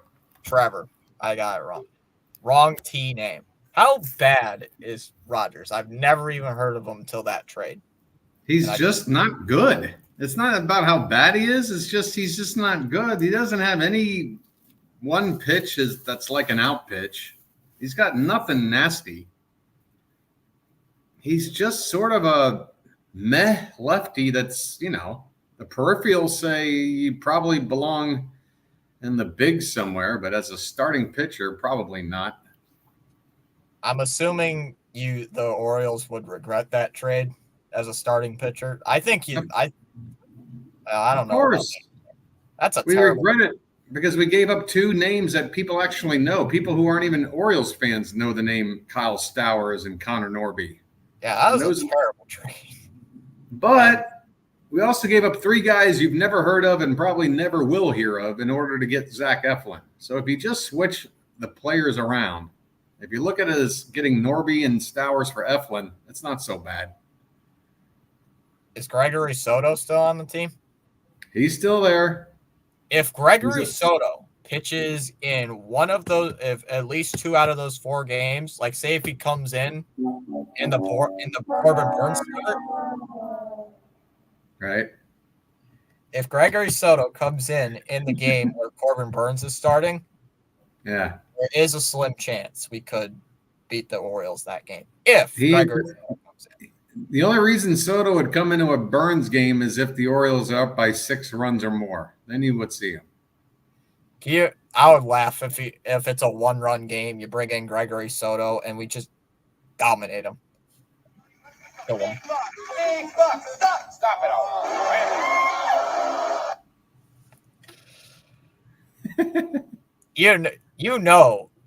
We can guarantee Soto's probably going to pitch in 1 game, and we're probably What's that in chat, Michael? Close the door. Close the door. All right, we'll try. All right, now they got a runner at first. What the hell? What's going on there, Dominic Leone? Get it together on the mound. Aaron Judge is up. 2nd and 3rd now. So what happened? Judge just doubled? Yeah, he just doubled into the left field corner. Oh, God. But you got Wells coming up with 2 outs. Let me look at one more. They managed to tie the game, but again, Soto and Judge are the guys on base. You walk Soto, Judge gives up a double, and you can still get out of this without them having anything to do with it. I'm gonna Make it happen. I check these team. I'll be demonetized if Gregory Soto comes into a ball game. But because of all the expletives? Yeah. This is something to think about. You're done. Hit the bricks, pal. You're done. Well, when you gotta go, you gotta go. There is one thing I can say though. The Sox are they are a good offensive team as of late. They're number 3 actually in batting average. So they're a pretty consistent team with the bat. So You talking about your Sox? yeah, my Red Sox. Okay. They're number 3 in the league in batting average. All right. Let's make it sure. I just want to see like where they are in hits and stuff. Hey, they're number 2 in hits. Number 2 in hits. Number 1 in doubles. Where are they in triples though? Not so good. It looks like Triples. First of all, you play in a triples park. Triples you can't measure. That's they're number 4 in triples, by the way. That's park dependent, man. Some teams they never get a triple because they play in a park that doesn't give them up. And that is not a stat. The Sox are number 6 in home runs as well. And who's first? I wonder. The Orioles. Just checking. Oh, all right. And let me see. And the Sox are number 5 in RBIs. So they're pretty much top 10 in like every single offensive category. So, and like pretty much hitting category. Oh, boy, is this great! On base percentage, they're top 5. Slugging, they're 3rd. OPS, let's see, they're 3rd. And stolen bases, they're number 5 as well. So we got some pretty dang good players. All right, look, man, we got 2 strikes on Austin Wells. Let's lock in here, man. Let's lock in. And that one's ripped. We got tie game, second and third. Hit. That's a base hit, and both runs are going to come home and score. That's right. We can't have anyone freak out there, okay? Gotta keep our composure. It's got too far. There's too much to lose. We gotta keep our composure. Oh, come on, White Sox. White Sox are killing me. Did Birdwatcher just die? I think Birdwatcher. Oh, where'd he go? Birdwatcher, don't throw your chair.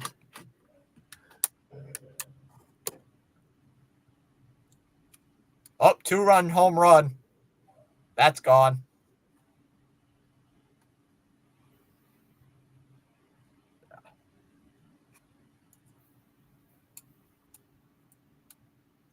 We drove them away, chat. We drove them away. Counts 0-1 here on Torres. Runner there at first base as Wells. And that ball's going to get away, and Wells is going to go. For the love of God! What the hell? What, you got the ants coming back? No, I got these stupid Yankees winning now. And that's fouled back 1-2. Dag nabbit.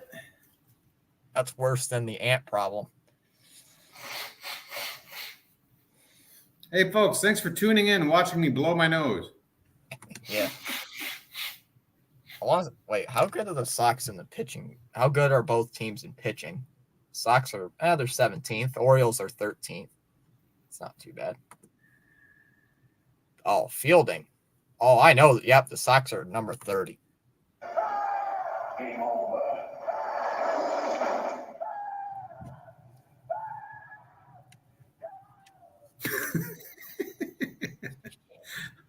I love the fading out of the screen.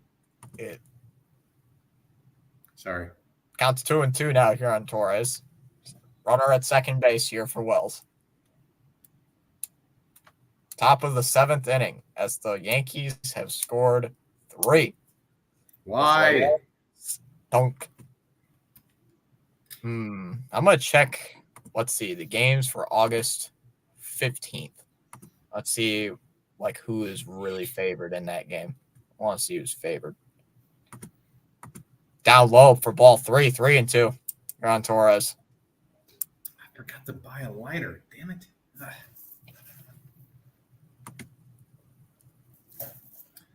Fitz, you mind if I spark up? I don't care. As that's down, you might need it, as that one's low for ball 4. Oh, God. And here comes Trent Grisham. Santander has 36 homers. Jeez. Sheesh. Yeah, he's going to make a lot of free agent money this winter. Oh, I just realized this. You guys, we've played 6 times, and the Orioles have won 5 out of 6. So even if you split the series this weekend, if we even split, you guys are going to win the season series. That's right. Even with a split, it's over, Johnny. But we're not catching you guys for the division. I'm just saying that. Well, that's comforting. I'm saying we're either going to be in second place or third place. It's going to be one of those two right now. It's either one of those two.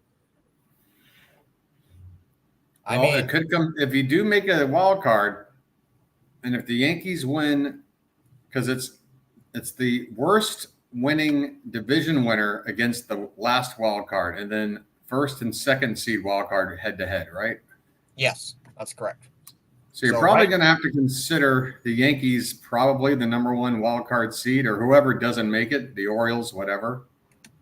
If you want to be in the number 2 wild card, it would be a head to head right there with New York or us, right out of the gate in a wild card spot.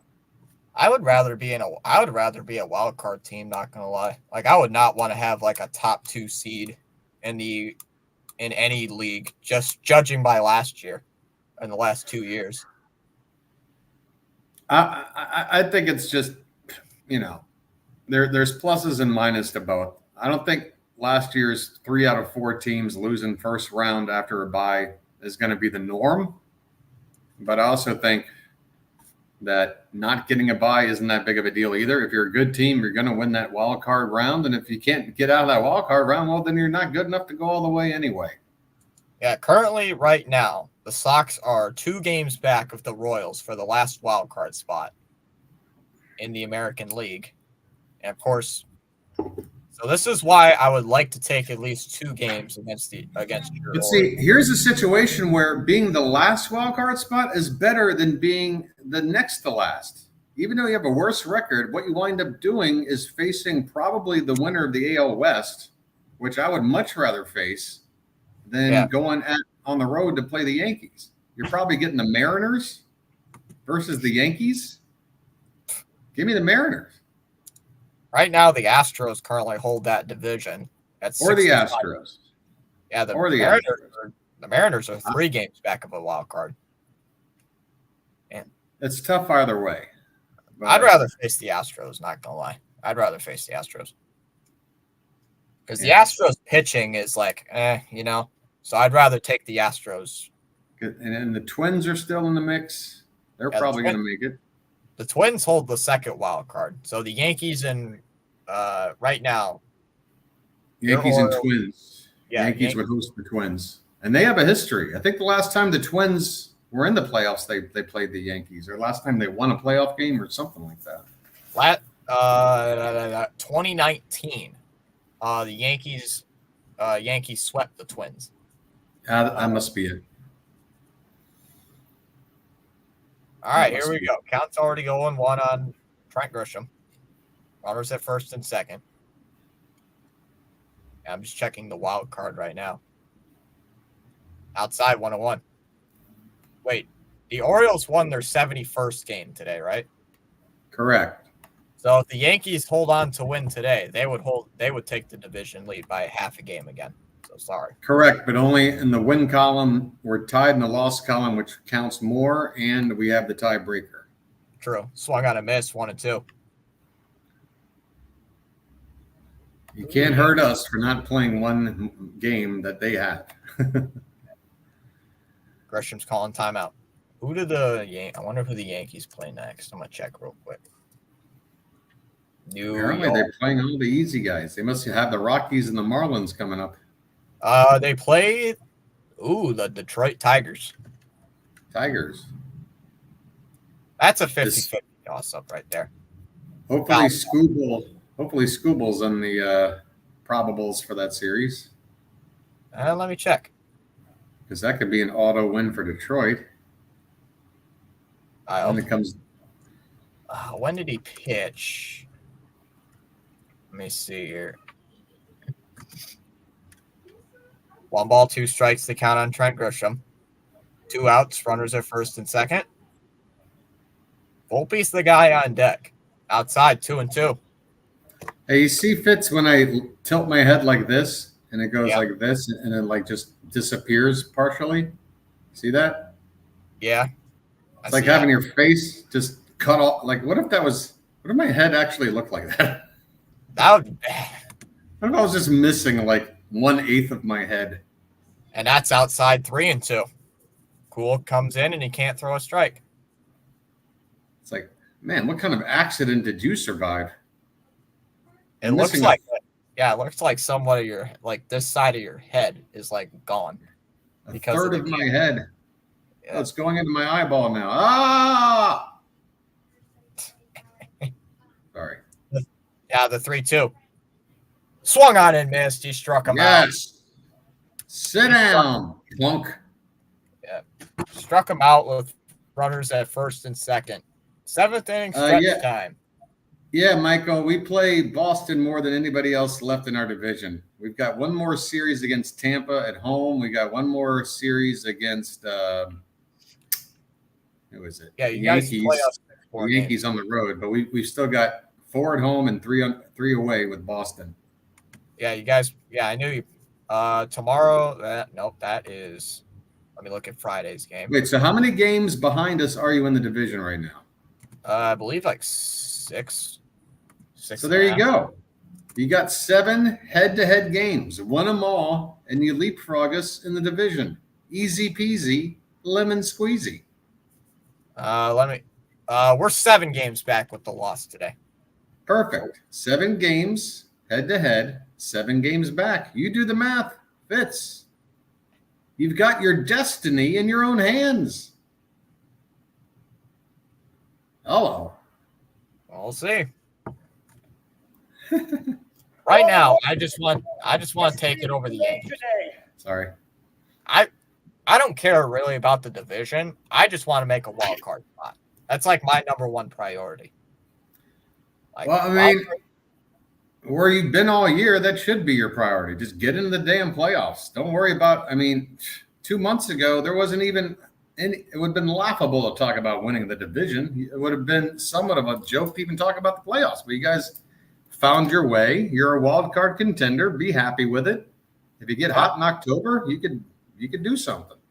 You know, it's even funnier. People said this team was only going to win like 75 games at most, and they're 12 games away from even smashing that. So, and we're in mid-August. So this team's in my eyes, I got to admit it. I said this team was going to win 78 games, and they're overachieving in my eyes, to be honest. But they're proving it to me. They're proving to me that they're a gritty team. Well, remember, you play us 7 more times, so if you lose all 7, then maybe we'll be right back on the track you were predicting, right? Oh, we're not going to lose all 7 against you. We're probably be realistic. We're probably we going to could win. lose all 7. Well, yeah, it's not like we can sweep you at Fenway, right? I mean, when's the last time that's happened? Oh, wait, that was earlier. That was earlier in the year. You mean the very last time we were there? That's what we did. Okay. Yeah, that's at the beginning of the season. Like Fitz, if we could be there every month, we would. We can't help it. We go there twice a year. And you're not gonna like this. He struck him out. Went away. Wait, you mean what are you talking about? Vargas struck out. Well, y'all come back now, you hear? I don't even know what the scores were last time you guys came to Fenway. Let me have a look here.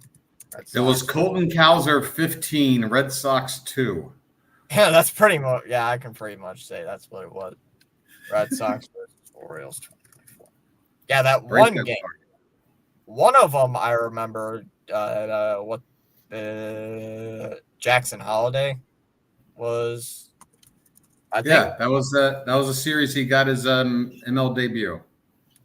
Yeah, you beat us in the first game of the series. You beat us 7-1. That was open. That was the home opener. I didn't stream it. Game 2, you guys were up 5-0, and we came back and beat you. Yeah, with 3 runs in the 6th and 4 in the 7th. And game 3, you beat us 9-4. And that was the Holiday debut, the final game. That was the game you beat us in extra innings. Like you creamed us in extra innings. I think the 7-5 game. I gotta go. You know what's so great about running a live sports stream channel, Fitz? What? I can go back sometime today or this week or whenever and go back and just listen to that entire Fenway series play out all over again and just listen to the call and all the great events. Hold on. The 7-5 game was the Jackson Holiday game. The Jackson Holiday debut. So the second game of that series. And then we came to Camden Yards. You beat us on Memorial Day 11-3. And then we came back and beat you the second game 8-3. And then you beat us on the third game 6-1 with a 5-run second. Not only have we taken, what is that, 6 out of 7?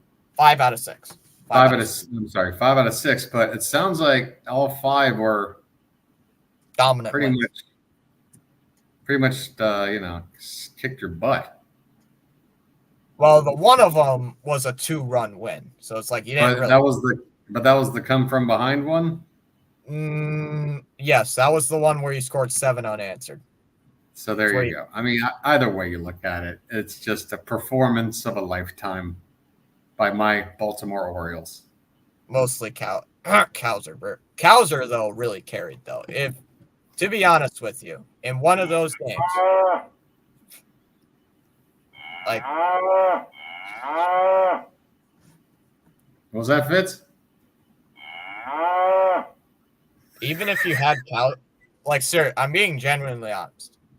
If you didn't have Cowser and you didn't have Santander, you guys would have probably not won that series. Like, I'm being genuinely honest. Like, if not Cowser won the series? Yeah. I mean, I would have accepted you probably don't sweep. I'm not going to take you're suddenly taking 2 out of 3 if it weren't for 2 guys. I should say this. In one of those games, you had Jordan Westberg and Colton Cowser combined for 5 runs batted in. Yeah, we wouldn't have been swept. This would be a much different conversation. Yeah. Not getting swept at Fenway. And what was this game? Cowser 4 RBIs, Santander 2 runs batted in. Westbrook didn't do garbage. Holiday didn't do much. I love how you can just look at one individual box score and call it garbage for an all-star. Injury replacement all-star, but yes. Look at this 0 for 4. This is garbage. Who is this guy? This is the series where Yoshida played like trash. You would have been the one guy in 1948 talking smack about Ted Williams. This guy's only reached base twice today. 2 out of 5. His on base percentage is .440. Why is he only getting on 40% of the time? This is garbage.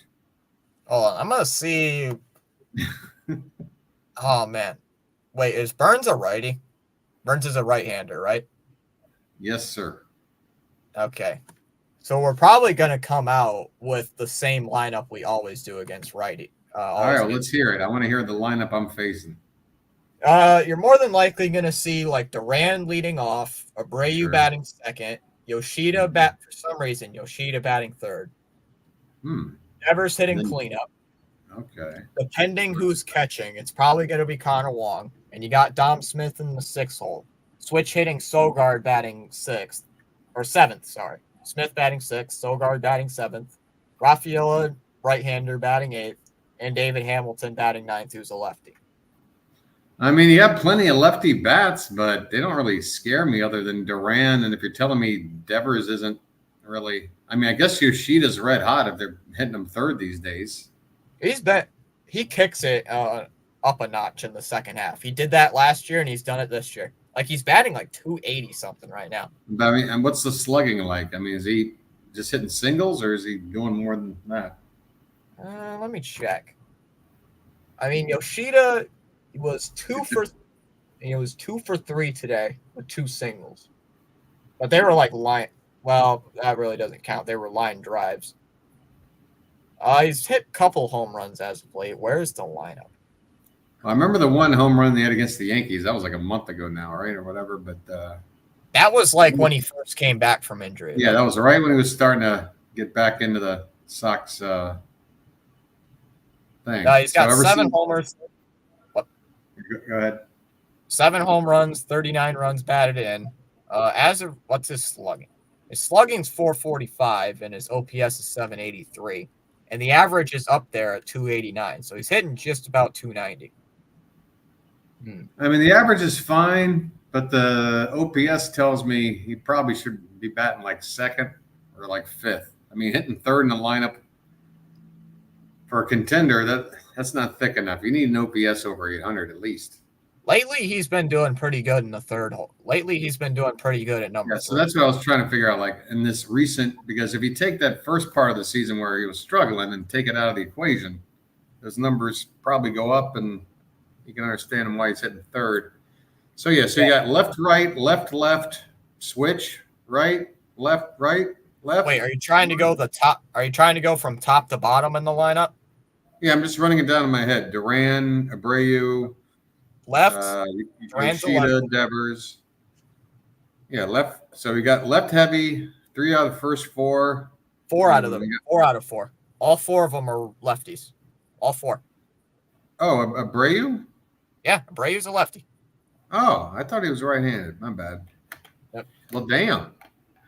And our catchers are automatically right-handed unless we play Gasper. He's a switch hitter. So we got 2 switch hitters in the on this team. So what does your lineup typically look like against the lefty starter? Let me see here. Because that's the only guy you're gonna face is Rogers. But now I'm starting to think, if your team is this heavy against built to hit righties, maybe Rogers has a chance. I'm trying to see when we played a lefty. What am I saying? As if Rogers is any more effective against lefty. I mean, it doesn't matter.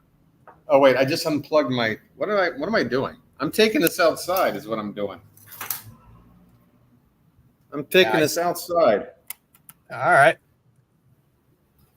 Did that work? Did you hear my? Yeah, I hear you. Can you hear me at all? Yeah, I can hear you.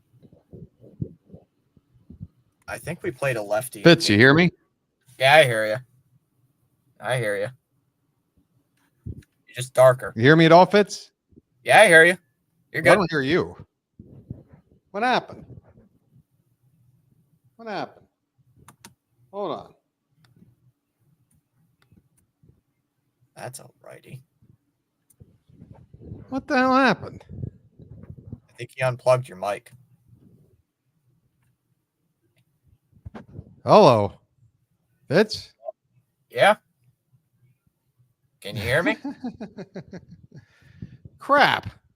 Can you hear me? Hold on. He can't hear me. Crying out loud. I don't know what the. Can't hear anything.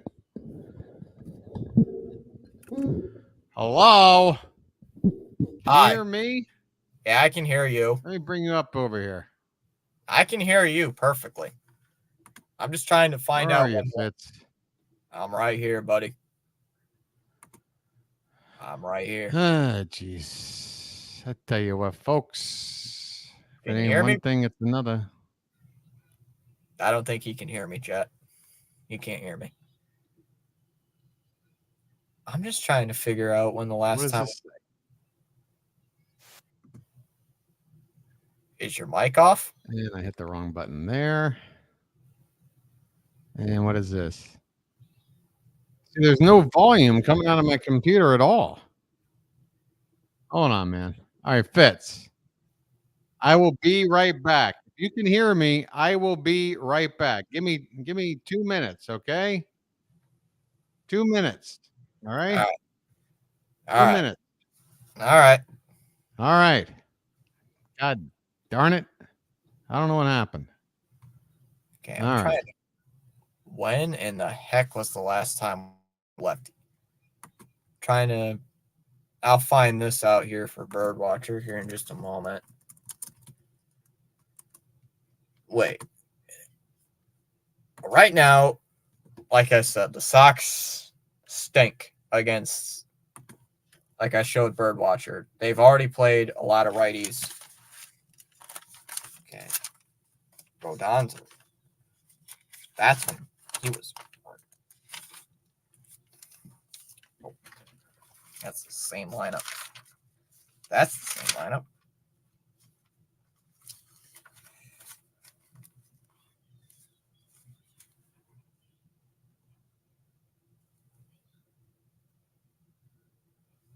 This is the game where we lost to the Royals. Let's check this out. Box score. Cole Reagans. Wasn't he a righty? I believe Reagans was a righty. Nope, he's a lefty. Oh, Singer was a righty. Okay. Singer was the right-hander we faced. Singer. It's this game, right?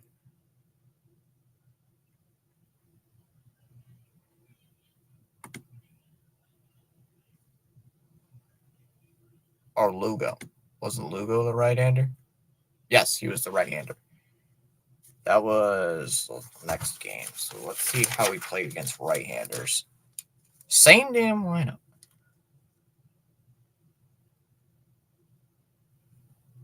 Wait. Lugo, lefty. Okay. Duran, Ref Snyder, Gonzalez. So two of them.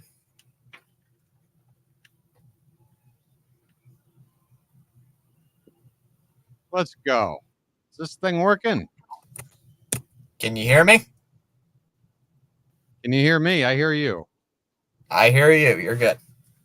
You're good. Hey, I'm out on the balcony. It's BW on the balcony. How about this? All right. I found a lineup where we faced a lefty. Found a lineup where we faced a lefty for you. How Yeah. far back did you have to go? A couple of games, like the series before the Astros. So 2 series ago. Yeah. So you would have Duran leading off anyway. You got Rob Refsnyder, Gonzalez, Devers hitting cleanup, Wong batting 5th. Danny Jansen for some reason was in that game as well. Yoshida at 7, Sogard batting 8th, and Rafaela was 9. It's almost the same players, but just mixed around at the bottom of the lineup. One less lefty, and then they shake it up and some more. All right. Yeah, you had a lefty leading You're kind off. of like us. You're a little bit lefty heavy. We're kind of lefty heavy too. You had a lefty lead off, 2 right-handers, and then Devers is the lefty, and then 2 righties again, a lefty, a switch hitter, and then a righty. So, just a little bit different. Oh, okay. Yeah, you got Pavetta, so who's no a right. Abreu and no Abreu, and Gotcha. no David Hamilton, who's also a lefty. No Hamilton. All right. All right. Judging we'll be fine. judging by, I think there might. This game's out of hand now. Yankees up by 4. Yeah. Judging, I think in the second I guess game, there's a bit of a delay now. You're going to face Josh Winkowski. You might face Josh Winkowski. That's probably going to be the number 1 starter you face on Friday against Corbin Burns. Because lately in the bullpen games, that's who the Sox go with to start, is Winkowski. And he usually goes 3 to 4 innings. What about V.I. Warshawski? Winkowski can go 3 to 4 innings with giving up like 1 base hit and gives up 1 earned run. So he's pretty good when it comes into the starter role. good as a starter, but not as great in the bullpen. But then your bullpen's got to work hard, and you got 2 more games left in the series. That's the thing, though. We could bring in, or it's either Winkowski starts or Cooper Criswell makes the start, but he came to Boston as a starter. So if it's not Why Winkowski, doesn't Criswell just become a magician? I mean, he's got the name, the amazing Criswell. That is a magician's name, man. oh, it's now 9-2. Yankees. 9-2. Boy, us watching this for reaction content really paid off. Judge hit a 3-run homer. 8 unanswered Yankee runs since we started watching. Yay. Yeah. But I think you might be facing. Wait, he could be pitching on Saturday. No, Friday, because he was on the 7-day COVID IL. Yeah. He had COVID symptoms or something. So he doesn't have anything wrong with his arm. He just had like COVID symptoms. I'm on the rickets list. I'm on the rickets deal. I got a case of rickets. Yeah. Saturday. Do you even know what rickets are? Yeah, I know what rickets are. I got the shingles. I'm on the shingles DL.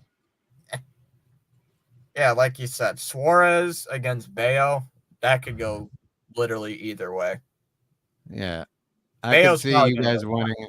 I could see you guys winning it. I could see us maybe winning it. I even give you the edge. I'll give you a 55-45 on that one. It depends because Bayo's that one guy who will pitch 5 innings and then the 6th inning rolls around and he gets shelled. He'll get lit up like that Christmas tree. He'll get killed. And like Seth brings up a very good point. If the Yankees aren't playing tomorrow, well, I'm sorry to tell you this, but we kind of have to beat you there, Fitz, because we got to go ahead and level it up. Well, then I hope we beat you. Well, all right then. Well, that settles that. Well, it will be Tricky Nick. All right. That's what somebody calls Nick Pivetta in my chat. Tricky Nick. Either gives up a home run or he's going to strike you out. How often do the Orioles strike out? Swing and miss a lot. I don't think we're at top of the table in that regard, but we definitely don't walk as much as we should. So, Nick Pavetta's the guy. You're either striking out, because Nick Pivetta has tied. There's a Roger Clemens threw 8 consecutive strikeouts in one game. I can't remember what it was. Nick Pivetta tied that record twice this year. Wow. Yeah, so he's tied it twice. 8 straight Ks twice. Yeah. That's hardcore. Can you imagine if he breaks the record against the Orioles? That'd be crazy. No, I can't imagine it because I'm not one to really spend time imagining impossible things. Not really my. It could happen though. I mean, but sure. And you know what monkeys might do? I'd tell you, but this is a family show. Yeah. But you said Eflin's a good pitcher, so yeah, definitely. I mean, he's solid. He's solid. Is he going to shut you guys down? Probably not. Is he going to get lit up? Probably not. So 50-50, I'd say six innings, maybe 2 runs, 3 runs against, something like that. Well, it's that and a combination of the consistency, and he has so far just come off as like a big game pitcher kind of guy. Like this is going to be a big game. The opening of a 4-game set with you guys, and losing 2 of the last 3, and having a chance to tie the division with a win with the Yankees not playing. Eflin's going to give you his best. I got a very good what do you call it? Gut feeling that Eflin's going to do well. I'll be back in 10 seconds. Hold on a sec. Yeah. And it's now 10-2 Yankees.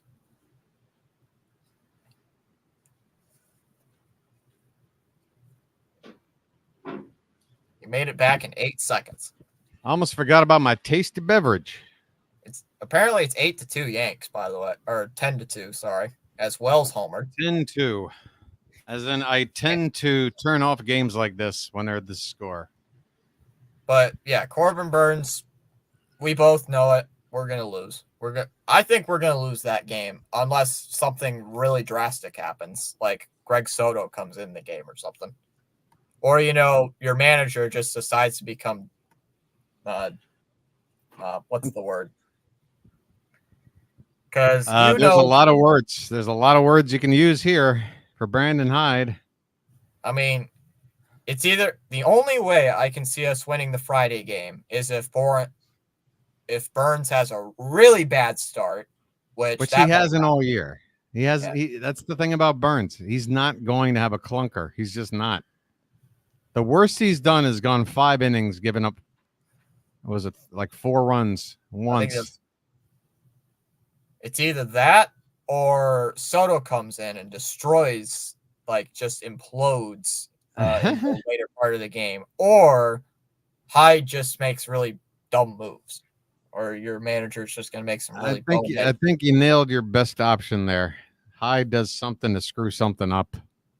And look, I'm not sitting here wanting to bash on my manager because I love Brandon Hyde. I want him to be successful and guide this team all the way home. But, some of these decisions in game, you've probably heard me talk about it on my broadcast. Yeah, his problem with not having a long man. Yeah, that. Yeah, I mean, I don't get why you don't just call up Cole Irvin, put him in the rotation, keep Albert as your long man, because when we got a guy like Trevor Rogers in this rotation, you need a long man. Already with him, you're getting 5 innings at most. And that's the thing. Because we don't have a long man, we're now making guys go longer in ball games starting when they're not effective because we don't have that mop-up guy in the middle to bridge the gap to the late innings guys. Yeah. That's what Albert Suarez is. It's the perfect role for him. I mean, we have the perfect, October long man guy. We got to put him in that role. Because, once you get into October, the 5th starter is meaningless. The 5th starter isn't going to make a start in a playoff game, in a playoff series. He isn't. So just go ahead and get Albert. That's probably what's going to happen, I guess. They'll put Albert back in the pen for the playoffs and keep Rogers as the number 4, and then just hope we never have to get to a 4th starter or just figure it out when it gets to a game 4, whether or not we can go back to Burns. It depends on how those days off are scheduled and whatnot, Yeah. I think Suarez in the 3rd game, probably 5 2/3, probably gives up 2 runs, maybe 3. Bayo, probably 6 1/3. Probably going to give up 3 or 4 because that's usually what his typical stat line is. Only reason I'd say that is because he would implode in the later innings. Hold on a sec. I gotta throw some love back to the chat. Hey there, Gibney. Love you too. Good to have you. Yeah, and how often do the Orioles hit home runs? Just asking. How often do they hit homers? How often? If they've got the most in baseball, what do you want me to tell you? Like 1.5 a game, I guess, something like that. Yeah, I'm assuming you're probably going to hit at least 3 against Crawford. I'm telling you, man, Crawford is like walking batting practice. Like, he is like, man, it's not a good, just gives up home runs like it's left and right, like it's cookies. Oh, Gunnar just hit number 30 tonight, and that's only the 2nd home run he's hit since the All-Star break. So if he's finally got that stroke back, look out. Yeah, Cutter Crawford also, once he reaches 60 pitches, he's going to fall apart. So it's either you're going to hit Crawford with 5 home runs in 4 innings, or you're going to carry him till he hits 60 pitches and then he's going to malfunction. Because, there was one point he gave up 5 solo shots against the Dodgers and then 3 home runs against the Yankees. And oh, wow. he's a home run pitcher. He's a giver. Yeah, he's a giver. And then you got Taylor Rogers, who I think we're gonna hit hard. I'll tell you what. We're gonna hit him. You know it. We're gonna hit him. I just think it's a 4-game series, so a little bit larger than a 3-game series. I think you just look at it, and like I said, I'm looking at what looks like wins, what looks like a loss, and then what looks like a toss-up. But it's baseball. But it's 4 games, so I still think, even if I'm not predicting the outcomes right, which is win, maybe a win or a loss, and then a loss. It still might working out that way, but Rogers might up winning a game. Eflin might wind up losing a game. You know what I'm saying? But I still think over the course of 4 games, it looks like best case scenario for you guys a split, and best case for us, we get 3 out of 4. That's what it feels like to me. There's no way either one of our teams is going to sweep. If there's a sweep between either one of us, I'd be dead shocked. Like, wow. If you guys swept, it would be what a story. Because again, you guys are how many back? And so it'd be down to a 2-game. Yeah, 7 games back. Currently 7 games cut back. Right 7 games down to 3 in 4 days. That would be ridiculous. And then we play the Astros, but at Houston, and that's going to be tough. And then the D-backs to close out the month. Hey, there's Seth. The Orioles need to score more runs tomorrow for sure. Yeah. If Gunnar can get into a group, our best guys, our 2 cornerstone franchise players, Gunnar and Adley, have not had a great month of July. Well, actually, we're in August. What am I talking about? Yeah, you're in August. I have not had, I guess, a good end of July / beginning of August. Well, I can say the same thing about Devers. I mean, like I said, 1 homer and 3 runs batted in since the start of August. I mean for us, it's been Santander, a lot of Ryan O'Hearn. Colton Cowser was hot there for a while. He had like a 17-game hit streak, so he's helped. Otherwise, it's been a little bit of help from Mountie, a little bit of help from Adley, Gunnar helping, but not at the rate we would want. Wasn't Gunnar like a liability on defense at one point? I think. Yeah, he really went through a bad stretch, and it looks like whatever it was. I mean, to be honest, he hasn't really had one of those plays where he has to go in the hole and sort of do a spin move and get off a throw blindly like he likes to do sometimes. He's luckily had a lot more conventional ground balls, but there was a conventional ground ball he even had screwed up during that bad stretch. So it doesn't look like it's a confidence issue, and I'm hoping maybe he's being told to be a little more conservative on some of those plays where he tries to, pull off the impossible. Yeah, just, like a Derek Jeter play or something. Like if you do one of those, go in the hole, spin, and get a throw off, take the extra half second to take a look at where the target is before you throw it, or just put it in your pocket. One of the two. Don't try to blindly throw to first, because if you don't do it right, not only are you letting the guy on, now they're getting another base, and now it's a disaster. And you got to be smart. 100%. That's the other thing about the Orioles. The Orioles really have not been playing smart baseball at all. I mean, we're winning in the ways we can, but a lot of situational, just unintelligent stuff happening. Guys getting caught off base. We can't throw anybody out trying to steal right now.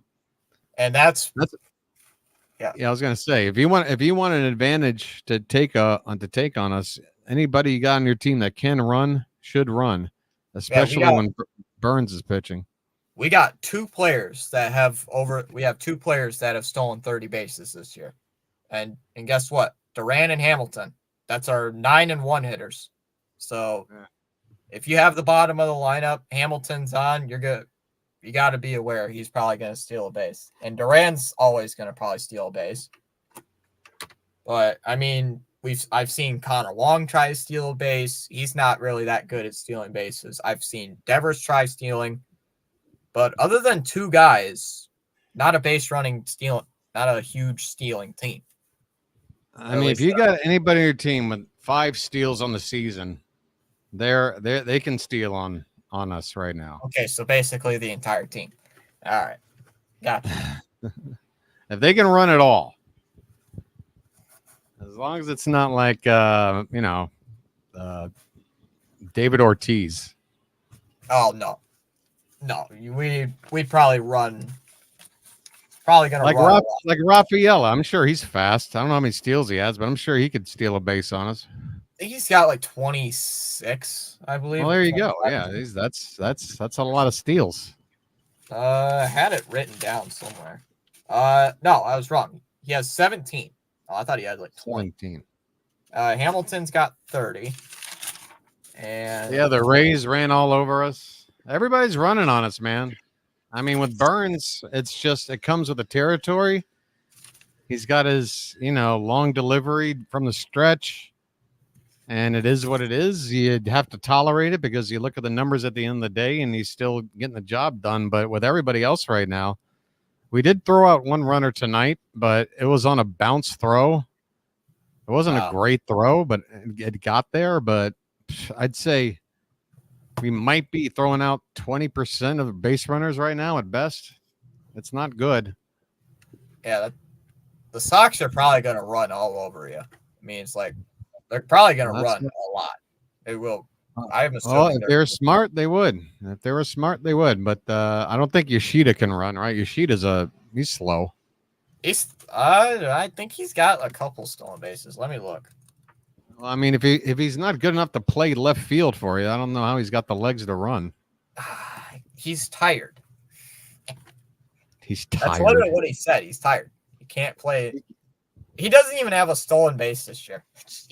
See, why don't you listen to your boy BW? See, there's a guy that can't steal. Your boy knows if he can't play left field, he can't steal. There is one thing. He did have 8 steals last year, but that was when he was in left field. Well, maybe he's saving it up for tomorrow night.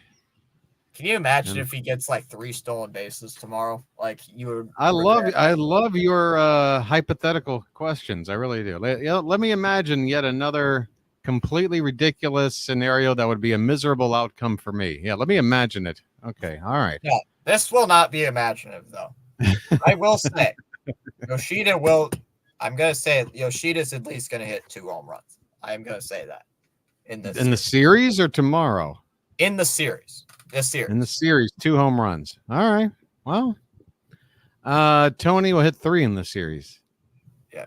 I'm also gonna say Devers is gonna break out of this goddamn funk that he's been in and hopefully hit a home run, maybe 2. Like I'd like to see. I'm gonna say Kobe Mayo hits his first major league bomb off of you guys. Well, we've already allowed that to happen in the Astros series. We allowed a guy named DeZenzo hit a home run off of us that went 438 feet. So lovely. I know Duran's gonna steal. Abreu could hit a home run. I'm gonna guess it. Abreu's gonna strike out in the clutch with runners at second and third with 2 outs. He always seems to do that. He does that all the time. Hey, Michael. I mean, I know Gunner's WAR is high. I don't know if they keep wins above replacement like live updated, but I mean, Aaron Judge has got to be. I know he plays in the outfield, but I mean, what's his WAR? I don't know. If Gunner's top 10 all time, is Gunner actually top 10 all time in WAR? Like I know it's high, but I mean, it just feels like he was on that pace maybe going into like late June, but since then, is he still on that pace? Aaron Judge currently has 8.1 WAR. Gunnar Henderson sits at number 4 with 7.2 wins above. So there you go, Michael. He's 4th place now, and you're talking about top 10 all time. First of all, I don't know about this whole WAR thing. I don't know much about that because there's no way 4 of the all-time WAR getters are just happen to be playing this season when WAR has been a stat that's only been talked about now for what, like 5-6 years. Oh, guess who's right behind? Guess who's I'm just looking at right now. Guess a Red Sox player is right behind Henderson. And I mean, this is how can Ted Williams not have like 15 seasons of a WAR above 10? The guy was on base half the time. He's got like 8 triple crowns or some damn thing. I mean, how? I just don't see how it works. I mean, I love Gunnar Henderson, don't get me wrong, but how the hell does a guy like Ted Williams have a WAR not among a guy like a Gunnar Henderson, you know? this year Henderson has 7.2, and Jaron Duran this year has a 6.5 WAR. And that's surprising me. He's right above Shohei Ohtani, Tarek Skubal, guys like that, Lindor, and above Sales. So that's nice.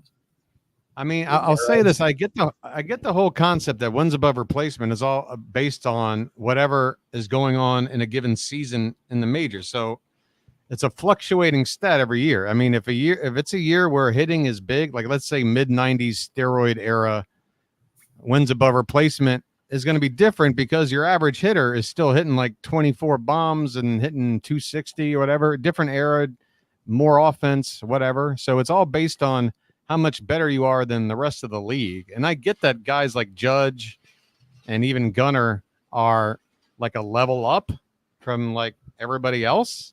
But even during the era of you can't sit here and tell me Ted Williams. I know there were other good hitters in his era, but my God, the guy, I don't understand it, Fitz, this wins above replacement thing. Give me Ted Williams over Gunnar Henderson. I'm sorry. Oh, yeah, 100%. Like, guy, I would 100% agree with that statement. Where is Ted Williams on this list? Babe Ruth is number 40. How do they measure this damn thing? I mean, I know kind of how they do it, but I still don't understand it. Oh, this is all-time season WAR. Hold on. Cy Young, number 13, Babe Ruth. I am not seeing Ted Williams on this list for some reason. He's the greatest hitter of all time. How is he not on this list? Is crazy. On a single season WAR, how is he not on here? Is absolutely shocking me. Like, he's not even on the top 50. Do you see his name anywhere? Is his name somewhere just so you know he is on a list? Or is he just not even? This is on ESPN's page, though. I don't see it here. I don't get it. That does not make sense. I mean, there's guys I've never even heard of, like in the 1880s on this list. Oh, so they got to go back to the 1880s. Yes. And Ted Williams has never had a WAR season. So at least not. So Ted Williams is akin to, like, I don't know, just name kind of like an okay player. He's as good as like Alex Bregman. Is that what we're saying? Pretty much. I mean, give me a break. What is this WAR stat? I don't even know. I call foul. I don't even. The only thing I like about wins above replacement is that it gives catchers a lot more credit. And, Adley Rutschman is always going to have a nice WAR. But even Rutschman, man, he's not walking like he used to. The on-base percentage is down. And I'm telling you, defensively, if he's supposed to be one of the best defensive catchers in the league, I haven't really seen it this year. Michael, you're still here. You follow the Orioles, man. Let's be honest. Has Rutschman really dazzled you defensively? I mean, I wouldn't say he's below average, but I wouldn't put him in the top 5. And here's defensive catchers. I just looked at it. Ted Williams is 14th all time in WAR at 124.3. No, 121.8. My bad. Well, and also remember he missed a few seasons due to military service, so you could probably add another like 15, 20 points on there. Solid, but not great. I already forgot what I asked you, Michael. What did I just ask Michael? He answered a question. I think you asked Rutschman going to be like one of the all-time leaders on WAR. Say again? I think you asked what if Adley Rutschman's going to be on all-time list on WAR. I think I was talking about his defensive play this year. Right. Solid, but not great. I mean, not as good as advertised, I'd say, I mean, and I think like part of it is from DHing too much. He should be catching more.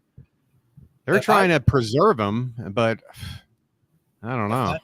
If I'm being genuinely honest with you, I think Adley Rutschman actually allowed a wild pitch in the series against the Red Sox at Fenway. I think I'm being genuinely honest. Well, if he allowed it, then that would be a pass ball. That would not a wild pitch. No, pass ball. Look, yeah, right. Pass ball. Yeah, I mean, again, I'm not trying to sit here and rag on him because I don't think he's below average. I think he's probably a little bit above, but that's it, a little bit above. But he was looked at coming into this season as, maybe Jonah Heim in the American League top defensively, and then Adley right after that. Right now, I can't sit here and think off the top of my head, but I can't imagine that Adley's the second best defensive catcher in the league right now. I just looked at his baseball savant page. Yeah, great thing. Caught stealing above average. He's like, not great. He's not even in the average category. He's not even average in framing and or pop time. And yeah. You're looking at just for this season? Just this year. Can you look at that same stat line for last year and do a comparison? I bet you a lot of those peripherals are higher. Oh, they're way higher. Way higher. Say that? That's what I'm talking about, man. What happened? His pop time's like 81, framing's 84, caught stealing is like, still average, like 61. Right. And what was it in 2024? And this year it's like down to 37. And his blocking's all right, but his pop time's like not there where you want it to be. And his framing is like terrible.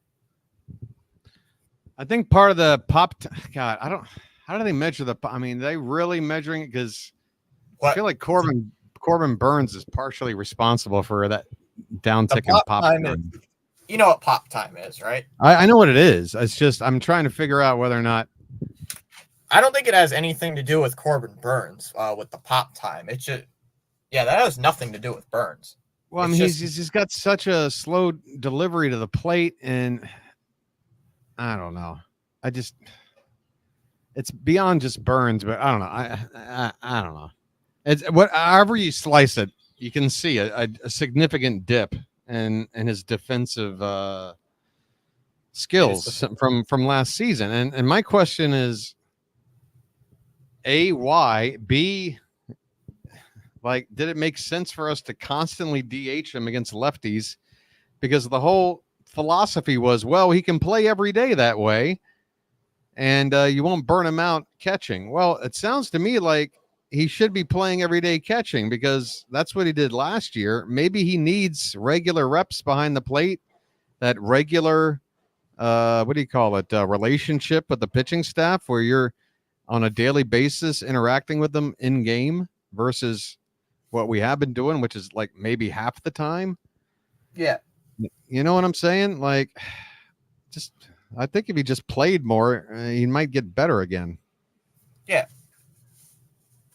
But we went out and got Eloy Jimenez. He's now the DH, and against lefties, no more Rutschman DH and McCann starting automatically. Now it's just McCann starting whenever Adley needs a break. Is James McCann still trash? Is he still not that good?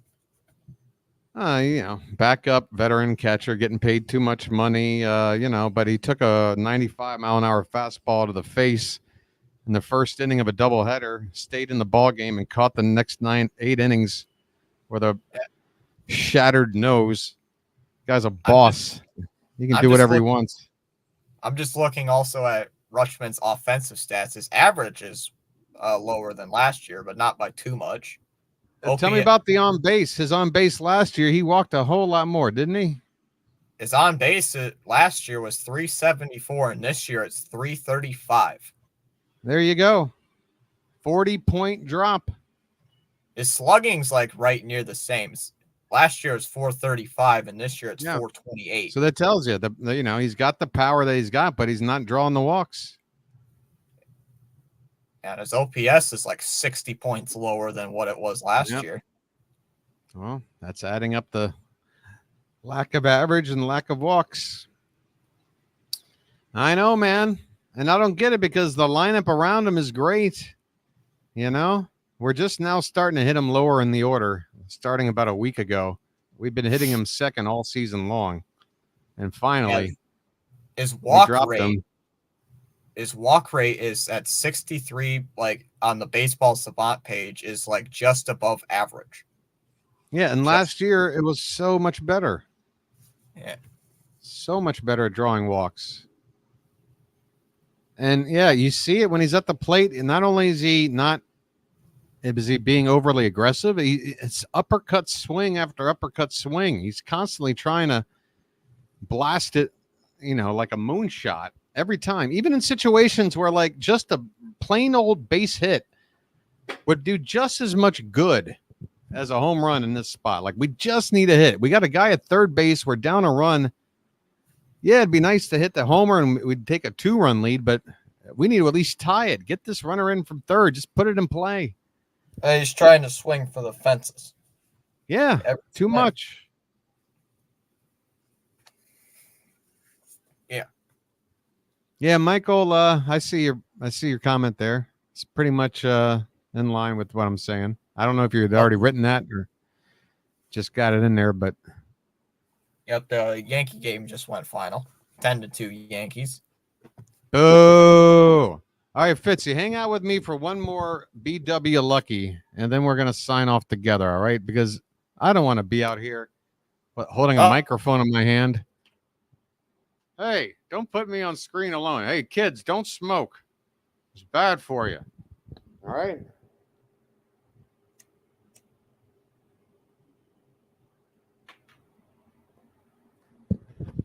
Greetings, everybody.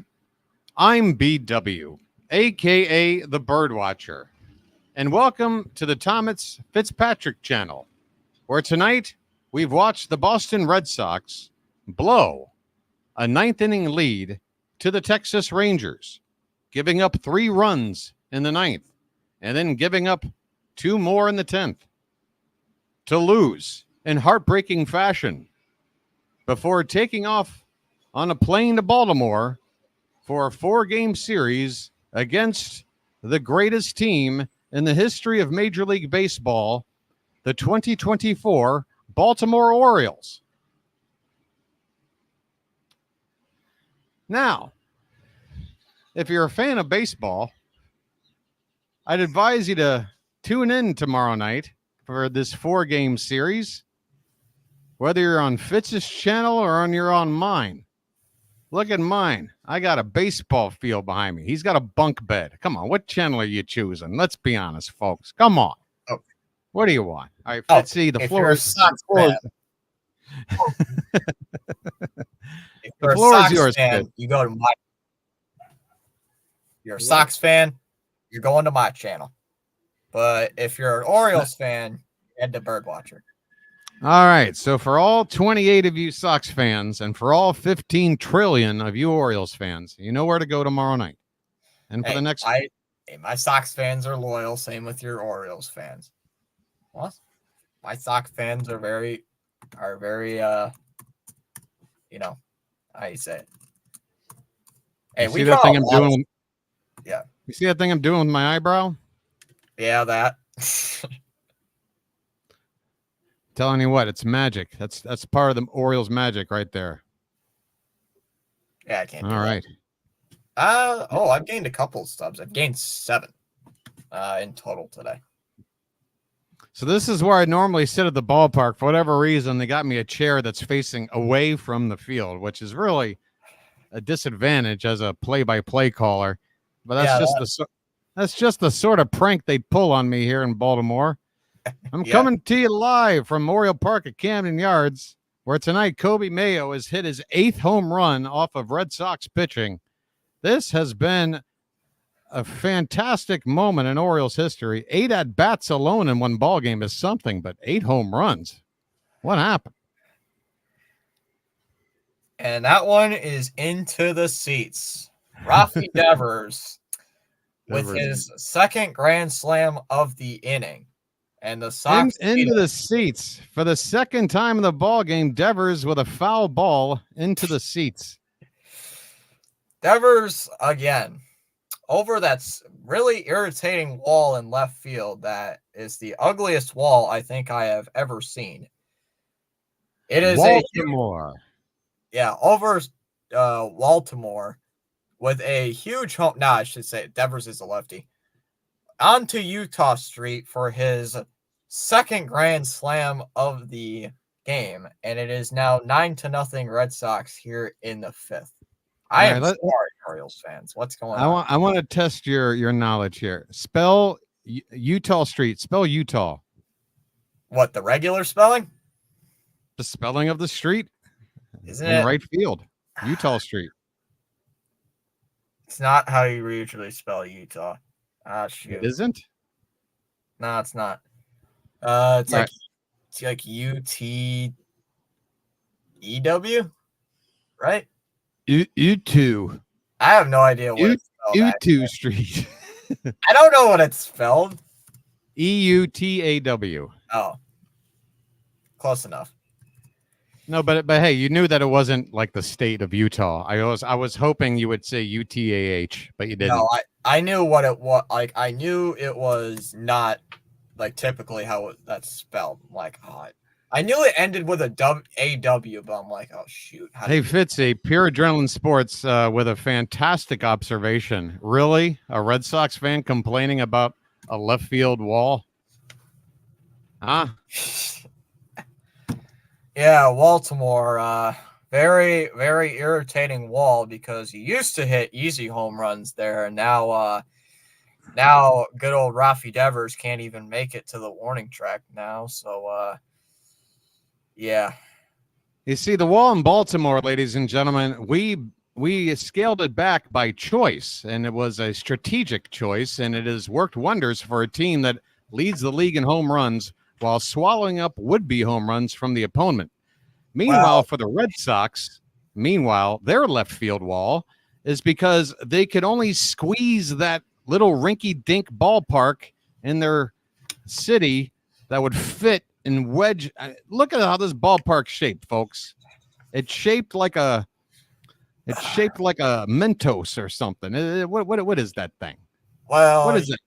Well, excuse me, Mr. Orioles fan, but you're talking about a ballpark that was created before your franchise even existed. So, yeah, we're talking about when hitters could only hit the ball like maybe 250 feet, maybe 300, just barely get it over that wall. And nowadays, people like Vlad Guerrero can hit it almost 480 feet. Yeah. And that's a big zoom up of your face. I'm walking inside. I'm on the move. Even though I'm standing kind of still here at the ballpark, I'm moving. Well, here in the ugliest looking bedroom you might have ever seen, I am not going to move because my laptop is plugged into a charging cord. And there we go.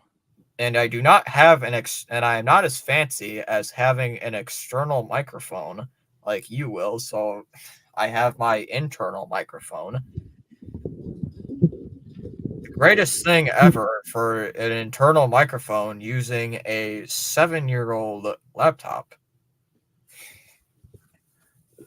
Hey, you're coming in pretty good, all things considered.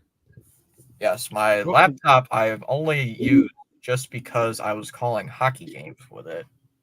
And I hopefully will continue calling baseball games for my Boston Red Sox, and we will win at least 2 games against the Baltimore Orioles, maybe 3, and praying to Jesus that we will sweep them, and hopefully they can win on my birthday. Praying to Jesus?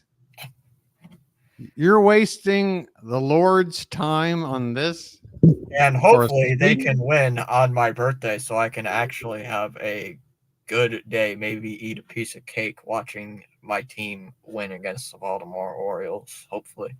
Maybe see Connor Wong hit a grand slam, that would be pretty good. Maybe see Connor Wong hit a home run. I'd love it.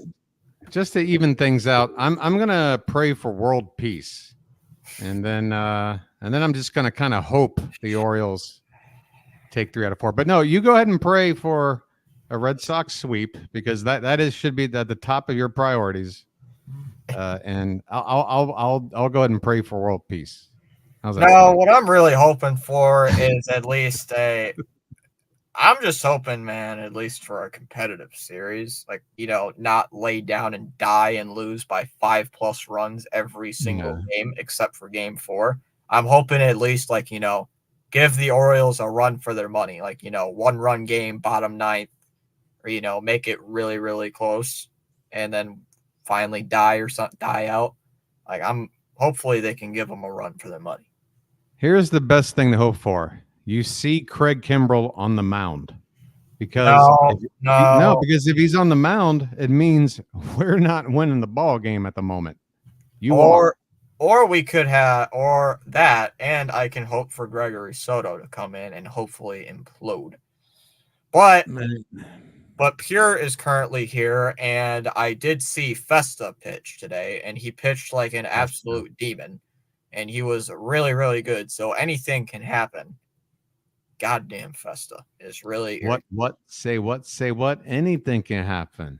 Anything can happen. Pure knows this guy named Festa, and he pitched terrible with the Mets, and he comes out and plays the Red Sox and absolutely dominates.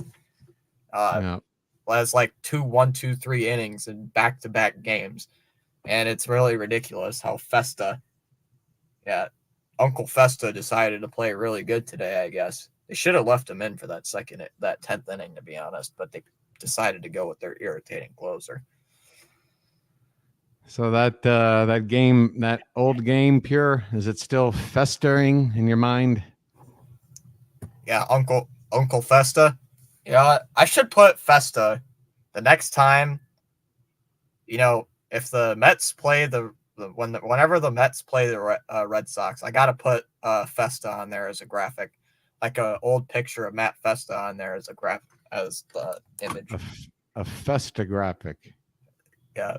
Uncle Festa pit. Post a fun Festa fact.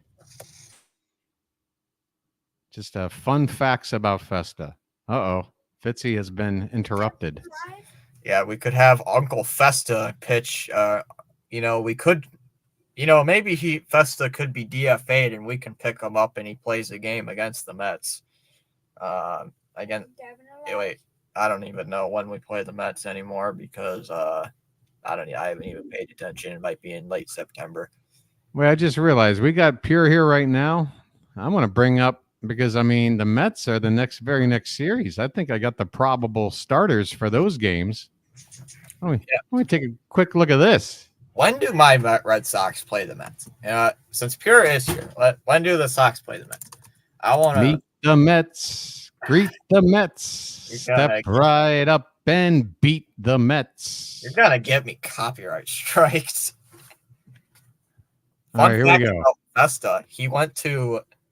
Fun fact about Festa, he went to East Stroudsburg University, which is about 5 minutes from my driveway. So you could have seen Festa play. All right. You ready for this, Pure? Here we go. Monday, it's going to be Dean Kramer against Peterson. This is George Peterson, Chicago Police. What Peterson is that? I don't know. Game 2, Zach Eflin against Jose Quintana. And finally, game 3, you get Corbin Burns. You get Eflin and Burns. BAS. Burns against Sean Manaea. I'd be feeling pretty maniacal if I were you. There's your Mets-Orioles pitching matchups coming up on Monday. Well, the Mets and Red Sox don't play until the beginning of September. So I think PAS is his shift key got locked by accident. I hate it when that happens. Yeah, I think he has sticky keys or something by accident. We're gonna need a mod to get Pure Adrenaline Sports under control because this is out of control. I think Pure accidentally meant to say that the Mets are going to sweep the Red Sox. Michael, it's at Citi Field in New York. Yeah.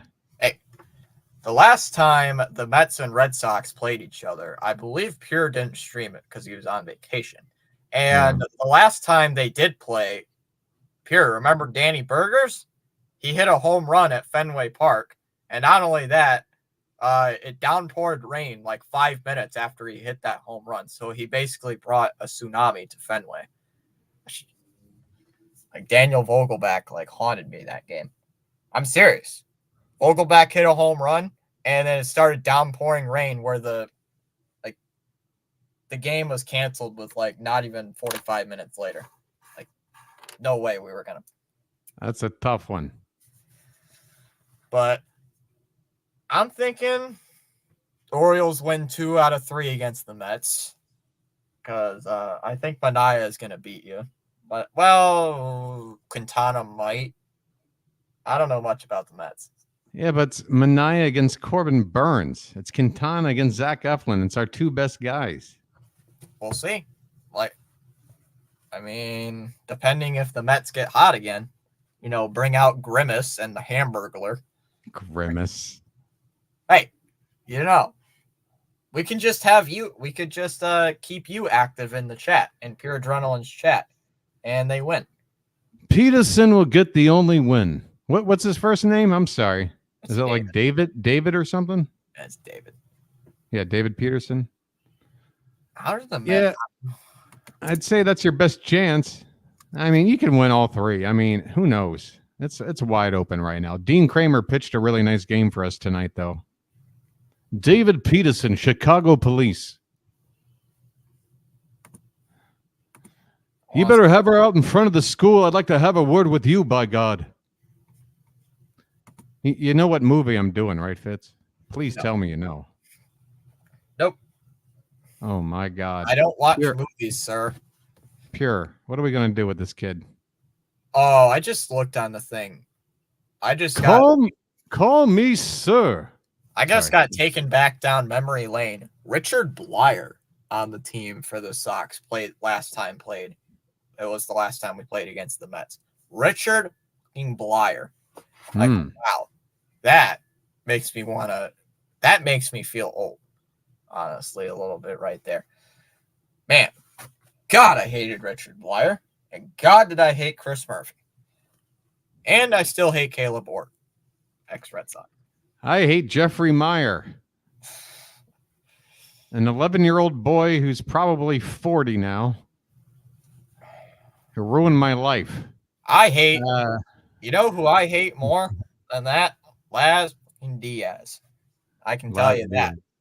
Because there was a game in the top of the 9th inning. It was the top of the 8th. I can't remember. Evaldi was pitching. He came in for relief against the Astros in ALCS Game 5. Series was tied 2-2. Evaldi threw a perfect strike. Like it clipped the strike zone. It was in the strike zone. And Diaz called it a ball.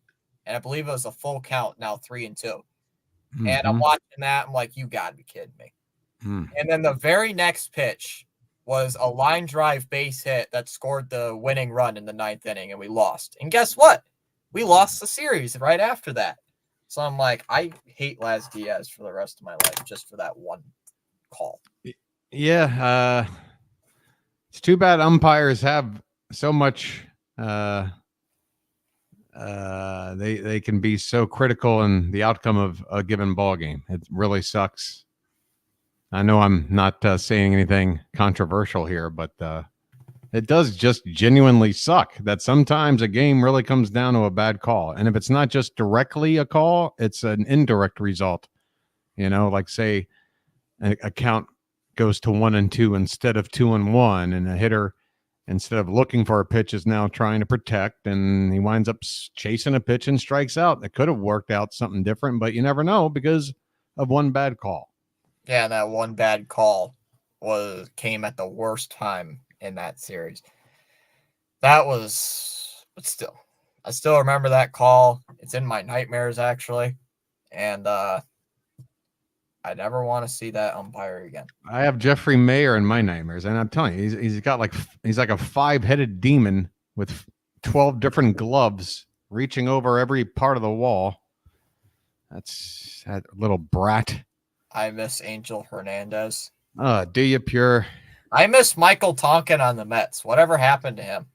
I miss Mets version of Michael Tonkin. Whatever happened to him? Didn't he move out near the Gulf somewhere? Who else do I miss on the Mets? I miss Marte being terrible in the outfield. I miss actually, speaking of Marte, like whatever happened to him? Didn't he get hurt or he got sent down to AAA? I can't remember. I mean, he's like 35, 36 years old, right? I mean, then time to just hang it up. Yeah, I want to see Festa again. Too bad this Rangers series is over. I want to see Festa pitch again. Festa. You got a obsession. That was tough. Oh, Marte's on a rehab assignment. Should be back next week. All right, Marte Parte coming up. Hey, Pure, I want to ask you one, since you're the huge Mets fan. Why is Otto still on the team? I'm a Sox fan, and I can tell you from 2021, Otto was not good that year. I should have gave you fair warning not to sign that dude. Not to sign Otto, because Otto was not fun. You know who we're talking about, right? Pure, Birdwatcher. You didn't win the Otto Lotto. Nah, Adam Ottavino. Who's like Adam Ottavino. He might I be know him. I think he might be worse than Luis Garcia as of late. And Garcia has been bad. Well, I mean, he's been around a long time, Ottavino. Effective reliever for a long time. What are you going to do? He sounds like the setup man version of Craig Kimbrell. I mean, the Sox would probably I'd probably pick Ottavino up just to get some better bullpen depth at this rate. Crap. Tired of the freaking bullpen. I've already had enough of the bullpen for one game. Like, one game has already made me feel like the bullpen is still trash.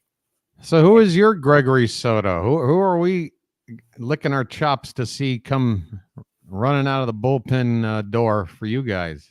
Who for the Sox? Garcia. Yeah. Luis Garcia. Luis Garcia. Can't throw strikes, and when he does throw strikes, he gets shelled. All right. That's basically lefty or righty? Righty. Oh, that's too bad because it seems like everybody we play these days use all their lefties against us. We see like maybe one righty a night. Hey, do you know how many lefties the Sox have? 2 in their bullpen. Just 2? Okay, well that's good news for us. One of them just got called up the other day. Has a 6.39 ERA. Bernardino has been garbage ever since the All-Star break. And our only good lefty, Cam Boozer, our good old alcoholic, and he's on the 15-day IL with elbow inflammation. So the one lefty we do have that is very good, he's hurt. So yeah, you're gonna. All right, well, that's helpful for us. All right, so we need to take advantage of the lack of lefties in your pen. You need to take advantage of your running game against us. Hey, let me answer Michael's question there in the chat. He's asking if Kimbrell is going to be the setup man in the playoffs. The only way I see that happening, Michael, is if Cano got hurt. I think Cano is your setup man. I know he's been pitching the 7th inning more than the 8th. They've been putting Perez in the 8th. I think they're going to just play matchups where, you know, if the 7th inning has more lefties due up, maybe you go Perez and then use Cano in the 8th for a more right-handed heavy inning. But I guess this recent setup, I think, is going to be how it works unless somebody fails. If Cano really starts to, stink, or if even Sir Anthony Dominguez starts to stink, then if Kimbrell's pitching okay, with a month and change left to go, you could maybe see Kimbrel, move up in the pecking order into like an 8th inning role, and whoever of Cano and Dominguez is most effective as the closer. Whoever is not doing well takes a step back. But I would say less than 20% chance you see Craig Kimbrel in a high leverage situation before the from the 8th inning or later. Whatever happened to Bautista? He had to go under the knife, had to get the big surgery, the complete year off. He's already rehabbing. He's already doing some like throwing, obviously not against like live batters or anything like that. So a bullpen session, basically. Sorry? A bullpen session or like a live? No, just more soft tossing, flat ground. Oh. Lob tossing from like 60, 80 feet. Yeah, I mean, just very, very, early stage stuff.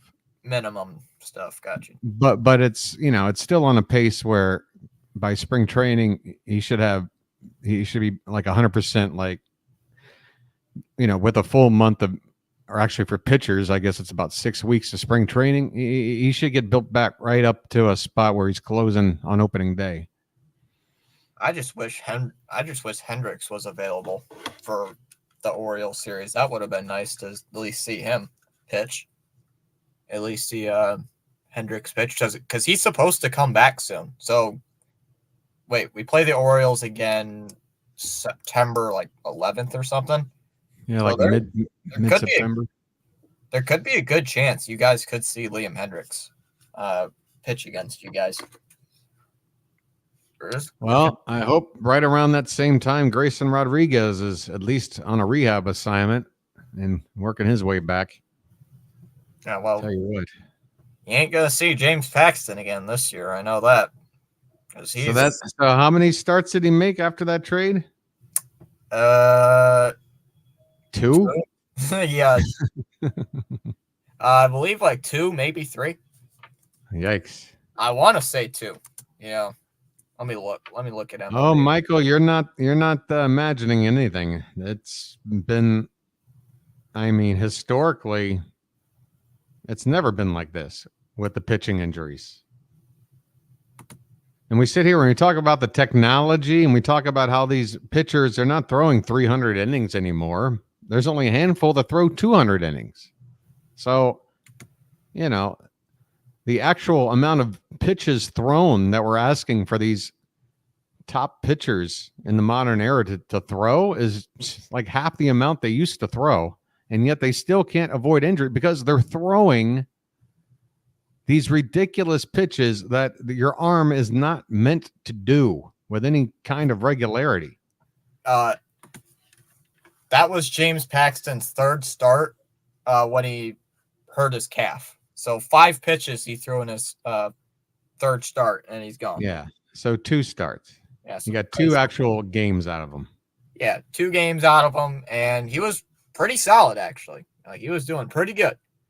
Well, that's one more good game than we got out of Jack Flaherty at the trade deadline last year, and he didn't get hurt at all.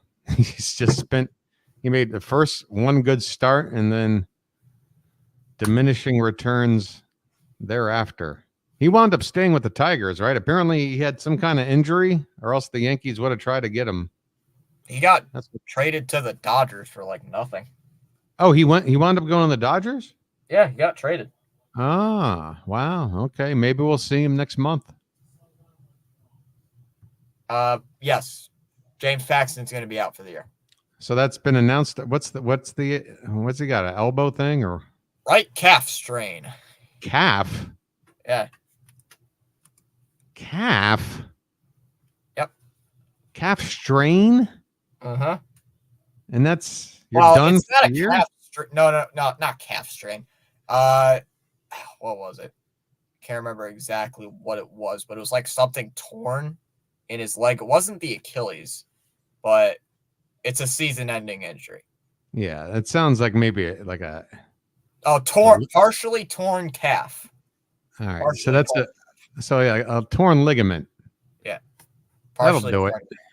6 So to 8 even weeks. All with right, the well, cap- that's right. That's right on the window. yeah, he'd But they're be out. already saying he's done because he would need a rehab assignment. So yeah, Oh, yeah, he's unless done. they made if they made the playoffs and he could somehow be on the roster, maybe mid-October or something. But yeah, Cora okay. said it's going to be a long shot, even if they do make the playoffs. It'd be a long shot to see him play again in the year.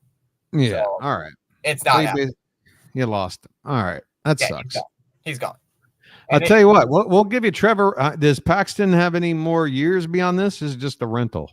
just a rental. Just a rental. All right, we'll still give you Trevor Rogers for him right now. We'll give you Trevor Rogers for an unusable, except for maybe one start in late October. James Paxton. No. No. No. You're really turning it down?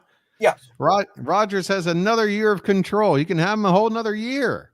We're just asking for a guy that probably ain't going to pitch again. Maybe one start in a miracle situation. You're not doing that trade? I mean, James Paxton last year was pretty dominant, but he only had 90 innings pitched before he had a foot thing or something with his foot. The dreaded foot thing. I couldn't remember what it was. I think it was a torn ligament in his foot. I think it was like what was that? What did he do last year that he got hurt? Something in his foot. I think he tore something in his toe. No, that was Straight. that was Sorry, go Durant. Hey, how many people are watching right now, Fitz? Let me ask you a personal question. We had like 20 at one. Oh, it was a lat tear last year. Are we down to like 10? I think I should probably 8. get out of here. 8. 8? Yeah. 8? Well, This is a phone call. This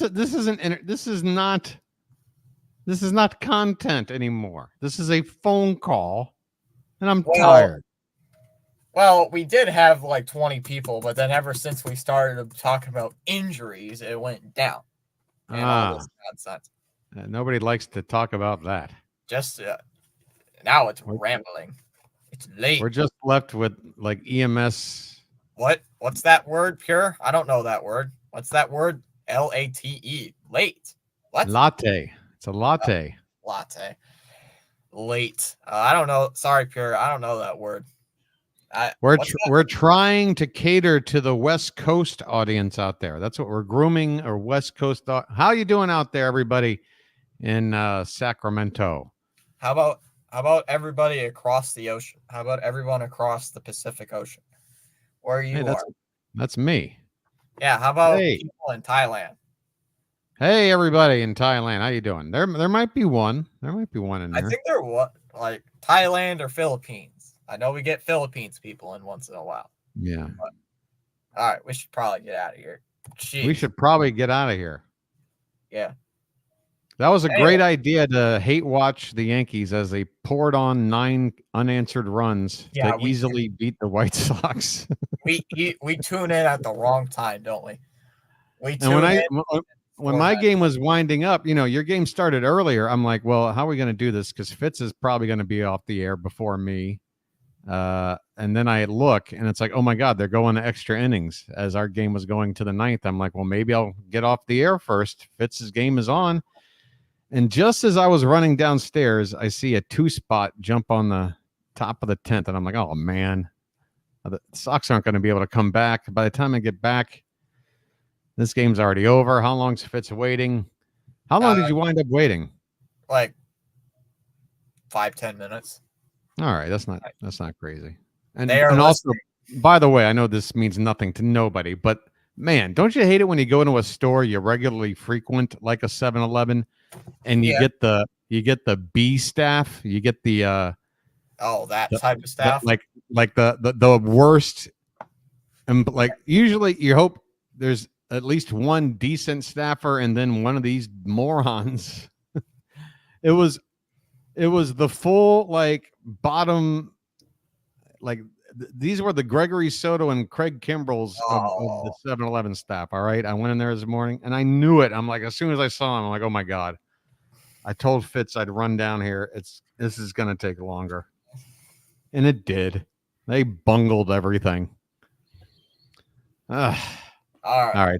I had to get that off my chest. Let's hey, One more advertisement for me because I'm a guest on your channel. So here I go. Okay, fine. Go ahead. For all 8 people watching that are already completely aware of who I am, 7. all 5. 7. All right. For all 7 of you. Hey, you 2 people who just got in here. You 2. Don't you move a muscle. All right. Listen up. You probably already heard of me. You see this? All right, wait a minute. You see that? Yeah. That's the Midsommar lady right there. Yeah, that's your painting. Or Yeah, she comes and she goes. She's a ghost. Listen up. If you haven't found my channel yet, it's called Orioles Bird Watcher.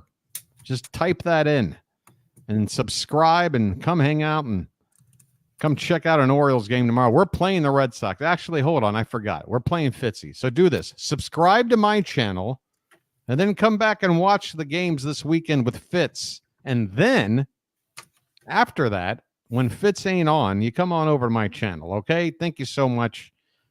And there's a link. Thanks, Fitz. Yeah. All right. That's about it for me. All right. I'll say one thing, folks. I know I'm sounding like a lot like Birdwatcher. If you're a Boston fan, and you still like the Charm City chat, but you'd rather hear it from a Boston fan, come over to my channel, and you're probably going to get very bad reactions when I see Garcia giving up a home run or Pivetta giving up a home run tomorrow. But still, if you want to hear it from a Boston fan instead, just from a Boston fan's perspective, come over to my channel. But if you like in the Charm City chat as well, still, either way, go check both of us out. Wait, one sec. Hold on. Yeah, we'll both be live for it, as we are at 43 likes on the stream. I forgot. Oh, that. I'm sorry. What? Sorry. What if this hat sucks that hat out of existence? Out of existence? What if this just sucks this right off your head? Wait, hold on. I got you. Hold on. Where's the thing at? I just heard like a notification on your computer, like doo doo, like the Netflix. Yeah, that's because I had to plug this back in right here. Here we go. The hat right here. Hold on. Here we go. Where is it? Battles of the hats. Hey, this hat is a good hat. Not gonna lie. I gotta wear my Red Sox shirt because we're 3-1 whenever I wear it.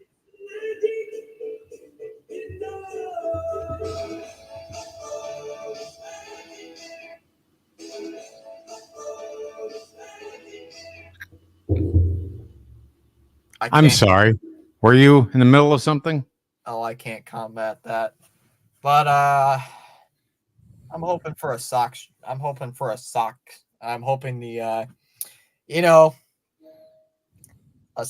socking that magic away.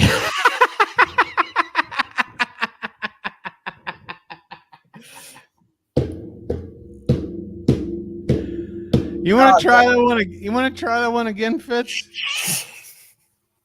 You want to doing what to the magic? I'm getting rid of that. I'm getting rid of that magic or whatever kind of. PAS. Clip that. Clip that immediately. Run. Do not walk to a clipping area. Okay, listen. I will drink a mud water live on stream. I will drink as many mud waters. No, please. No, I can't. Should get some mud waters just before the live stream tomorrow. By the way, fun fact, everyone: Fitzy actually produces his own personal mud water. Fitzy's mud water. Check for Amazon.com for details. Yeah, that's called. It's a very good mud water. It's actually from the dirt, right outside this wall here. So I shovel some dirt and I pour some water in it, and I just get all the liquid from that and pour it into a bottle. And very good, by the way.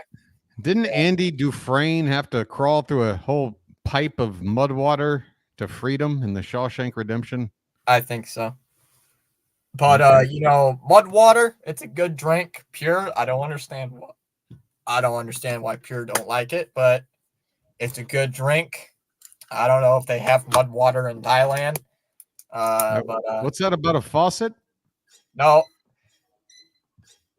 no, that's the wrong town. You're thinking of the wrong town. Yes, that is in Flint, where it is lead in the water. That is from lead. But it is not where I am. The faucets Hey, are clean. speaking of lead, didn't the Red Sox they led the Rangers earlier today, right? Nah, I don't know what you're talking about.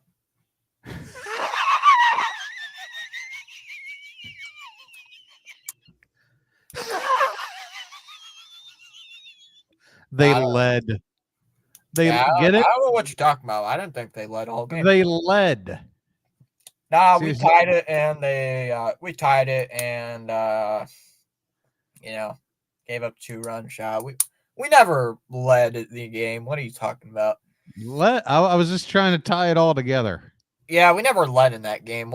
Yeah, we never had a Oh, lead. that's right. You tin foiled.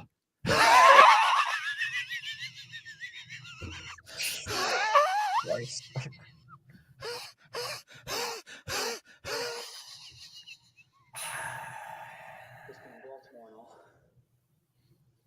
Yeah, How you doing, Fitz? just like Wait. Fitzy's gonna come up with something clever. Everybody, stand by. that's not something really clever. Stand by. Hold on. All 5 of you. Hold on. Hang in there. Hold on. Thanks for the watch time. Here's my question. We're splitting watch time money, right? Okay, No. just making sure. No. All right. You get nothing. All right. Fine, you get my 2 penny. You get my 2 cents. You get my That's all I've ever wanted from you, Fitz, is your 2 cents. Here's my thing. Gregory Soto had the lead, right? How come didn't you lead in that game against the Athletics? Didn't you lead in that game? Is this an attempt to get me to feel bad about something? No. Because it ain't going to happen. I ain't feeling bad. You ain't gonna feel bad about anything. Look, all I know is my team's got to pick up the pace, okay? We are very fortunate that the rest of baseball pretty much decided nobody wants to win this thing. And here we are not playing 600 ball, pretty much right there with everybody for the best record in baseball. Well, my team's below 500 since the second half, so my team's got to pick it up a little bit. Yeah, I mean, right now it's a tale of 2 halves, and if we're talking about the second half, which I'd rather be hot in the second than the first, then you're looking at the San Diego Padres as your World Series front runner, the way they're playing. So who knows what the hell's going to happen here, man? I got a feeling everything's going to shift. This is like part 2 of the season. Part 1 was, wow, the Yankees, the Orioles, the Phillies, the Guardians, man, they jumped out and they are pacing this league, yada, yada, yada. The Dodgers are kind of hanging back. What's going on? Part 2 of the season has been about parity, where a lot of teams that weren't even sure if they were playoff contenders got hot and suddenly are in a wild card race. And there's a whole bunch of teams in that soup right now, while the top teams all started to come back to the pack. Right. So that's going to leave one more act, a third act. And you know what I think is going to happen? There's going to be 1 or 2 teams out there. I'm not going to tell you who. I don't know who. But with 40 games to go, let's say, somebody's going to go 30-10. Somebody's going to be super hot. And that's going to be the team you're probably going to back to go all the way. Because, again, nobody's really stepped up and said, hey, we're the team you got to beat. I mean, I'd say the Dodgers are the closest just because they have sort of backed themselves up to being right at the top of the, best record. And they got Mookie Betts back now. And, so I think the Dodgers are probably your odds maker favorite, but it really is anybody's game, Fitz. It's just who's going to be hot at the right time. We play 160 games, or let's say 145 games, just to see what's going on, and then the last 17 are probably going to decide the season. You know what I'm saying? Yeah.